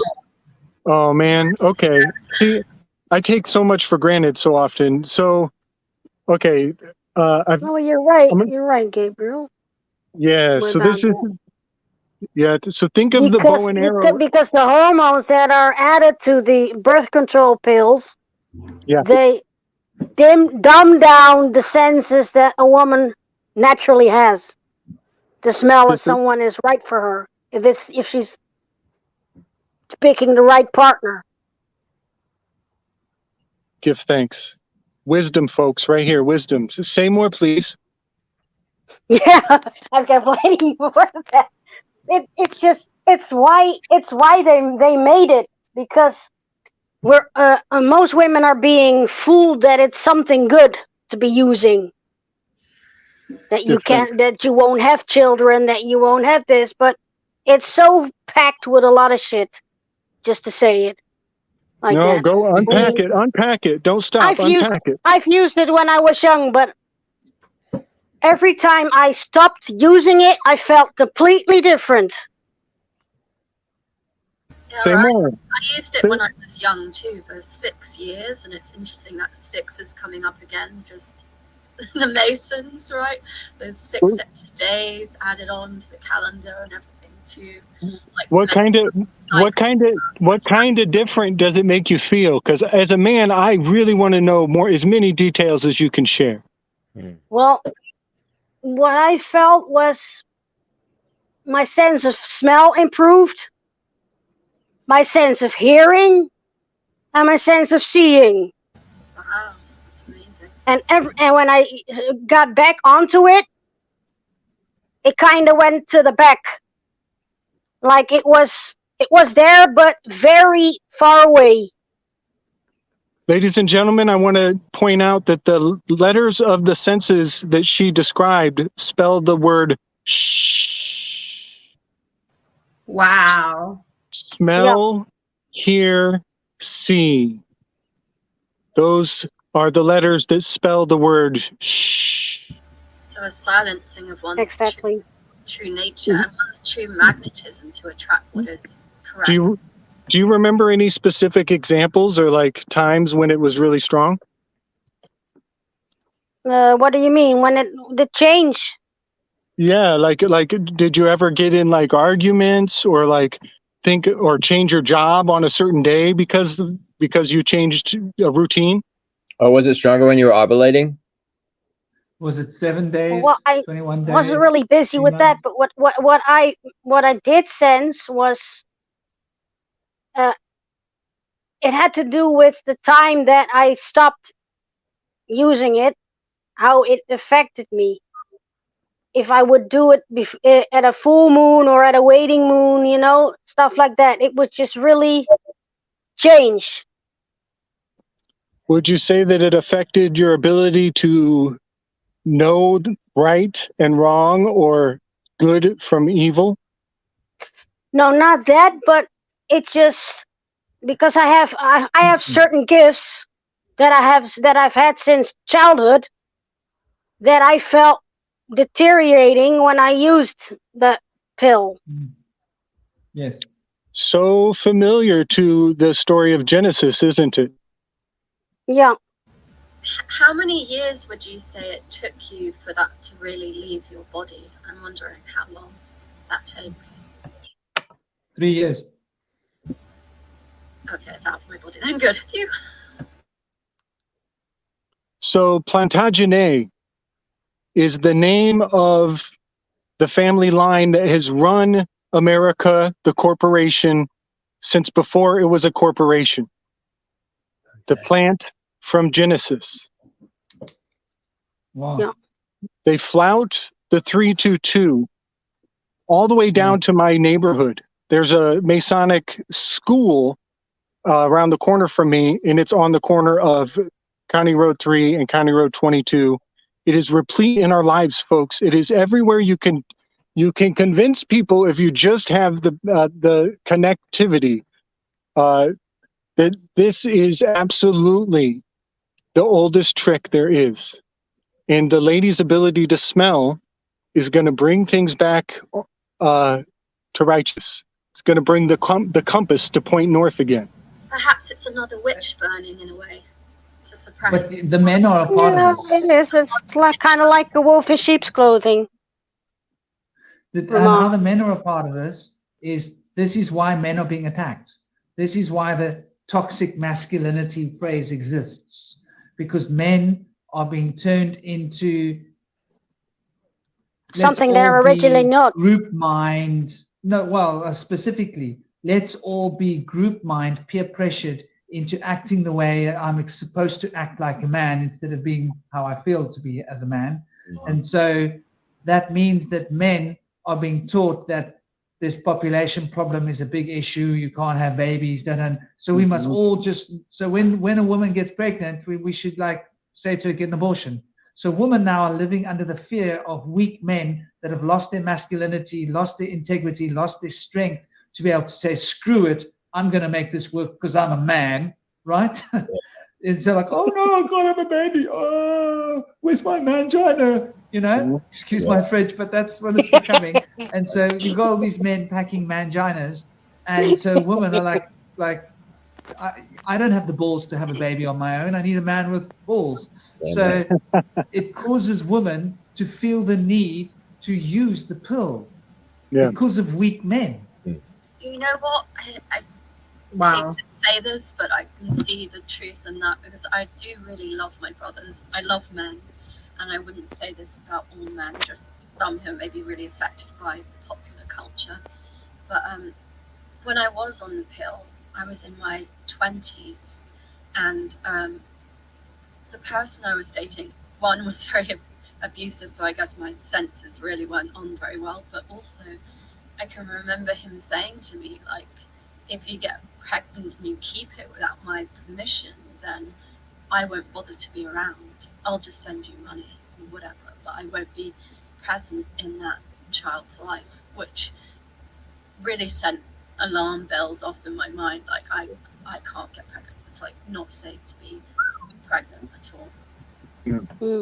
That's deep, and I feel that, Rama, and I'm sorry you had to go through that. I remember, being in high school, junior high school, where there was like this big push for the pill, and then you would see it a lot in 80s movies. Like, it was so cool to be on the pill, so it's you want to talk about getting everyone to think a particular way. That's mass psychosis,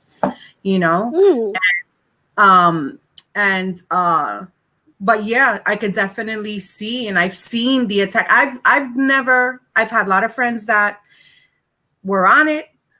For some reason, it just did not vibe well with me. I did not like the idea of a pill or, getting those implants. They advanced from pills to implants in the arm. I had a couple of friends that did that as well. What the most I ever did was IUD. That's it. That's like, for me, that was like the most natural form of birth control, because I was okay. There's no chemicals. There's copper in plastic. That's about it. And it worked. It worked lovely, but I could never pop a pill in me. It was just, it went against my whole spirit, my whole vibe. I just could not do it. So I just listened to my body.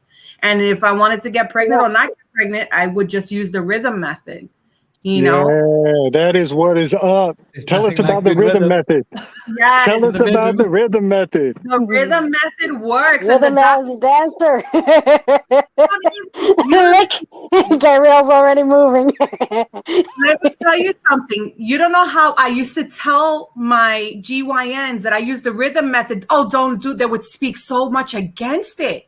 Wow. They're like, oh, that's not, that's not 100%, you know, for sure, and this and that. And they would try to push the pill, and I'd be like, no, thank you, you know. But it worked each and every time. If you understand your body and you listen, you know, if a woman listens to her body, then This is why men need to learn how to dance, y'all. You got to have timing. right. And listen, I'm not gonna lie. I'm very It sensitive. takes two to tango, right? Yeah. Listen, I'm gonna be very, very honest.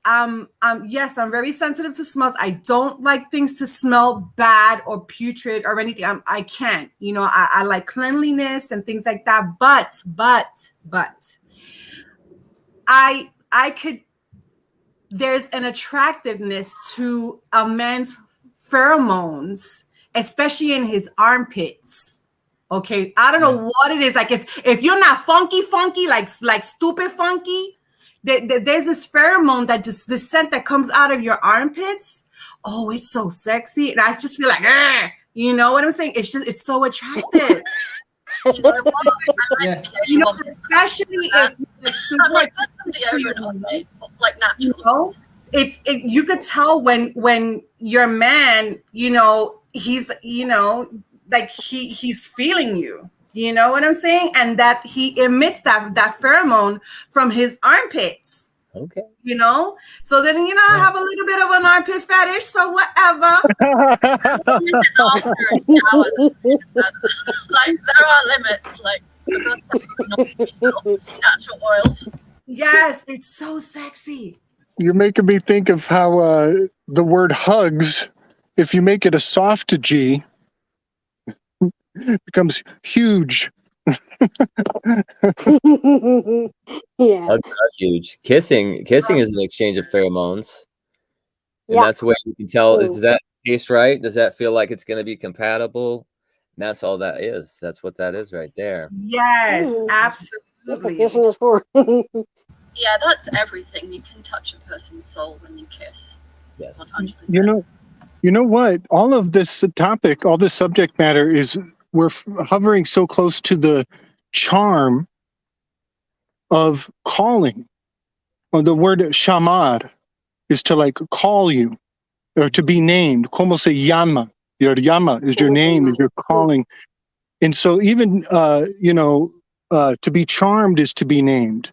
And to have a spell put on you is to be targeted, right?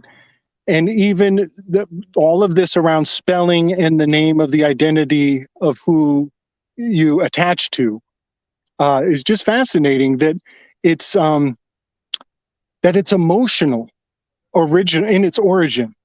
This attachment of the spell of the name of the dance of the spell of the smell of the person you want is emotional in its origin. It's not thought. It's not in the mind. And then we put all these weird little twists and turns on the sounds we make around it. And we start to think we know what we're talking about. But it's also very charming, the connectivity of relating to one another. Yes, absolutely. It's like the snake charmer.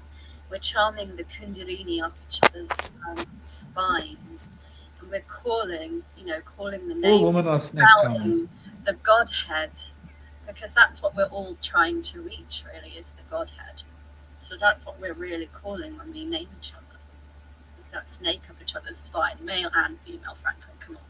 Please, there are so many charmers out there that are men. Us ladies know that. No, what I mean? I mean, a woman is born to charm a man's snake. I got what you mean, oddly enough, but yes, I'm talking about it. So the man is literally carrying a snake. But the woman's got to charm it, and when she charms it, the hugs make it huge, right? And she has, and then it impregnates her with new life. Spine and expands it towards the Godhead if he knows what the fuck he's doing. Right. It's also sneaky. I think it's also equally important to be grounded in the root chakra simultaneously while rising to the crown. Yes. But everything starts with the root chakra as well. It's rooted though. When you're opening your chakras, you have to start there. Yes. So wait a minute. Some people they will start differently. when they want to open their chakra, they do it wrongly. They start somewhere in the middle, but you have to start at the bottom because that is the base. Yeah, 100%. Right. So It's then kind of you like the Jacob's ladder. You climb the fairy tale about Jacob and the beanstalk. He climbs the beanstalk. He starts Yeah. at the bottom. Yes. Or I haven't read the Bible, but I think you were saying Jacob's ladder as well. You know, I just know the Blake painting of that, but yeah, you know, starting from the bottom and climbing the steps of the ladder to the heavens. So you guys were talking about snake charmers, right? So that just takes me to the snake charmer that's playing the flute, you know. So what's representative of the flute, like when it comes to the woman? The flute and the snake are both synonymous of the trouser snake. No, I Heather is said, Nice. the music of the woman, like charming that music. Yes. Totally. Recently, I have made I think, a beautiful connection I think it's such a cool thread to the rune of Isa, which is essentially the letter one, but backwards and no bottom. So you know how the one has a serif at the top, but you flip it and you have no feet at the bottom of the one. So that is I think I'm saying this right, an Isa rune, and it means ice, has to do with ice. And I am completely excited to say that this is the muse Euterpe, Euterpe, Euterpe, and she is the muse of music, and her symbol is the flute. Oh, I love that. Wow. Yeah, and it's oftentimes is a double piccolo. She'll have the nose flute. It's not just, the one we think of. She's in really old school style. She would have two of them, kind of like Pan, right? But what I'm excited about is almost all of the words that we use today. She's still in our language, and she's hanging out in the suffix IC. Those things that are music. Now it means, now I'm going to go through the philology to tie it into her. It means like, it would be in Germanic, it would be ESCH, and it means of, like, or relating to. So it's muse, of, like, or relating to. Music is musisch, and it's of, like, or relating to. But all of the of, like, and relating to of that suffix, it is the Isad rune, but it is that because of harmony. So the IC on the end of all the words, of, like, or relating to, harmonizes through Isa Euterpe, the muse that is holding the flute that is a reverse number one. Through her, it harmonizes and is like and relates to. So she is the transition that we have to see, the IC, at the end of every word through her eyes. Isn't that wild? It's all musical. Every word with IC is musical through the eyes of Euterpe. And I want to point out the fact that flute and fluid, we're back to what we started with. Oh, wow. Yep. Flows back. Beautiful. So she's number 3 in the Enneagram, but number 3 is the number 1 triangular number. And so here we have a musical. Remember, we were doing 4. We were talking about how 4 and 7 reduced to the 1, right? But in the triangular numbers of the Enneagram, she takes the throne as number 1. And anybody who's on the Slick Distant channel, I think that is why Eryximachus trades places with Aristophanes, because Aristophanes has to become the Kabbalistic 4 that reduces and collapses to the 1. And Eryximachus, the doctor whose muse is the muse of the sick, Euterpe, he has to go in position number 3 because he's in the musical realm using triangular numbers to harmonize and cure. That's Mic drop.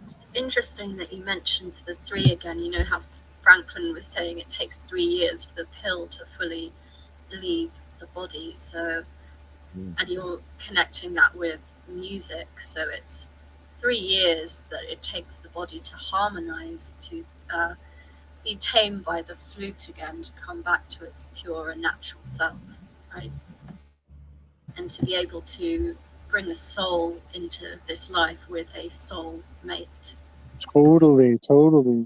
Yeah, and it's got the 3 days of healing and redemption, but also a 3-day holidays. I'm just throwing this on the record. I think this is cool. It is also the exact window of meteor showers. When you have a meteor shower, you're going to have a fade in and a fade out period on top of the day that the event happens. So 3-day observances are also meteor shower-ologically impeccable. Just had to say it. That makes me think of the Tower card in Tarot, the illumination and the transformation. And I was just mentioning the rune in the chat. I think it was Algies that has like 3 points that could be like the man, the woman, and the Holy Spirit, or the child that comes through. But that, yeah, it makes me think of that illumination of knowledge and the Holy Spirit that comes between the man and the woman, so that they can be soulmates, so they can really inhabit that space. I don't necessarily always see the Tower space, the Tower card, as a bad card, actually. I find that quite interesting. The man and the woman falling out of their egos, falling out of this tower of falsehood that has been built up, and that lightning strike of intuition and pure knowledge and the Holy Spirit that's coming in. Beautiful. And I 2 things that you said I want to reflect on. First, the 3 year, you can consider it as the 3 ear, right? Ear. And at age 3, children's ears and their vocals and their brains and their mouths, that's pretty much where you've got your speech figured out. By age 3, children are talking properly. Age 2, they're sort of getting some speech together. By age 3, they're like starting to sling out, we'll talk. And the Tower card, it represents Mars. Mars represents the passions. So the passions represents, once again, what connects the man to the woman. So it's the passions of the organs, the passing of ions, passion, passing ions, magnetism, electricity, between organs from one body to another body, creates a passionate bond, a bond of valence potential between the ions in one set of organs and the ions in other organs. And these passions attract the man and woman toward each other in order to create life, enlightenment. However, it's a 2-edged sword. This is addiction. Bingo. Exactly. That was beautiful, Franklin. Thank you for that. Guys, I am going to say my farewells. Thank you so much for another beautiful, beautiful live, Franklin. You always hit the mark with these. Thank you, everyone, for coming through. It's always such a blessing to hear from each and every one of you. You guys, every one of you emits such an energy through just here through this live that I'm going to say you guys bless me every time. And I'm going to send out to all of you and to everyone that joined in the chat, much love, joy, health, wealth, prosperity, success, abundance. Yes. and protection, especially protection, you know, for our children as well, and for our families. Thank you so much for everything, and bless each and every one of you for sure. Thank you so much, guys. I'll see you soon. Bless you. You. And thank you for last Sunday. You suggested to me that You this know, would be a great sequel. And it was Stop. Sunday afternoon that you met. Well, my Sunday afternoon. I don't know what time it was in your end. It might have been Sunday morning for you. Well, you know, that is crazy because I don't even remember that, Franklin. Like, I And must check your have been. WhatsApp. Yes, I know. I was like, you know what? I think I vaguely remember telling him that. So I must have been really in my energy if I mentioned it to you. And that's crazy because I do say a lot of things subconsciously, you know, and it's just I remember things I don't, but I'm glad you did. It's much needed. I love how everyone just vibes here on every topic. Like, it brings such a smile to my face. It really, really does. I love seeing each and every one of you. And listen, Indy, if you only knew when you first hopped on last Saturday's live, you set a firestorm with just me alone with your sunflower. With your Yeah. sunflower. I'm going to yell it today again. Yes, because earlier that week, just to let you know, like how we all sync, right? And how I absolutely love synchronicities, right? All of the week before, and this is Kalella's witness, and I know I told Franklin earlier that week that I've been wanting to take the kids to a sunflower farm, right? I get so busy. I get so busy with my work and everything. I was supposed to go on a Monday. I didn't, right? So Franklin has the show on Saturday. I couldn't tune in because I said, I am going Saturday. I'm going Saturday to the show. I am driving to the farm. I turn on the show and you have a damn sunflower in your ear. And while you guys keep on touching on the subject of sunflowers, I am walking through a field of sunflowers. Synchronicity. Okay? Galore. Okay? Like this, that was, I loved it. And I love all these synchronicities. These are just such wonderful confirmations with spirit on how some way, somehow we all connected prior, you know, in the spirit, and then we're all here together, you know, and this is just wonderful. It really, really is. And everyone blesses me every time. Thank you so much, guys. Thank you. Thank you. So much love, Bringing your beautiful heart. much. Yes, Rama. We will we'll do message you later. Yes, message me, sweetheart. Because I promised the kids family game night tonight. So it's gonna start in a few minutes. So I gotta get like everything ready. And I love you guys. Thank you so much. Thank you guys. Much love. Thank you. You're welcome. Love you. God bless you. Enjoy. Love you guys. Love you. Bye. Franklin, I Big was love. thinking of a connection between the heart and the tower, because you were talking about addiction, and that put, obviously the tower could be a flute in itself, so careful which flute you listen to. But I was, for some reason, it put the image in my mind of perhaps before they fall off the tower, but you know, someone standing sentinel at the top of the tower playing a flute. And then I was thinking of the heart and like the ventricles of the heart being like flutes, and that one has to, in order to stand next to someone else, have, you know, a sovereign heart that plays their own sovereign music at the same time. But obviously, I think a bit of addiction, to be honest, romantically, is kind of unavoidable. But There is a still, connection we can between have that, Mars and Leo. to have that heart and have the ventricles that are the pipes, that are the flutes, and that music that we hold sovereign and dear to ourselves. Yeah, definitely. There's a very powerful connection, because when you look at the tower, it represents the mouth, right? And you look at the astrological sun, and the sun represents the head, the front of the head. And the sun rules over Leo. So the the tower, as it relates to the mouth, rules over the window, right? And the front of the head rules over the serpent from the hieroglyphic perspectives.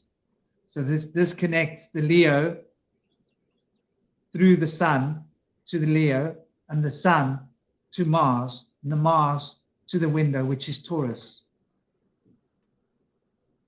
So that takes us back to the calf.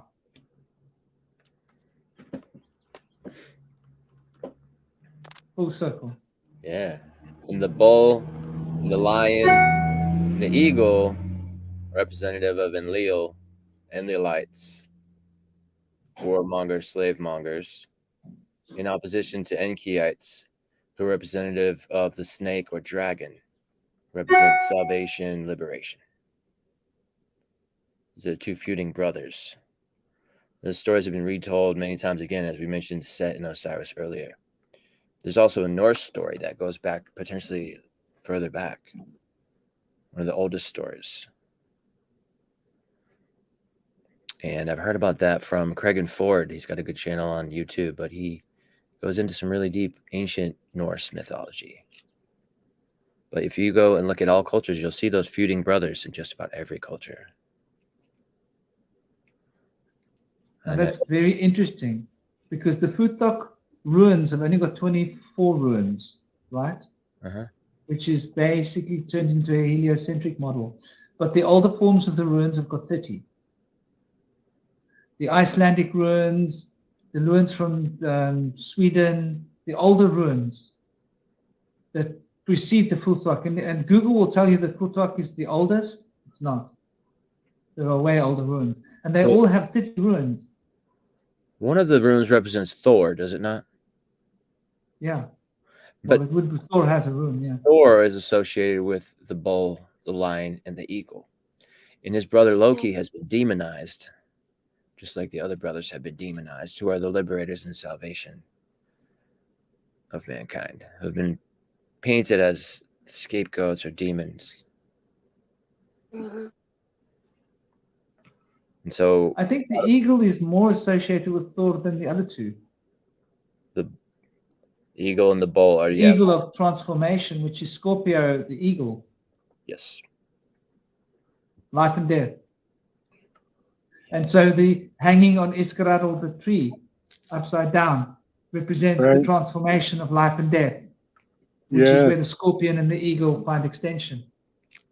You know, I kind of wanted to weave on this earlier. We're back on it right now. That relationship between the scorpion and the bull, you know, they're in the corners of the tetramorph, or the what was it, the quattro biblio, those four corners. You know, from the bull to the Scorpio, those are where the nodes are too, right? The north node and the south node. I just wanted to throw all these kind of fun little factoids. North node anagrams into Odin's throne. South node anagrams into Odin's house, or Odin house. And the Hebrews, they prefer one end to be the tail and the other end to be the head, and the Greeks want it the opposite way. And there are so many things where if the Greeks put it this way, the Hebrews had to go the opposite way. Same thing with, like, these people write their language from left to right. Now we do ours right to left, but the Egyptians, they go down the middle, right? All these things are important to know, these little details. But yeah, so the two nodes, Odin throne and Odin house, the north and the south node on Scorpio, one in Taurus. Not only do cultures fight over which one is head and which one is tails, right? A yin and a yang, oppositional defiance to each other, intrinsic to their language. You know, some cultures, they count down for everything. Some people, they put their goal at the top of the list and they count up. Some people use their thumb when they count number one first. All these cultural differences are so informative and important. But I just wanted to point something else out here while we're doing, like, the numbers of the zodiac and these sacred valences, these sacred valences. I think upside down Odin hanging on Yggdrasil upside down. Guys, I want to put this in your minds. The Analema segments the 12 into a group of 5 and a group of 7. But it's upside down from what I would think. Think of this. The 5 is like the limbs of the body, the torso, the lower extremities, the 5 senses, lower self. The 7 gates, the 7 whatever is ascended, it's up around the head because we have 7 orifices on the skull.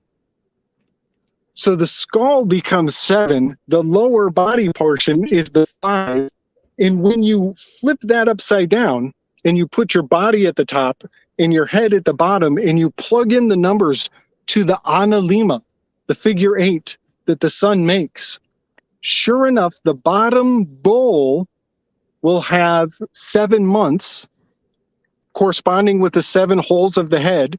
In the top teardrop of the Analema will have 5 months corresponding with the base self of the body.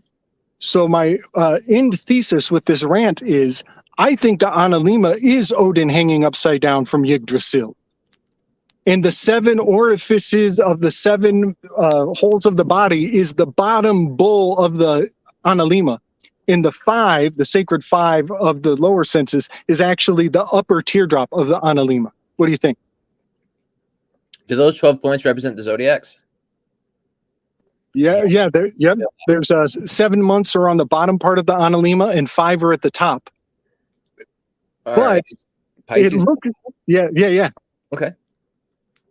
Interesting. I would think Pisces and Capricorn and maybe Sagittarius would be on the bottom. Pisces and Aquarius and Anna, the other one. Yes. I'm thinking it's a different anatomical cipher to it. You know, it's like we know where the head and the feet are on the zodiac, but when you plug it into the Analema, it almost compels you to put the man form in another arrangement. Excuse me, the person form. So would it be like this is where the word L comes from. Anna, Lima, L. Aleph, Lamet, Anna, Lima, 1 and 30. Wowzers. Yeah. Almost, you know what it means? You know what that just told me? That tells me that I'm missing a month. I need to go at it lunar. I think that's what you just told me, is I should go at it instead of the 7 and the 5. Maybe I'm looking at something more like a 6 and a 7. Yeah. Because those are the mystic counterparts. The 5 and the 7 are the mystic counterparts of the 6 and the 7. Right. Whoa, that was fun. Mm-hmm. Love it. Is that like annual and liminal, the Anna Lima? Is that what you're saying? Yes, it you know, one thing I notice is they will put the word anal on things that they don't want you to look at for too long. And what it is disguising is the fact that the U's become V's in Latin. And so it's actually an anvil. It's not anal, it's an anvil. Yeah. The anvil is annual. This is the annual cycle. And they'll do this weird thing where they kind of, you know, in conspiracy culture, we call it shit dipping, where they make it look, I call it, they turn it into a Baphomet.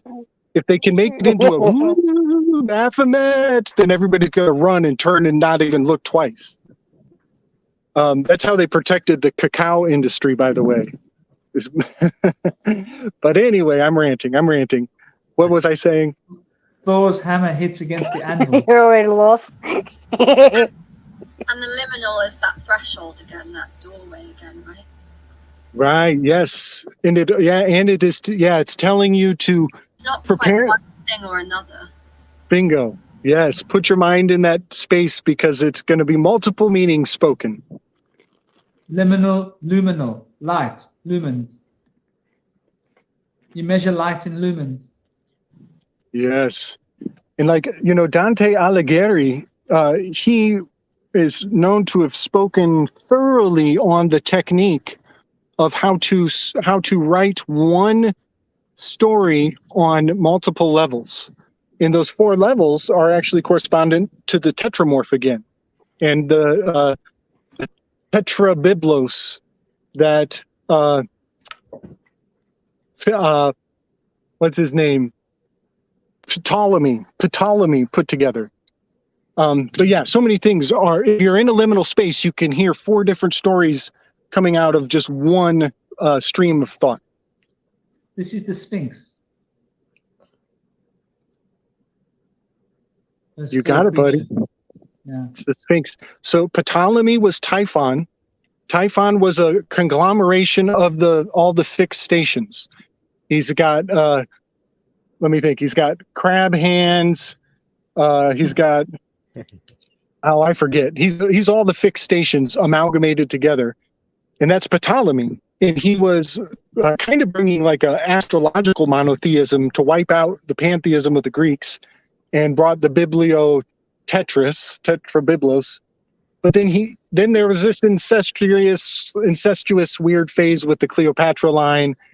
And ultimately we go from the fixed stations, and Ptolemy births all of the mutable. No. Oh, I misspoke. I think I misspoke. Ptolemy is all of the cardinal stations. I totally misspoke. Rewind everything I said. He's all the cardinal stations of the zodiac. He gives birth to Cleopatra, who is all of the fixed stations of the zodiac. That is the chimera that makes the Sphinx. And let me end on the anagram of chimera is America. Wow. Yes. Isn't Ptolemy also the one who discovered the musical scale? Well, who brought us, and he never wrote anything down. And it was Ptolemy that came up with the fact that 3 angles of a triangle are 180, so there's 180 hertz. 4 angles of a square are 360 hertz. Wow. The pentagram of hertz. That's how the musical scales came into being. And it was Plato that copied Ptolemy in creating the solids, but he was actually perverting Ptolemy's knowledge about how the geometry becomes sound. And this is where the alphabet comes from. Wowzers. Okay, I got so many things all at once with this. So one thing is, a lot of these names that we use, like Ptolemy, we're actually talking about wrong? like, Am I well, wrong? there's like a dozen. Yeah. So they become like a egregore, right? Yeah. Ptolemy becomes an egregore of all the Ptolemies. Yeah. But also this whole weave we're on, this is what happened in WandaVision when she finds out that Agatha, the Archwitch, has actually laid runes all upon the boundaries of her city. And she has to go up into a sky battle and reset all the runes to be on her code and her frequency. Because whoever controls the symbols that are in the surrounding perimeter controls the territory, the jurisdiction. And what we just talked about with Ptolemy was laid out in the fight scene at the end of WandaVision. Ptah. Yep, this is the order of the hypopothalamus. They have mastered your fear reflex.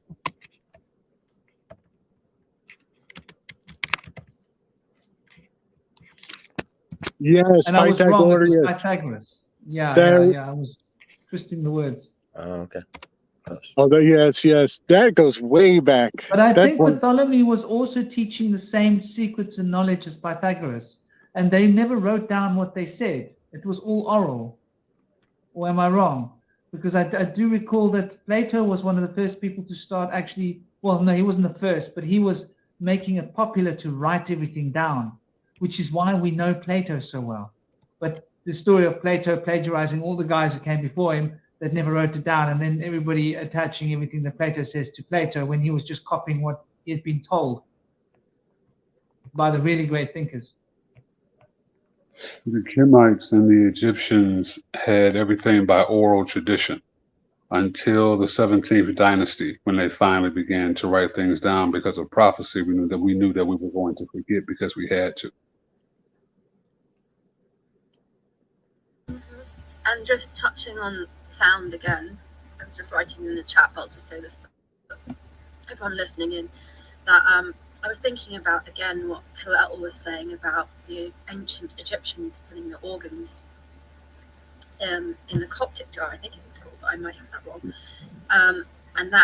What I was saying about it sort of being like putting the organs back into the universal body, which made me think really, for the first time, for some reason, I hadn't thought about that when I was younger, but that's basically like the organs become the constellations or the planets, and they're sort of creating the musical spheres within that Coptic jar with the organs, that life after death, that harmonics of the organs singing and becoming part of that again.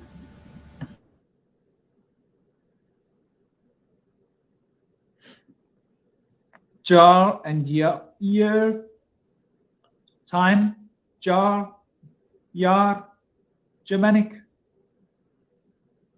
relates to time, recoding time. I think that the reason they put it in was because they were trying to find a doorway back into time. And the story is that they would be buried deep down under the ground somewhere at a point when they could resurrect themselves, reincarnate themselves. Yes. And so I think that those were read by the high priests so that they could know when this being would reincarnate mathematically, in the same way that the entrails of animals were read at later stages. Yeah? Yeah, we become part of the zodiac and recreated in these, zodiacal figures when we die. Not that we aren't now, of course, but in a different way. I like that connection with the jars and the years. Like jir, like as in G-U-R or G-I-R, has to do with war, like war, like a battle, but also a spear. So like Germans were also the spearsmen. Is kind of part of their name as well. But a spear is also the spirit. You know what I mean? It's like the spirit of a thing has a common goal. And so the spirit of a thing has a direction, a general direction to it. And I just think that's useful to know that that is the kind of the commonality of the material and the spiritual of the use of the word.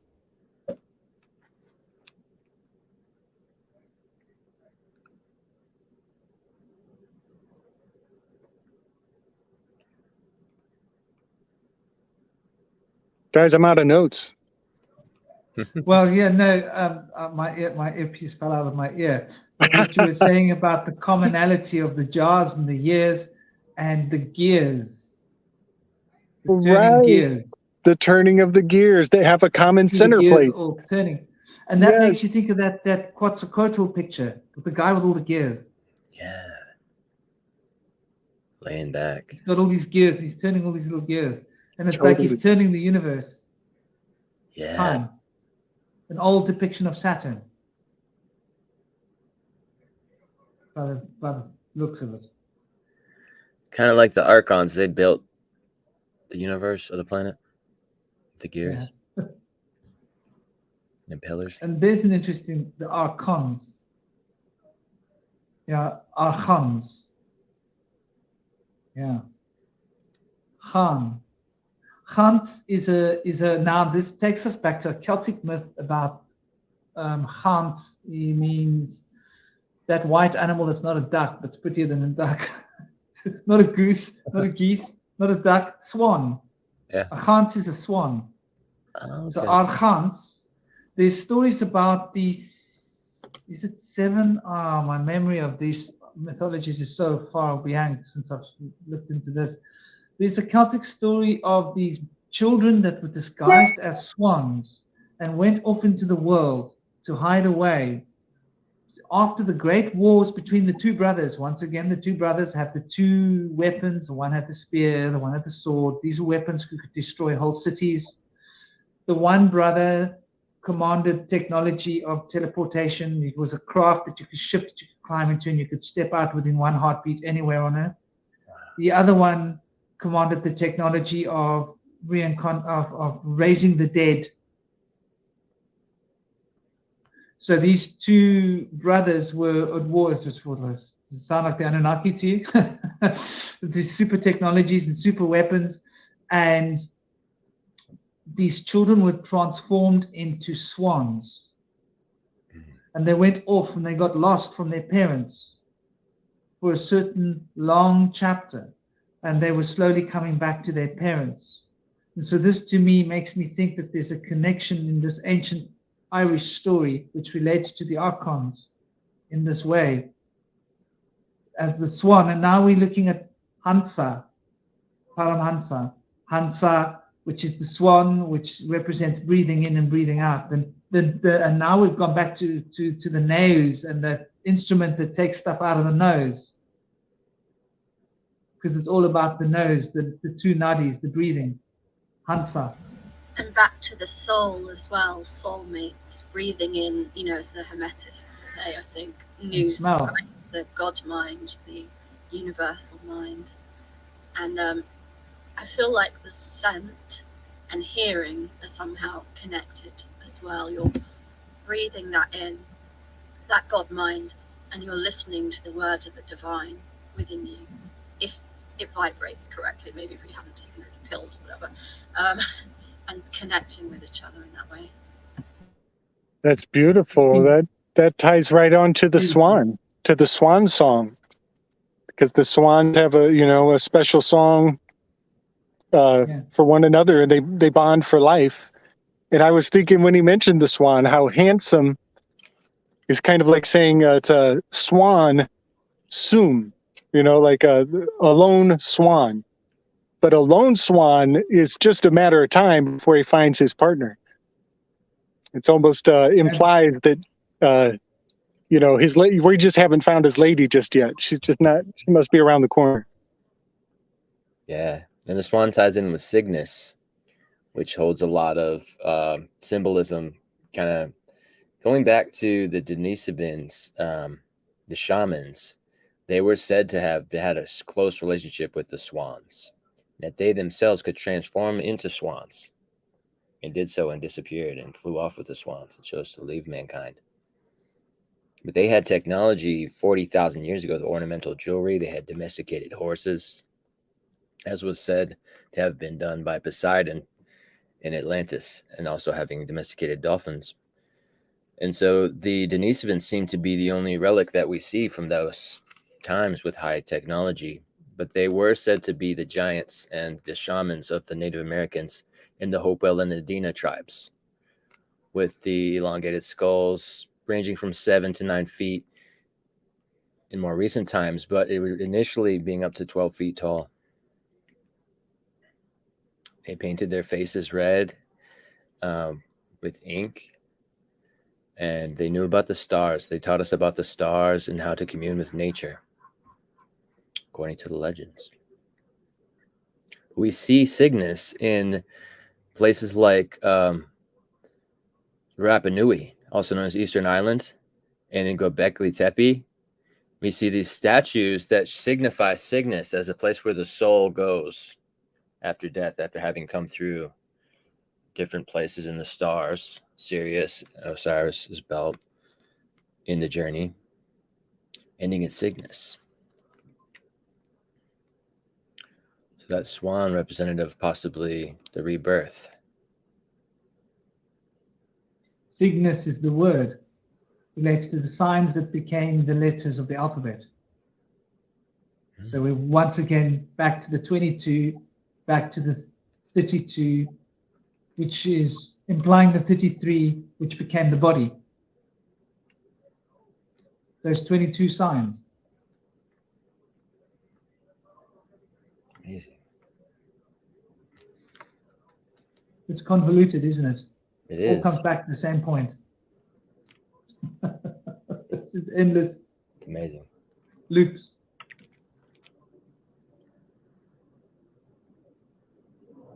Yeah, I've been Yes. tracing some alphabets, and like if we look at the language from Mesopotamia with all the arrows, they actually had pictographic language before it was simplified into arrows, where it looked more like an image, just like Proto-Hebrew was just pictures. So I don't know who they're trying to fool in academia, trying to tell us that things started in Mesopotamia with their later form of writing with the arrows, which is very hard to decipher. If you look back further when it was pictographic, it's very easy to see the pictures when it represented.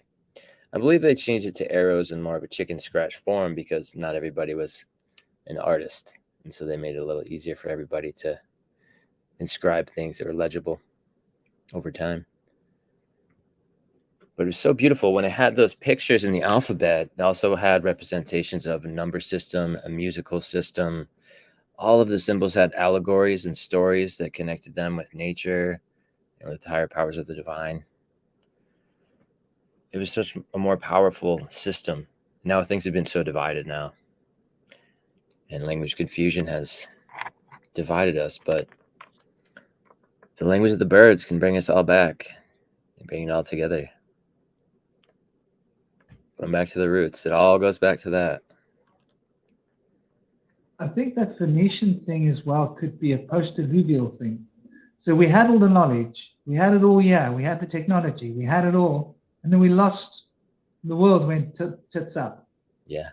And then we were sort of trying to regain it, like try and scratch the knowledge we had onto something to try and regain what we had.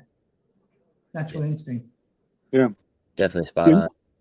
You know, something that I'm kind of catching wind on in my work around pop culture and things that are encoded into the media that we've consumed for so long. I've done a lot of work, and it's fun. It's like the thing of, it kind of seems like child's play. It's on the face of it, but I do a lot of work on Star Wars. And I can actually find artifacts, artifacts you would not expect, that are just props of the plot that are actually correspondent all the way down to constellations. And I've done this because I know the tarot cards, where they belong in what quadrant of the sky. Then I can unpack the tarot cards into the constellations that are depicted on the tarot card. So I've basically got a whole star map because of my mastery of the tarot in its zodiacal relationships. And then I can use that like a lens to watch movies. And I'm just going to tell you, there are artifacts sustained like furniture in our mind and inherited to the next generation.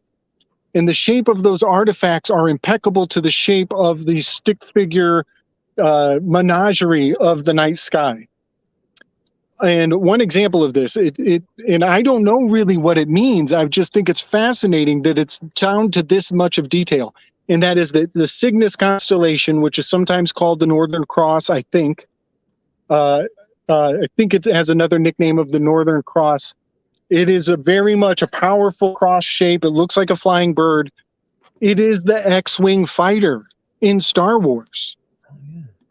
And anybody looking it up right now has an X-Wing fighter in their mind. They're like, oh, yeah, Cygnus is the X-Wing fighter. And so so this is fun, and it's fun for the sake of trivia. But now let's take it to something a little more serious, the thing of adults. Let's put the childishness aside. Because the symbol on the Ukraine flag is an X-Wing fighter.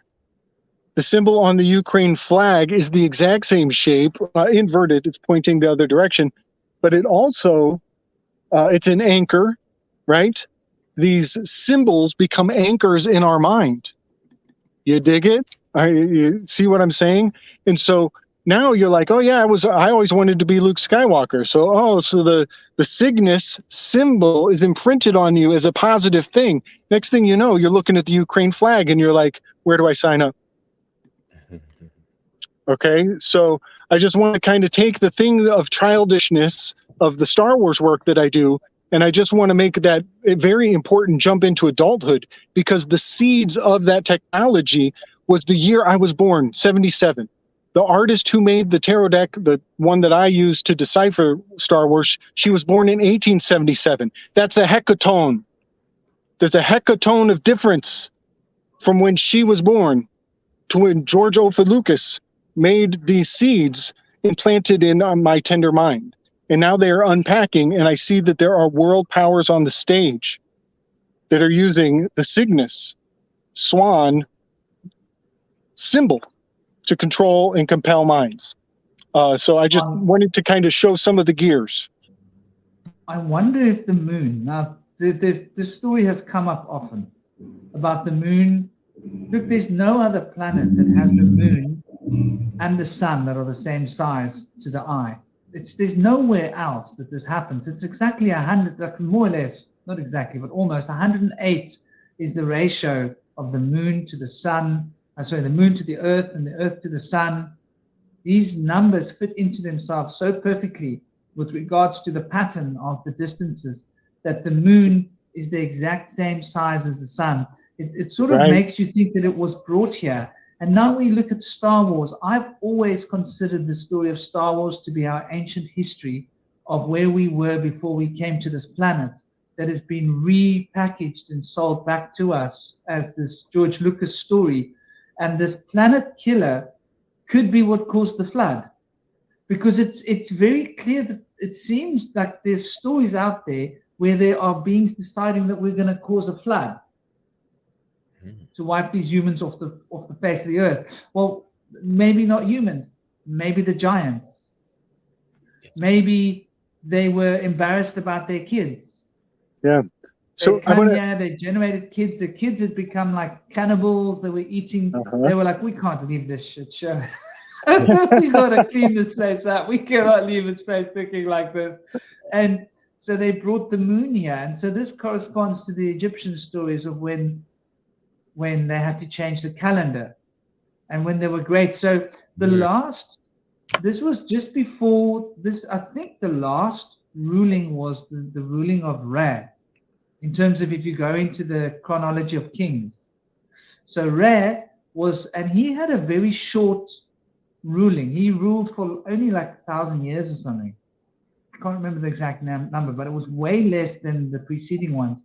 And then there was a catastrophe that happened, and that seems to tally in with the flood and how the calendar was recalibrated, the extra days were added on. There seems to be some profound connection with the ability for somebody to crack Antarctica in half, to create these geysers that would spout water into the atmosphere and change literally the whole state of the earth, the magnetic field, everything, to the point that you can mess with world weather to such an extent that you can wipe all life off this planet. And the moon could well be a weapon. David Icke has touched on this and people laughed at him, but when you actually listen to what he's saying, it does make sense. Man. There are old stories about how the moon was brought here. Yeah. Man, there's so much to say. So the Death Star is the Wheel of Fortune card. Has a lot to do with the Centaur constellation, who is huge with a big spear, and on the end of the spear is the wolf.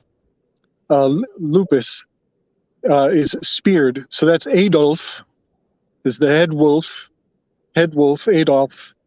And this device, this mechanical device, is kind of a god Deus Ex Machina in and of itself. This is all the Death Star, is the Wheel of Fortune card, Centaur, spearing the wolf with the gears that turn, the Deus Ex Machina that is, sometimes it's a Diablo Ex Machina. But it has the flow of the wolf, of the flood, even. Adolf, a flood, and the deluge, all of these things about like this horrible machine is strangely deified in that number 10 Wheel of Fortune card, which is the Death Star. But, and I just wanted to say this also. the moon coming here, or maybe the proximity or its placement, some change of it. I just wanted to mention that Archimedes' dying words, as the Romans are invading Sicily, they're going to slay Archimedes, and he won't have anything to do with violence. He's just drawing his little circles. And his dying words are, "Do not disturb these circles, Roman." And then they get him. Well, the meteor crater on the moon that is named after Archimedes, it's a major circle indelibly etched into our consciousness. There is a circle in everybody's mind that is the identity of Archimedes. And the dying words of Archimedes is telling us, do not disturb this circle that is named after him on that moon. It's one of the most pronounced circles you can think of when you think of what the moon looks like. And guess what? All of the moon lander, whatever they claim to be shooting up there, whether you believe they are or not, I'm telling you right now, they are aiming at Archimedes' circle. If you track where they're trying to land probes, generally, I'm not talking about the South Pole or recent events, they were aiming at Archimedes' circle. They were trying to defy his last words. They were trying to disturb his circle. Whether they did or not, I do not know. But that all makes me think also of the fact that Archimedes is the origin of the laser beam concept. He is the grandfather of the whole entire concept of Death Star. And when we look up at the moon and we see a ring with his name on it, we are looking at the origin of the Death Star right in the eye. We're looking right at the center of the wheel of it all, of the archetypes that makes all these stories go round. And they are centered around Sicily, which is a very fascinating fact. Which is the volcano Medusa, Mount Etna, getting kicked out of Olympus. Okay, rant done. Now we've got to talk about all the fires. Now we've got to talk about global warming. Now we've got to talk about how so much is going on, so much changes, and these changes all started since the 60s.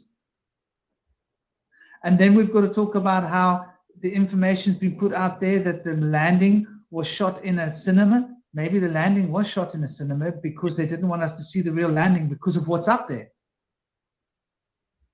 Maybe it doesn't mean that they didn't go there.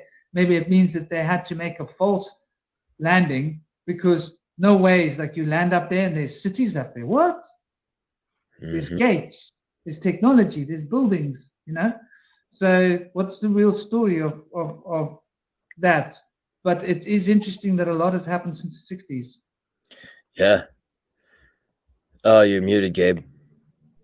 One quick fact just occurs to me as we're flying here. Moon landing is a bit of a sheep dipping in itself. It has the word anal in it, and it has the word ding. Moo, anal, ding. And it was forced down people's throat to such an extent that now when they hear ding, do they have a Pavlovian tendency to stop thinking, close their books, change the subject, and move on to the next classroom? Yeah. Do we get programmed to hear the word ding, moonland, ding, next subject, stop thinking? Good point. That's a good one.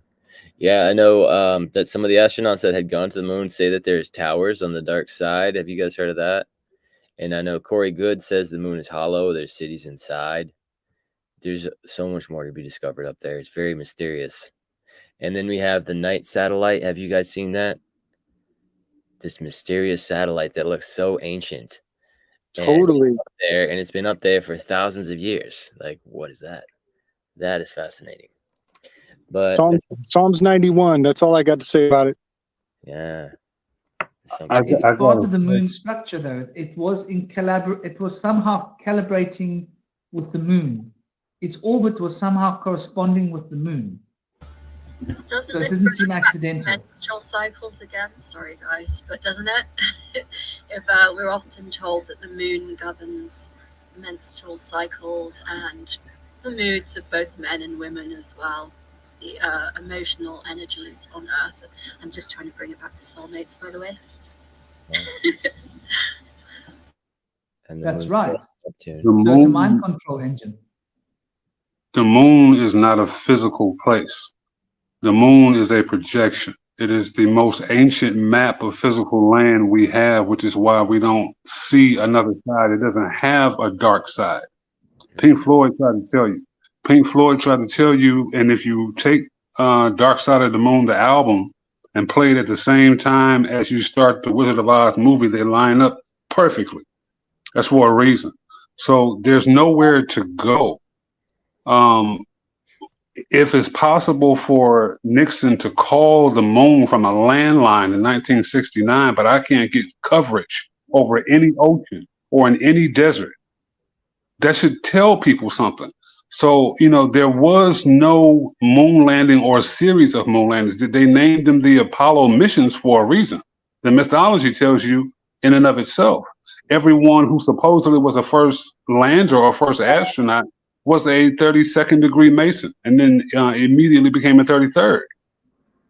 They have fezzes in the George Washington Memorial Museum in Alexandria, Virginia, where all those feathers are of the feathers of people who wrote constitutions in blood. So NASA, which means to deceive in Hebrew, is a joke. They got the largest water diving system in the world. They buy the most helium in the world to give you this idea of satellites, which are just high altitude pressure balloons, which is where these dew lasers have been coming from. So they haven't gone anywhere. They supposedly destroyed $66 trillion worth of telemetry data.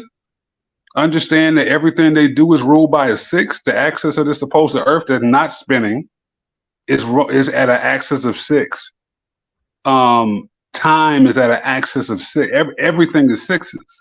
So they repeatedly tell you that they haven't gone anywhere because there's nowhere to go. There's an article that came out about 5 or 6 years ago that tells you that the atmosphere of the Earth goes 400,000 miles beyond the moon. The Freemasons have 2 pillars, right? And at the top of each pillar is the sun and the moon, which are the same size. That's the only way this could possibly work.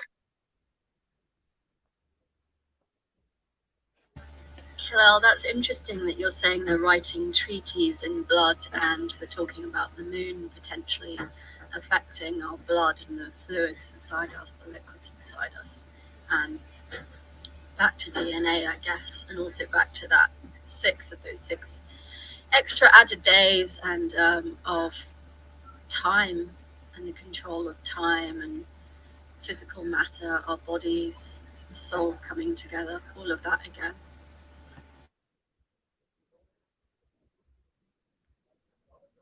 They attempt to give the moon more power by giving this idea of a soul trap. But the only way or the easiest way to get out of that is just to understand that that is a possibility. If people have not had their fix of this realm, which is not where we come to build our kingdom, I have to stress that again, then, and we only need to look at, if you look at Hanuman, you look at the Ramayana, you look at the tale of Rama and Sita, which is where Romeo and Juliet watered down comes from, right? You can understand that Hanuman went to heaven to destroy it in order to prove the point that this is not where we build our kingdom. They show you the same thing in Willy Wonka, where someone wants to have a kingdom built out of chocolate. And it's like, no, it's going to melt. You know what I'm saying? This is not where we come to do this.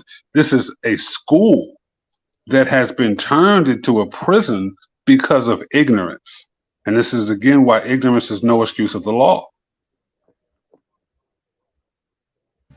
Yeah, personally, I don't feel any negative reaction from the moon at all. I feel quite connected to it, but maybe that's just a sign of how disconnected we are. Who knows? But I feel like we're not ever really going to know the truth about that completely. But you mentioning, I guess I don't know what this has to do with soulmates now, I'm doing it too, but the Ramayana and Hanuman had me thinking about something Franklin was saying about the floods having been caused by other beings potentially, because I'm remembering the researcher I guess most of us love, Michael Tazarian, his theory about how a lot of these myths, and maybe that comes back to the Star Wars thing too, a lot of these myths are taken from ancient things where they had lasers and heat weapons and all sorts of things that were, you know, causing wars and fake natural calamities and stuff, that these are actually real and not myths, but just a way to tell the story of what's happening. And you know, he talks about, like, that's the reason why we're all so messed up, is because of these disasters that happened in nature, and that the real thing that's going on is the psychological war, the fracturing that's been caused by all of that. You know, I'm glad you said faction. That was one of the things I was almost not going to say, was the idea of the diamond ring as a symbol of coming together. If you think about it, a good diamond fractures the image and has more of a brokenness to the way that it treats light. You know, it's almost I don't know, but personally, like, if I was going to have a type of a stone that signifies reliable or comfortable, or something I could cuddle up to and love, it would be round and smooth like a river stone. It wouldn't be jagged or sharp. It wouldn't be the kind of thing that you could industrialize to cut through carbon steel. You know, that's not something that I would think of as a harbor to come home to heal with. So in a strange way, the diamond is I mean, to each their own, but for me, it just doesn't resonate. And it kind of has that fractality that it creates a broken reflection. It's a, what's the word? There's an infidelity to its reflectivity. If that makes sense, you know? Yeah, it does, but we facet it in that way. I mean, jewelers facet it in that way on purpose, so maybe that's a reflection of what's not right in us, you know. But that said, I will say that crystals do grow in all sorts of shapes, and people do say there are no straight lines in nature, but that's not true when you look at crystal growth. Actually, there are crystals that grow in cubes and shards and all sorts of shapes, which is quite interesting. But I think, yeah, it's interesting what fractured mind would do to a crystal they find, that they would choose to facet it in all these different angles. You can never quite concentrate on one specific point, you know, and the reality is refracted, if that's the correct word, in so many different directions, in so many different ways. It's quite interesting, speaking about the diamond. Also, we can I'll mention the cutting and the shaping, which is also interesting as to how it affects the fractalization of light, which is breaking the light into its 7 rays, which is something else. But the moon and the diamond. So the diamond is the stone of Taurus. When the moon is in Taurus, the moon is exalted. Taurus exalts the moon. So there is a connection with diamond, why it's got the word mond, in the word, because of its connection with Taurus being the exaltation of the moon, which is quite interesting if you see that connection. And with regards to the cutting of it, I think that comes from a time when we understood that the acoustics of gems are changed when you cut them. And now we're going back to the way in which these numbers and sounds operate with sacred geometry. And so the acoustic resonant frequency of the diamond is changed when you cut it in particular ways. And I think that comes from an ancient craft of knowledge of being able to create a gem that has a particular frequency that maybe can be used as a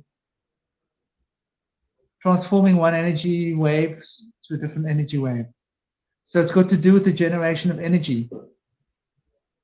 Maybe power stations, and moving one frequency into another frequency so that you can take like a frequency that's there and turn it into another frequency that you can use.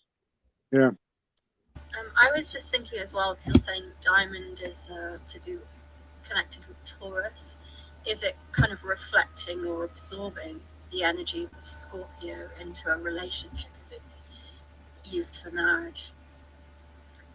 And on that note, I have to go now, but love you all, and it was a pleasure being able to be present for a little bit. Thank you, sweetheart. Thanks for being here. I'd like to have you. You brought such lovely energy. And the moment you got on and you asked questions, the whole everything came together. Thank you guys. Bye. It was a pleasure talking to you. Indeed. Blessed be, dear.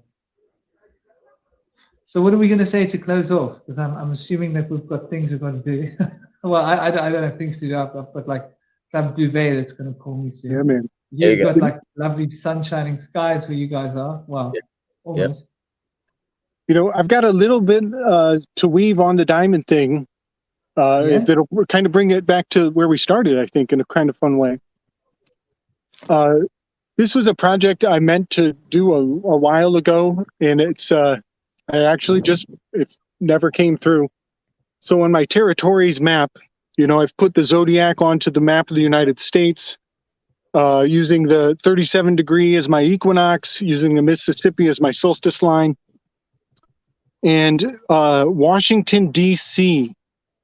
lands in Buotes, the Great Void, which frames the Arcturus, which is the Great Horn that initiates the lunar calendar in Eastern astrology. Arcturus is one of the corners of the Great Diamond in the sky. It's called the Great Diamond. And it is in the location where Washington, D.C. is. Arcturus, Boötes is conjoined to this diamond. This entire layout is Benjamin Franklin flying a kite to bring the spirit of Prometheus down to capture electricity in the minds of man. This is the myth that is captured in the constellations at this part of the sky, and it corresponds with the 10 by 10 magical square that is Washington, D.C., in the shape of a great diamond, this 10 by 10 great diamond in the sky.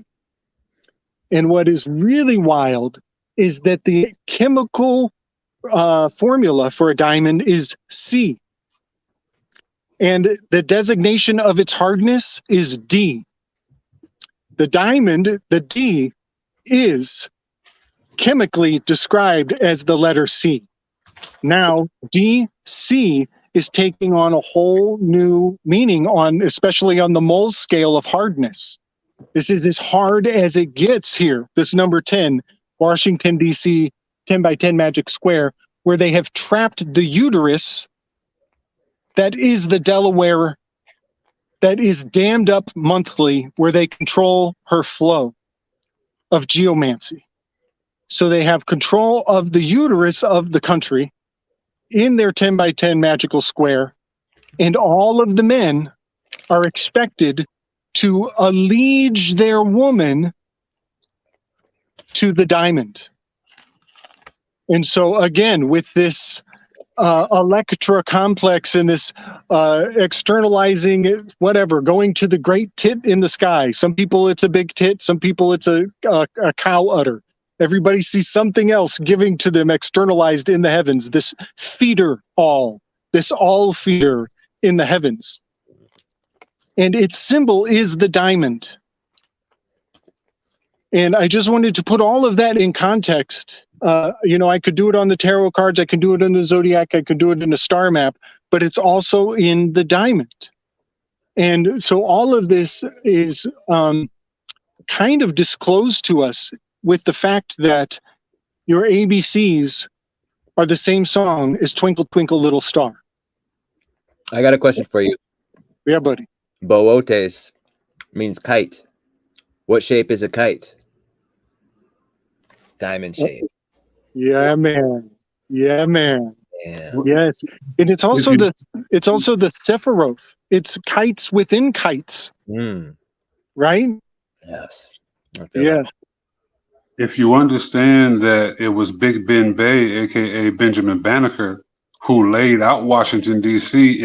as a mirror for what happened in Memphis and for what happened later in what we call Northeast Africa, then all of that is supposed to see. But see, this is why self-education is so important, and this is why they teach us geography with a Mercator map as opposed to the actual proportion map, or as saying just look up at the moon and learn how to properly circumnavigate. So understand that Washington D.C. represents a Merkaba, because we're talking about the virgin chakra of this so-called country, because it's in between Virginia, right, and Mary land.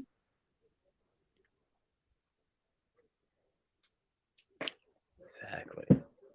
Well said. There's a lot to that. That is so totally interesting. The whole, both of these, and it also makes me wonder about the Big Apple. What is that about? Mm. Can you tie the knots to that? How does that connect? Because that's New York, or am I wrong? Shows how little I know. Yep. You're totally spot on. So New York is in Leo. It's the strength card.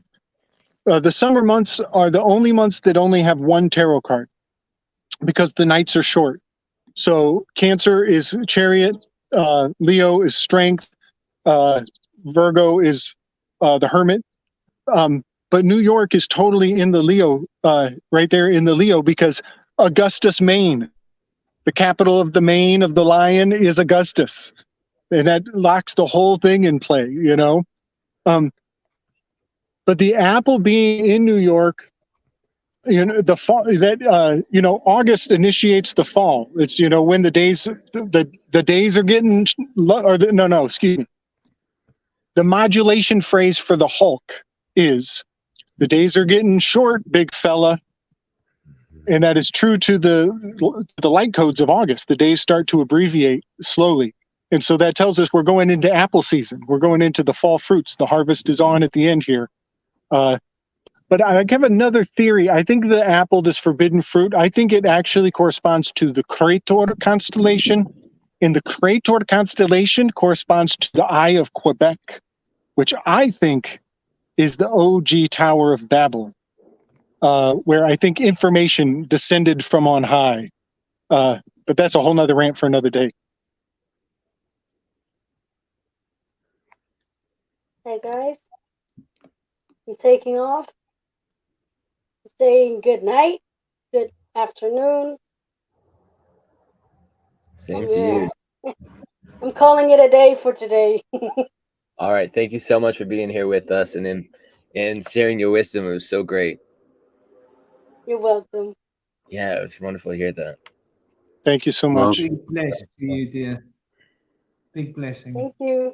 I hope you have a lovely day. It was great having you here. Sorry I was late. Have a most blessed day. It doesn't matter. Sending many blessings. Bye. Take care. Man, it's been a great show. I think I'm going to bow out as well.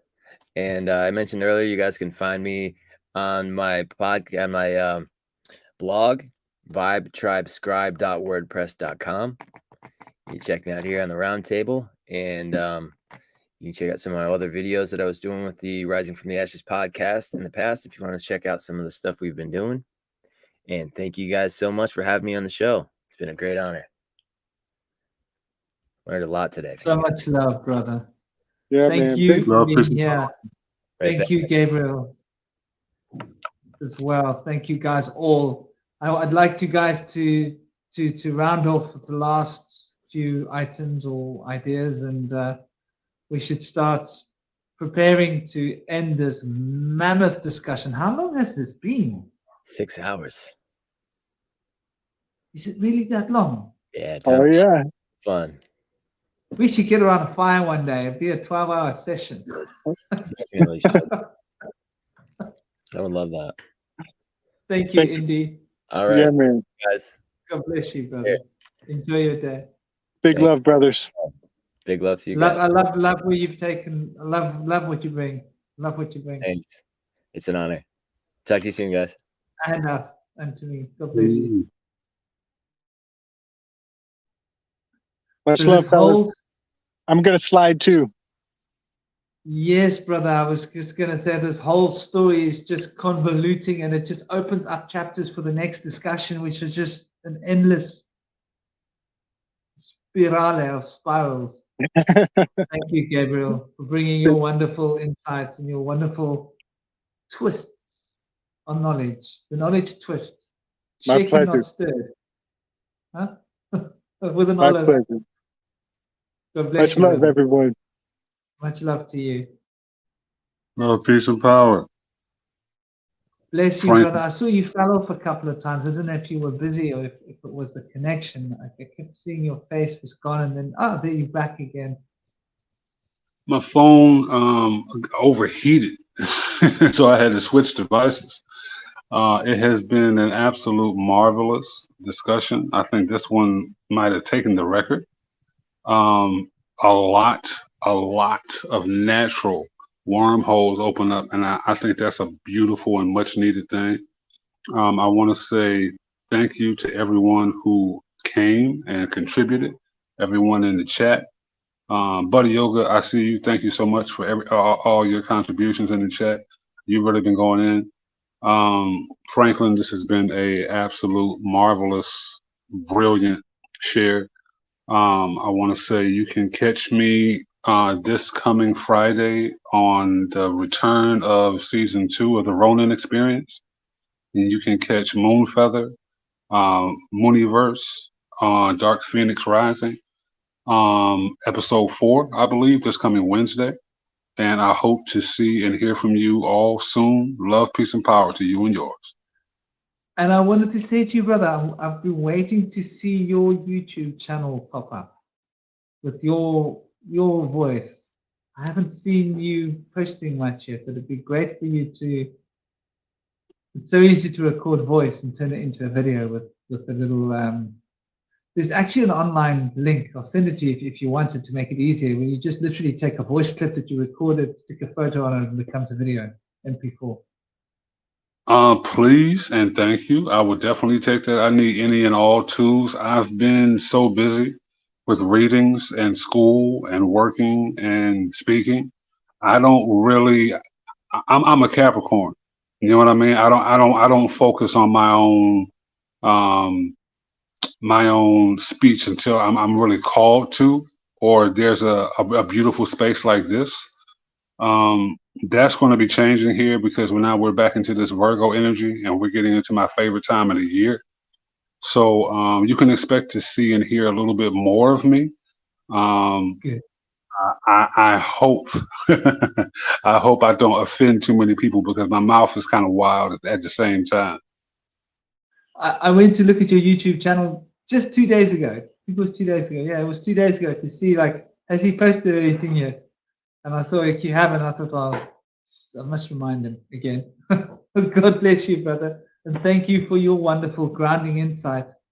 And this is a very interesting point you bring up about the moon, because I've always wondered about whether the moon is in this dimension or not. You know, what plane of existence. But this is for another discussion. Right. There's nothing outside of the realm itself. Everything is within the so-called firmament or the dome or the ionosphere or whatever we want to call it. But yeah, that's definitely a conversation for another time because that's going to get crazy. We'll write this, pencil this in for one of our next ones. God bless you, brother. Love, peace, and power, guys. Big bless. Love, peace, and power to you, brother. I was wondering if you were still here, if you were busy, if you were. Because I was shocked at how long it went on for. I couldn't believe it when you said 6 hours. I was like, is it really that late? Yep, 6 hours. I think we did something that no one knew was possible to do. We spoke for a quarter of a day. Oh yeah. is incredible. But so much love to both of you. Thank you, guys. I'm going to sleep like a baby with all these wonderful ideas to massage my brain while I sleep and drop the penny into the well of the subconscious and allow the subconscious to bring forth all the fruits of the seeds that are becoming trees in this forest of ideas where the mysteries of being are being revealed. Lovely poetry. Rest well, brother. Love you, brother. Big bless to you. Have an absolutely great day, the rest of your day. And I hope your evening meditation goes as well as your morning went. Am I right? Oh, yeah. Thank you. God bless you, brother. God bless. Have a lovely day. Take care. Thank you, all of you that are still with us. I see there's still people watching. Well, thank you all. Buddha, you've been amazing. There's been a lot of amazing. Dana, thank you so much. God bless you all. Who else is here? I see there's a few people here. I hope you guys have an absolutely great rest of your day, rest of your night, wherever you are. And thank you for gracing us with your time, listening to us harp on about different perspectives on breaking down the code of being, which is essentially the poles of being, which are what we're trying to figure out how to recombine the polarities into a singularity of harmony, which is what soulmates is really all about, connecting the different parts of ourselves, because we are parts of each other, lost in this world, seeking ourselves through each other. Big bless to you all. Have an absolutely gorgeous day. Om Shanti. Bye-bye.